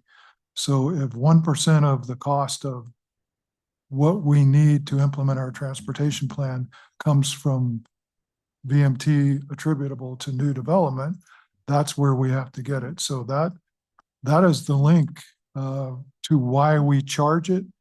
It's not that we want to just specifically deal with business by business. That's their proportional share of what we need to implement our regional transportation plan to achieve our thresholds and our mobility and all of those things that are part of the goals of the regional transportation plan. So that's more of coming at it from the regulatory and planning legislation side, but that's another way to look at it. Thanks, John. Mr. Ehrlich, why don't you go next? Sorry, my feed's been unstable, so I've been dropped a few times. So apologize if I'm covering something that's been covered. But thanks, Dan and John. This is a big learning curve for me on the transportation issues. So my understanding is that the ITE numbers are too high. So we're going to reduce the VMT numbers, but we'll increase the fee rate, and that'll maintain the same level of funding, correct? Dan Segan again, that's correct. Okay. And then, and I think the ITE was high because it's using a lot of data from suburban areas like Denny's along a highway or something. So the proposal in Appendix A shows trip rates for a variety of uses. In the absence of data specific to those uses, all the Tahoe rates were reduced by 37% or so. Are there some Tahoe uses where you could make a good case to reduce it by more or less than 37%? Because in Tahoe, we would use those things differently. Like, I don't know, maybe hotels, motels, campgrounds, something like that. Or is that going to be too complicated to try and not just use the 37% reduction on all the uses? Dan Segan again. It's a really good question. We've thought about doing it both ways. And I think one of the questions about going to differential reductions based on use is that it would require substantial evidence from around the basin for that use type and potentially all other use types that it applies to. So if you, for example, if you reduce, we say the hotel rate in Tahoe is much lower than it is, and it should have a 40% reduction. Because we're doing a mass balance on the total amount of trips within the region, those trips then need to be applied to another use within our region. So in this example, reducing the hotel trips by 50% instead of the 40% means that you're allocating the 10% of extra hotel trips to the other use types. And our concern has been for that, both that sort of breaks the fundamental logic of what the proposal does, which is maintains the reliance on the ratios within ITE rather than the trip numbers within ITE. So when we look at ITE as a resource, it's an incredible resource for a planning agency because it has information on all different types of projects that we may have never seen before in Tahoe. And it's gather that information. And then we can say, as a planning agency, how does that compare relatively to other types that we have seen? And so by maintaining the structure within ITE and applying a consistent rate, we maintain that core knowledge that, I mean, I think we used the example of single versus multifamily homes within the staff summary, that multifamily are generating 10% less trips a day. And so we maintain that core. They're generating 10% less trips than single family, but change the overall values. And I think we view that as the core foundation of the proposal, is that it still uses the ITE without trying to calculate ITE rates specifically for Tahoe. And to be clear, Robert, there are a number of jurisdictions that try to generate their own ITE rates through extensive study, through a number of traffic counts, like Jennifer suggested. That is not outside the realm of possibility, but that is a very expensive endeavor. And, you know, our thought here was that we'd be better served by maintaining the information base within ITE and applying a standard reduction rather than trying to calculate each unique rate for us. Okay. Robert, this is John, amplify this a little bit. If Okay. you look at Dan's Appendix A, Mm-hmm. you can see that he's got 46 different ITE rates. And there are literally hundreds, if not thousands, in the ITE manual. And he's tried to boil that down to, I think, 5 different categories. And that's what you'll see even in much larger metropolitan areas, that they have maybe 10 categories, because you could spend a lot of money and a lot of time to say, well, this is a very unique land use, and I have, 1,000 different land uses, and then you come up with something new like a data center. Well, we don't have an ITE rate for that. So now we have to do another study. Instead, we say that's going to fit into this general category, and we'll update those periodically, but it's just the granular level you can get to. You're right, there probably are some unique things up here, but the granular level, more granular you get, the more likely you are to run into things that don't fit.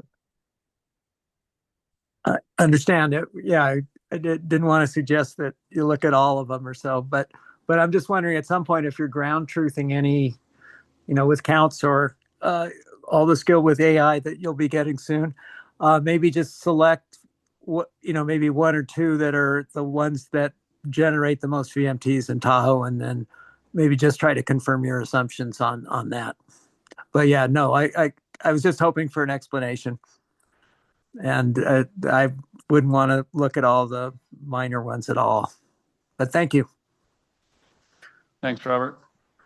Do you want? One more point on the subject, Dan Segan again, because I think Jennifer mentioned it as well around ground truthing.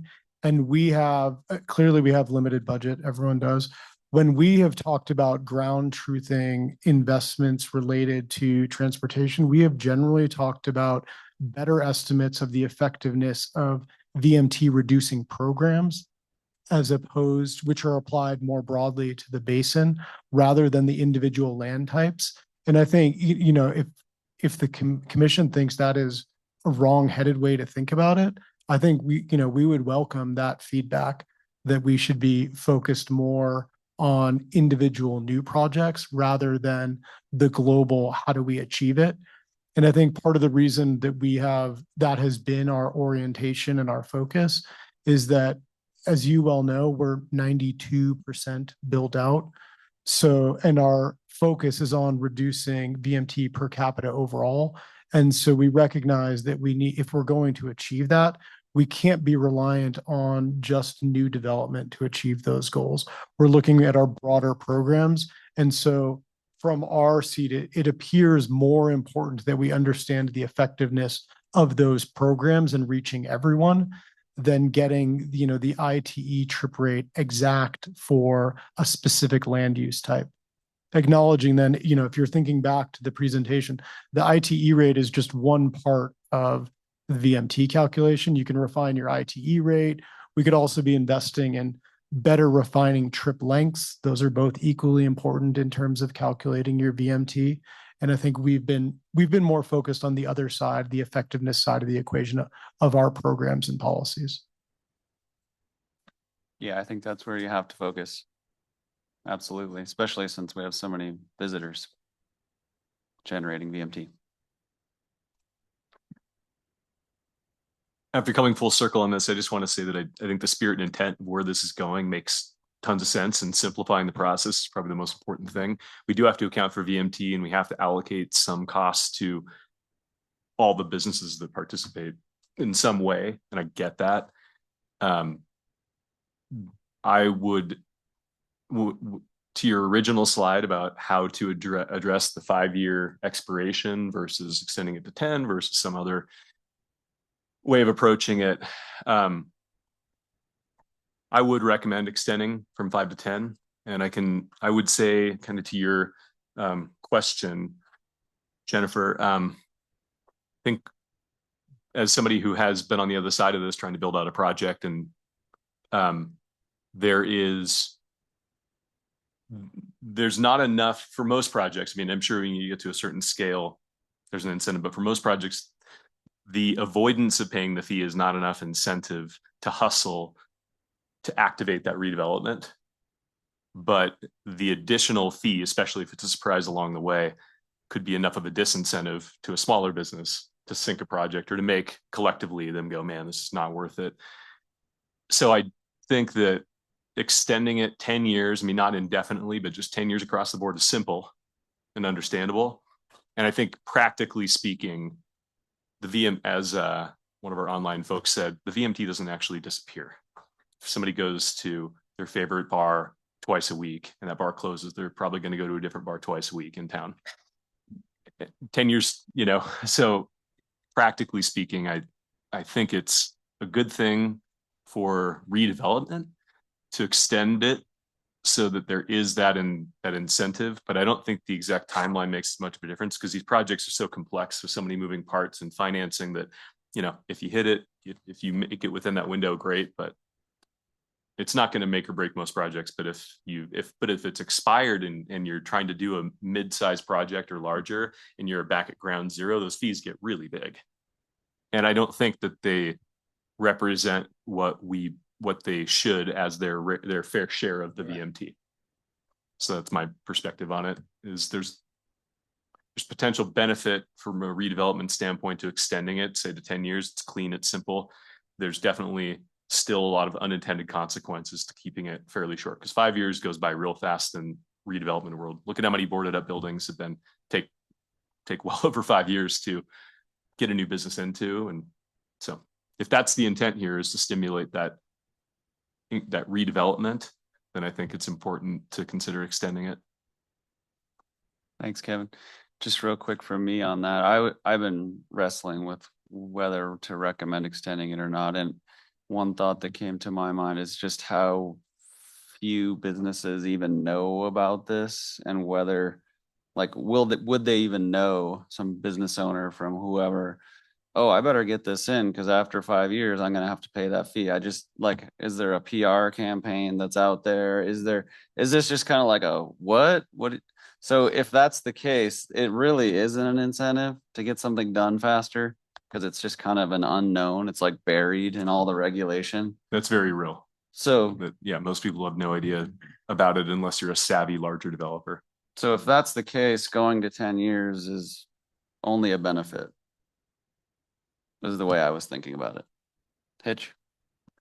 Well, Dan, this is from an implementation standpoint. I'm looking at your Appendix A, and it's pretty limited particularly in the commercial category.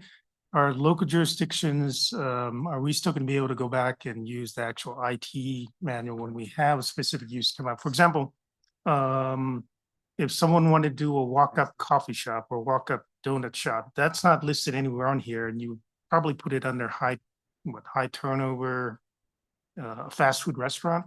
But if you actually go into the IT manual, it's actually a category for walk-up donut shops that has trip rates that are lower than for a fast food restaurant. So would we still be allowed to go in and use the IT manual, or would TRP be open to actually expanding your list of uses? Because your PIA tool is very limited in terms of the type of uses that are listed on there. And then you have an option on there to calculate by unique land use code. But the only way you can figure out what a unique land use code is actually have access to the actual IT manual itself. It's not available publicly. And then that particular function actually doesn't work and has never worked. So just my experience anyways, using the PIA tool. Dan Segan again, and I promise John's question was not a plant. The items listed in attachment A, or the land use listed in appendix A, are the land uses that are currently within our tool online. And the feedback that John just provided, that it's too limited a set, is something that is not unique to the city's perspective on this. We've heard that from a number of people. And part of the reason we've looked at this, a global reduction of the ITE rate, is that it can be applied to any land use type that you can find in the ITE manual. And then we would have a pre-agreed reduction rate for that. So you don't get back into the negotiation space of a walk-up coffee shop. Yeah. Should that be a 75% reduction from the ITE manual because it's Tahoe, or no, I think it should be, 65, and Eric permitted one at 35. We just revert back to nope, we're just going to do 40 and it's done. The developer has their certainty that this is the rate they're going to use, and you've taken that ambiguity out of the process. Thanks, Hitch, for bringing that up. Looks like we're all getting pretty tired. I just want to say kudos, Dan. I think certainty is really important, and thanks for sharing this a little more deeply with me before the meeting. And I asked some of my staff about some feedback based on your zones and how we're a pretty rural jurisdiction and we don't have great transit service, and how that could potentially impact us. So I sent that to you already, so I don't want to rehash that, but I just want to let everyone know that we did submit some comments to Dan on this. Why don't we go to public comment? And then if anyone has any final thoughts, we can jump back in. Does that sound good? So let's move to public comment on item 4C. Again, go to trpa.gov, click on the calendar. There we are, APC meeting. You'll find that link to our webinar on Zoom. So we have no members of the public in the room to make a comment. However, if any member of the public wishes to address the APC on item 4C, now is your opportunity. Please raise your hand by clicking the raise hand button at the bottom of your Zoom screen, or by dialing *9 on your telephone, and Catherine will unmute you. So now's your opportunity, and I'll go to you, Catherine. Thank you, Mr. Chair. There are no hands raised to comment on this item. Okay, thank you, Catherine. I'll close public comment. Any final thoughts for Dan? Crystal? Yeah, I just wanted to, Crystal Jacobson for the record, I wanted to share that Dan also reached out to our team, and I really appreciate that. So I kind of got a preview of this ahead of time, and we formulated some comments as well.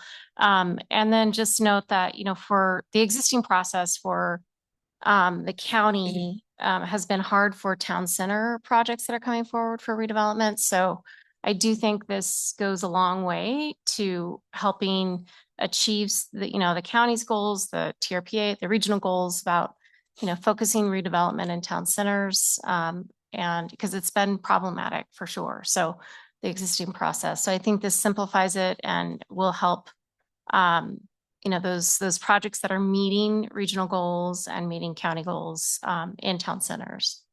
So I just want to say that for the record. Thanks. Thanks, Crystal. Eric? Dan reached out to me as well, which I greatly appreciated. I always enjoy the discussion, but it really helped prepare me for today. So that was helpful. And then I want to throw out that I always have this distance. I hope that we don't just brush by the idea that maybe someday in the future, there's a different way to fund things. We said real quick, well, if you can think of another way to do it, that'd be great. Well, we shouldn't just stop there. If we could think of another way to do it, that would be great. And so we shouldn't just stop there. We should commit ourselves to somehow continuing to try and find a better way to do this funding. We have this way of saying, we really want you to do these things for us. We really want you to redevelop.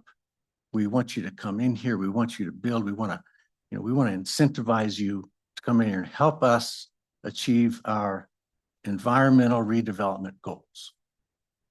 And so when somebody walks in the door, the first thing we do is we hit them up with all the problems they're going to cause us.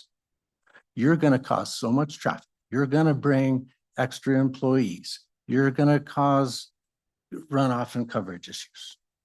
So on the one hand, we're saying, please, please, please come and help us do this redevelopment. We know it's so hard. But then somebody walks in the door and we say, man, you are a problem for us. I have dissonance with that. And I have a difficult time with that. And we're that kind of goes back to the funding thing.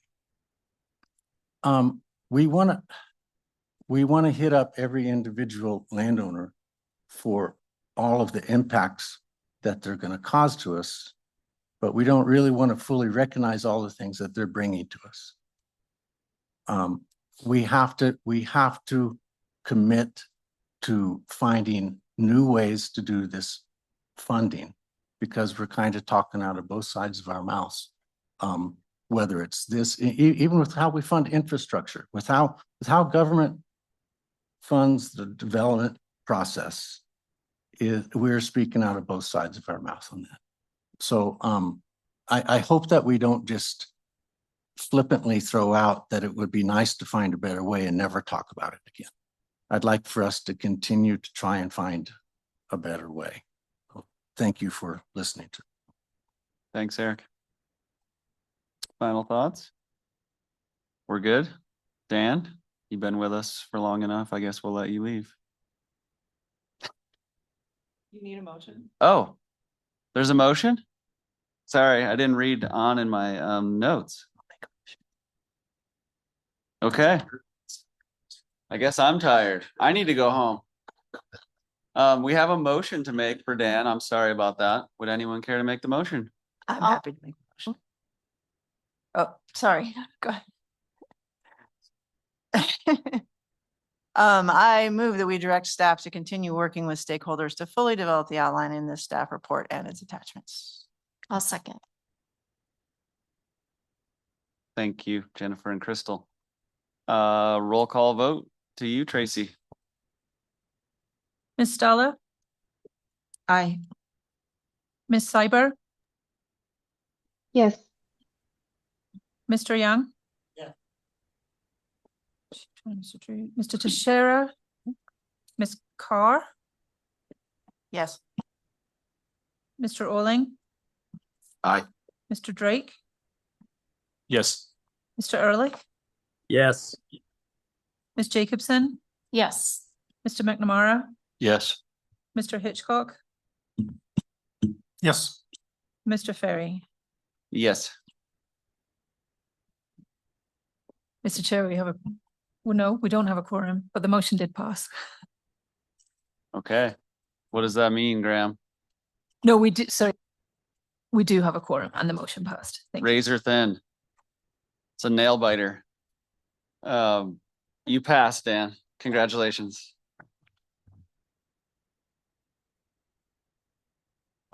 No, I'm sorry for the confusion. It's getting confusing because it's 3:30. So thank you, Dan. That was great. As always, appreciate it. And let's keep going. Let's keep going. Here we go. We're getting close. Item 5, reports. Thank you, And Mr. Chair. I'm going to go to Mr. Hester for the Okay. executive director report. First item is the Washoe County Tahoe area plan that you recommended approval of is at the governing board next week. So that's report on your past actions.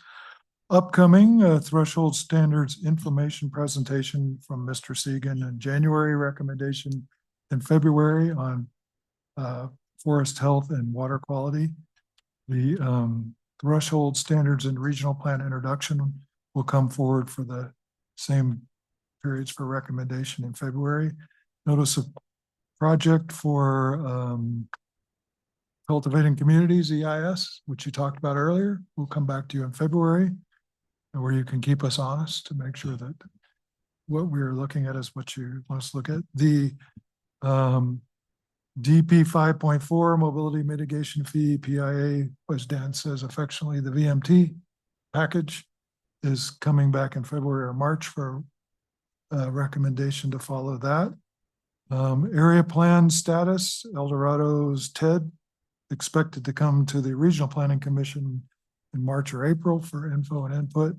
Sometime after that would come to you. That depends on the adoption schedule at the local level. South Lake Tahoe's Midtown to the APC and Governing Board April, May. Douglas area plan to the RPC in summer for info input, and then following sometime to you all. South Lake Tahoe Valley area plan to add an area in the summer or fall. And I think that's all of the upcoming stuff in area plan status.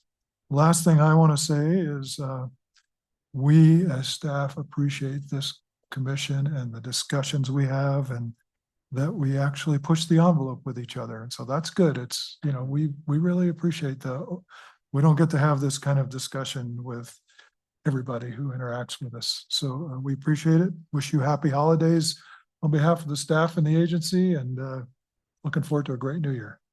That's my report. Thanks a lot, John. Sounds like there's a lot coming. The foot's not being taken off the gas pedal. Great. Any questions for John? Okay, Graham, over to you. Yeah, I don't have any legal update really. It's just been a long day, long meeting, and just wanted to reiterate what John said. Just a big thank you for all the work we've done together this year. And in my reflection, when we think about what we accomplished over the year, one of the big ones was Homewood.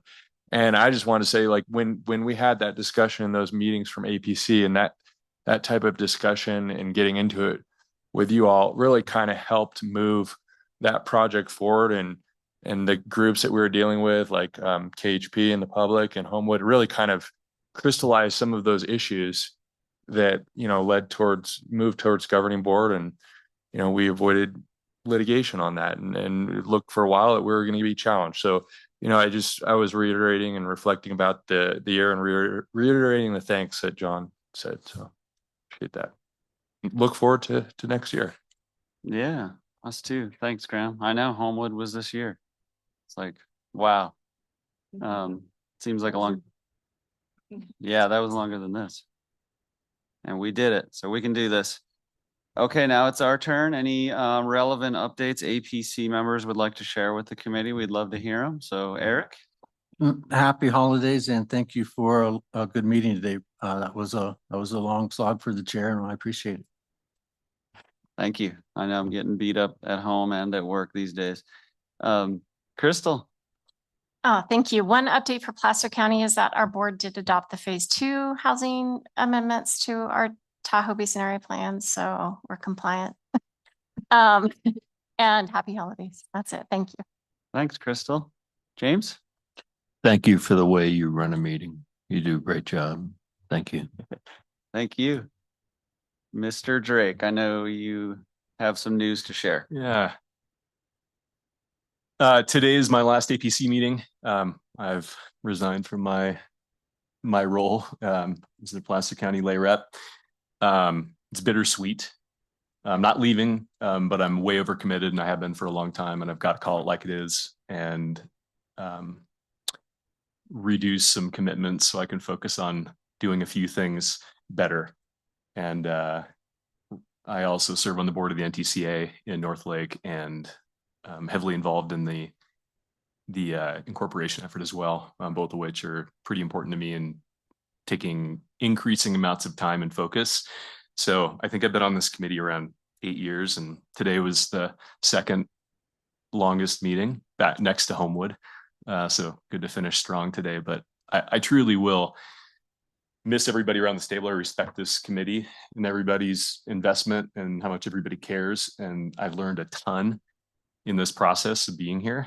And yeah, if I had a few more hours every day, I would continue this for years to come. But I've been thinking about this off and on for about a year, and it's time to pass the torch to somebody new. So yeah, keep in touch, come visit me up north, and I'll try to be an occasional presence in these meetings just on the other side.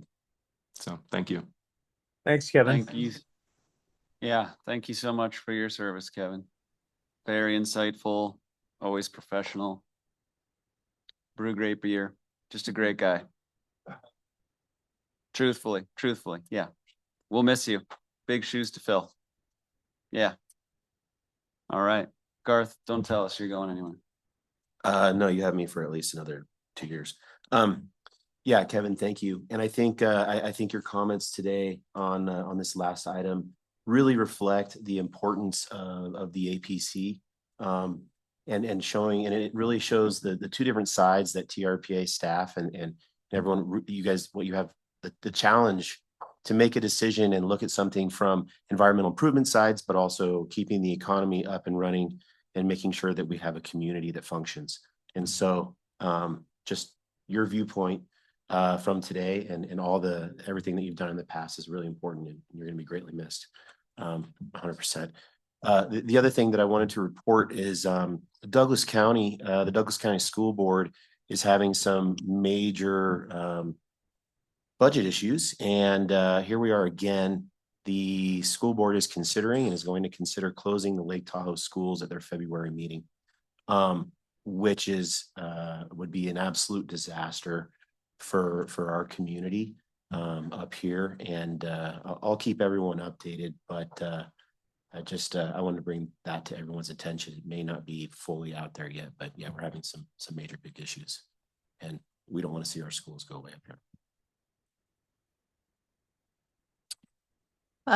Jennifer, thank you. Also, Kevin, I appreciate your perspective and the balance and the discussion that we always have. So appreciate your service and your time with us.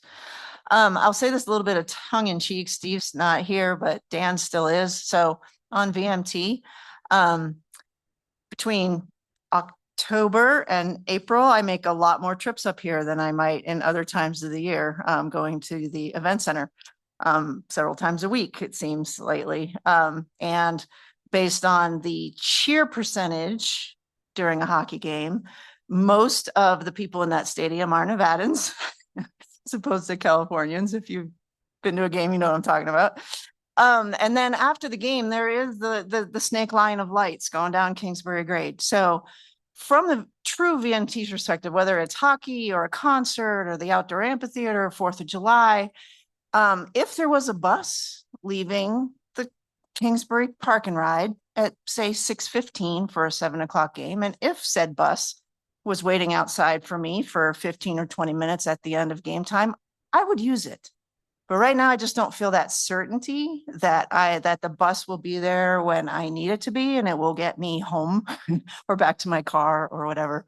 We've looked at it from the Kingsbury Transit Center at Kale, merely to avoid the parking fee. It's just ridiculous everywhere. And Friday and Saturday, there's a bus, but I can't quite figure out if I can get back to the Kale garage after the game in a timely way.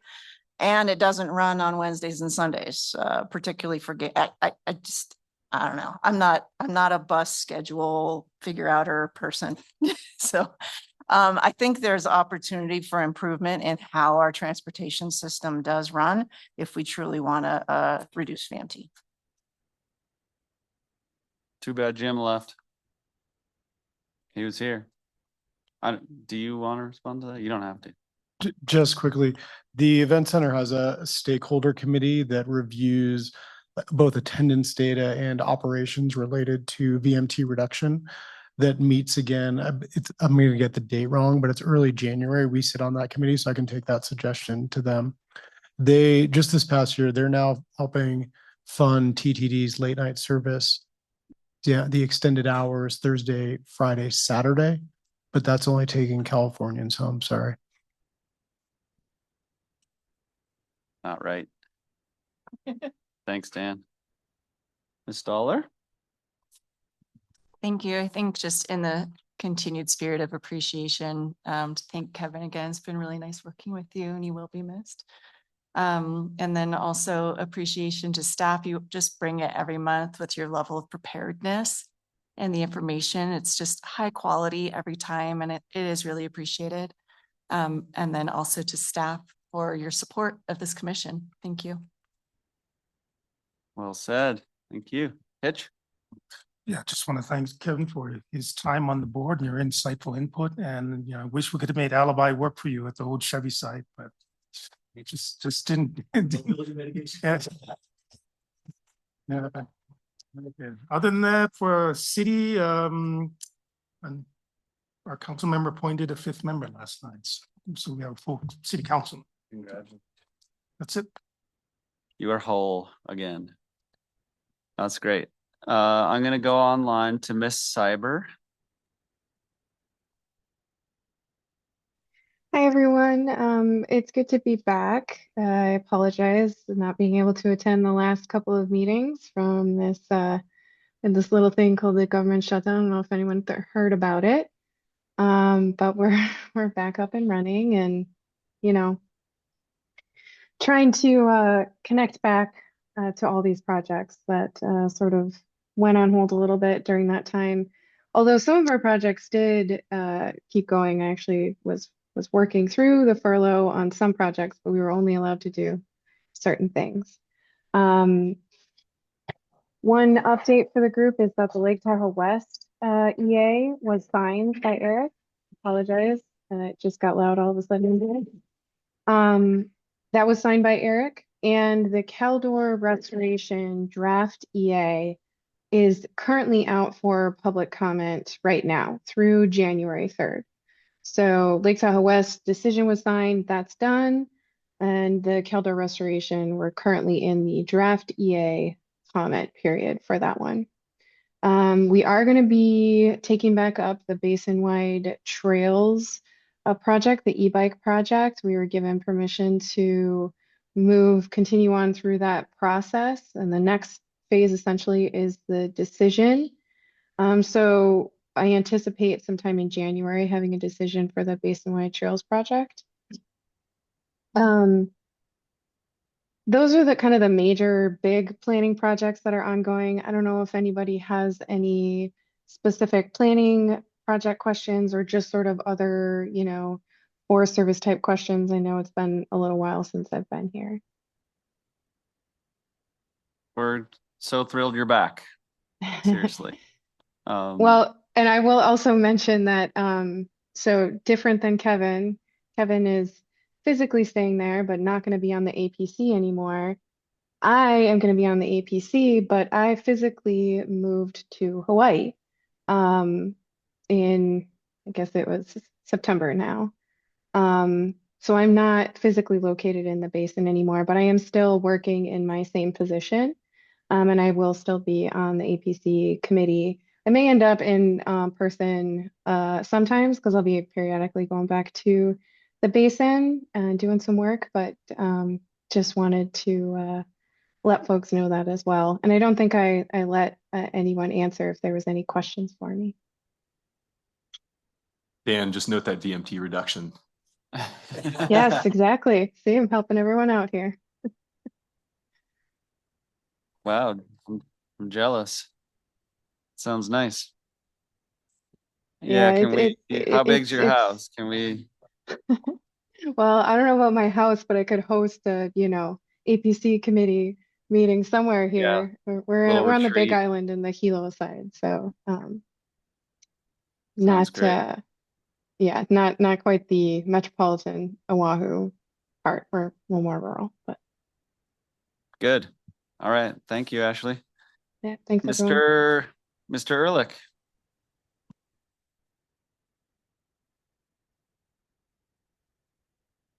You are muted, Robert. Looking forward to scheduling that meeting in Hawaii there. And I want to thank staff and all the APC members for helping me out in my first year. Well, I have a lot to still learn, but appreciate your help.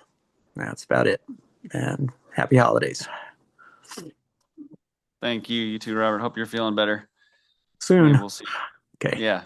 Hopefully we'll see you in person in January. Okay, that's everyone but me. I don't have much to share. I thanked TRPA for their regional grants program award to our Greenway Bike Path project, the Johnson Meadow, which is a huge connectivity project on the South Shore. We got about $5 million from TRPA for that. So just wanted to say thank you again while I have the microphone. We're still working on the TED that will be coming at some point. And then I'll just mention, we were hearing an amended parking ordinance for no parking during snow removal operations on our right of way. It got a little, I don't know if contentious is the right word. It needed further discussion. So it was at a second reading last week at our board, and Supervisor Lane pulled it for future community engagement. So for all you local governments, you know how many sort of de facto trailheads we have in Tahoe that end at roadways, which is one of the best things about Tahoe. But when we go backcountry skiing and it's not snowing when we leave the car and it is when we get back and we have a ticket at our window, no one's as excited as they want to be. So trying to work through those issues, but it's a real issue for those of us that live and play here. So it's kind of interesting.